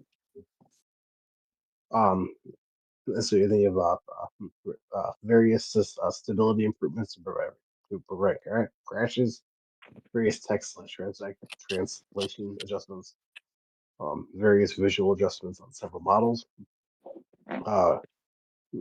Chrome Trailer Profi Liner received a new livery option.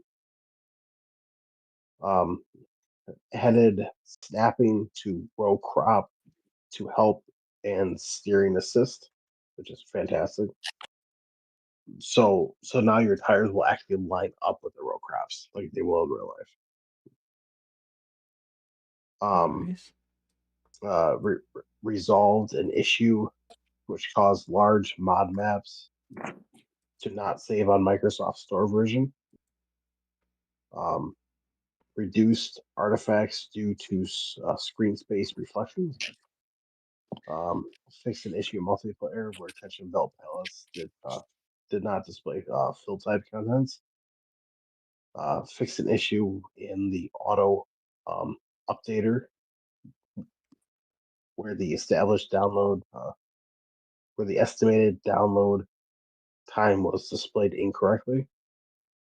Fixed contractors being able to use the pressure washer on the farm they were contracted to. Oh, unable, not able, unable. Improved automatic shifting behavior on group shifts. Improved field course calculations on certain mod map fields. And improved visibility of swaths, straw, grass / hay in the distance. So not bad for a patch. So I'll be honest with you. Of that whole list, the one I was very excited to see was the improved visibility of the swaths. Like that one to me, like I can't tell you the number of times I'd be driving down and just like big chunks of the swath right in front of me are just missing.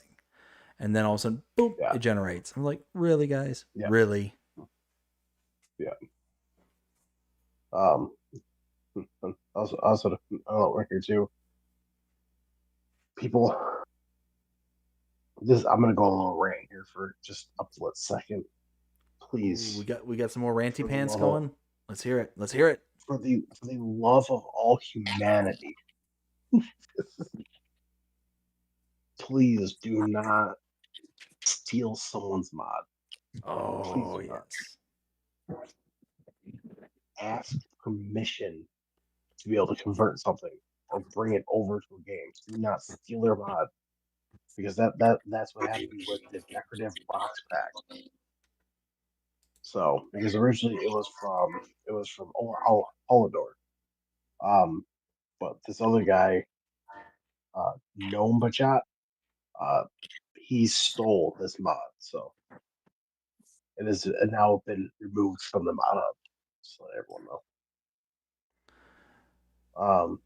And that, I'll tell you what, made me so sad because when I saw the decorative rocks pack come out, I was like, oh, yes, we're going to get stone walls. We're going to get stone stuff. I'm so excited. And all of a sudden, Yeah, nope, stolen. bam. And I uninstalled it immediately. Yeah, that's exactly what I did, and I said I will not see in the other Facebook group I'm part of. And I posted that there were so many negative comments about like who cares? It's just a mod. Like who cares? Who cares? Like like it works just fine. And then I posted, well, I'm not gonna be part of this. And if it's a stolen mod, guess what? I'm gonna uninstall it. So Well, and um, ultimately, the reason why it's a big deal is that somebody out there spent the time to do this stuff. And then some Johnny come lately comes along, gets their hands on it, and then just piggybacks off their hard work to do the barest of bones minimum to then get all the credit for here and now. So that's why it's a big deal, is that Ola Holdor went through the work to make these things, to design them, to decorate them, do all that stuff. And then this guy comes along and it's like, yoink, and now he gets credit for it. yeah, They get the recognition for this mod. And sure, you might come along with the attitude of, well, it's just decorative rocks, or it's just this, or it's just that. It doesn't matter. It could be decorations. It could be, a case Steiger. It could be whatever. Insert anything here. The fact is that how would you like it if you went outside and made something and then some random schmo came up and stole it from you and then was displaying it out in the community that you were a part of, that now all of a sudden this thing that you worked on, that you put in your blood, sweat, and tears into, is now theirs, and you have to sit there and watch um, them. I do know that the original creator of it, Holador, um, he is bringing that back. So, which I'm Awesome. very thankful for. Um, hmm, the next one is from Lancey Boy, um, which is another update from Indiana. Um, so he created his own traffic light, but they weren't working at all. He was trying to figure out why. And he said it could be a while. I made a comment on his post, and I was like, "Well, I mean, we have working traffic lights based game on Who Tampa Anti." So, and then probably about 3 4 hours later, like my phone dinged. I went to go check it, and then it was Facebook, and it said Lancey Boy has mentioned you in a comment. So I went to it. I clicked on it, and to the comment, he goes, "Well, they all work now. Thank you very much." That's awesome. um, and then I had someone else comment on it and basically state, "Wait, we never thought of that." Wait, we can I steal have it the, from giants? Yes. I mean, it's the reason why I have the name that people call me. Um, let's see. We're almost done with the news here. And we have new news from Icus about a modern garage, which he actually made this garage to match with his house that he's making. The garage is completely done, and it's with giants. And as far as I'm aware, just from 2 days ago on Friday, it went into testing, both the Nice. garage and the house. Um, so Here and then for Mr. Mods, basically just he released a trailer of his weeder, which is with Giants and it's in testing right now.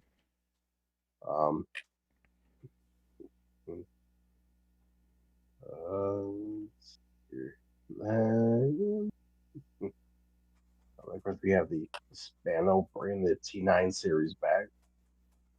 I believe that is with Giants right now.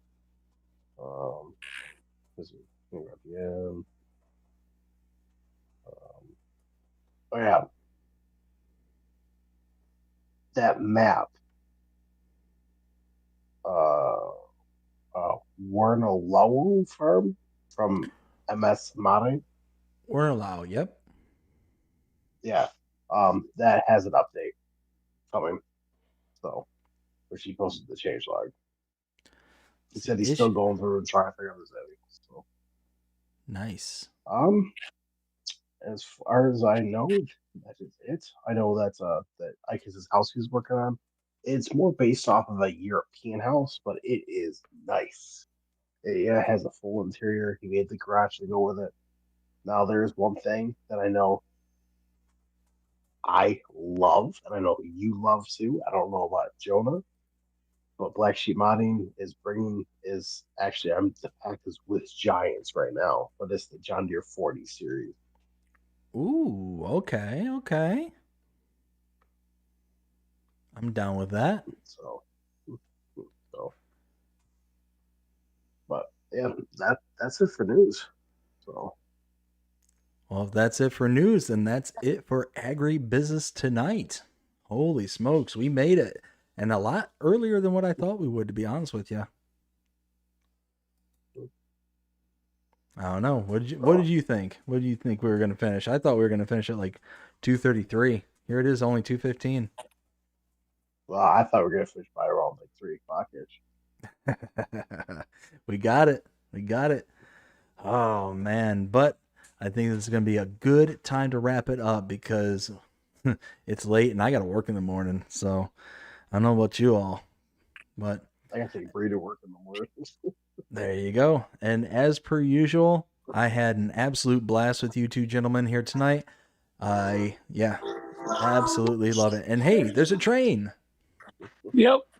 It wouldn't be my house without a train going by in the middle of the night.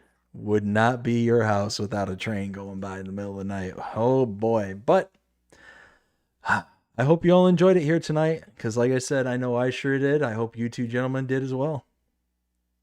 Oh, yeah. Sure did. Had fun. Thanks for having me, Will. Yeah, no problem. No problem. Anytime, Jonah. WillTGaming. What about now? Can we do it again? Can we start over? WillTGaming, my co-host, thank you so much for stopping in here tonight and co-hosting the show with me. Our special guest, the man, the myth, the legend, rail fanning Jonah. Thank you so much for stopping in and hanging out with us here tonight and doing the show. Hope you all enjoyed it. If you did, please show us by liking, sharing, subscribing, following, commenting, doing all the things. The algorithms enjoy you doing that, shows you're engaged with this channel and enjoying the content. And that being said, I hope everybody has a fantastic day. Take care. All right, gentlemen, we'll see you on the other side. All right, see you on the other side.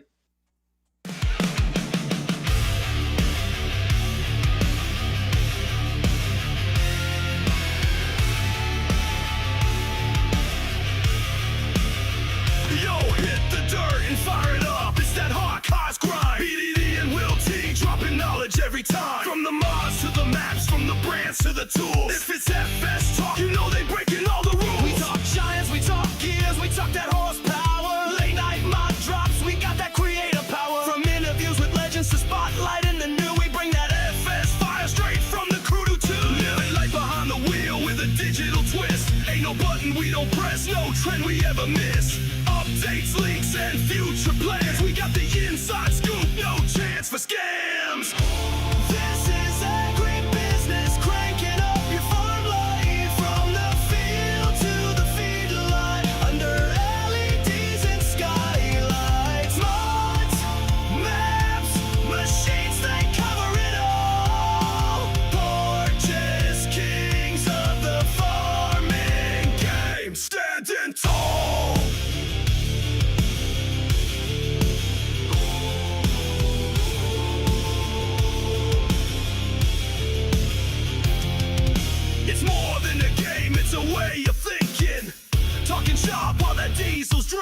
From tractors to combines, dirt roads to drones, they build empires from screens and microphones. With every guest that drops in for a chat, you get the real talk, no filters, just facts. A spotlight on the builders and players who grind. They got love for the fans and the farm in mind.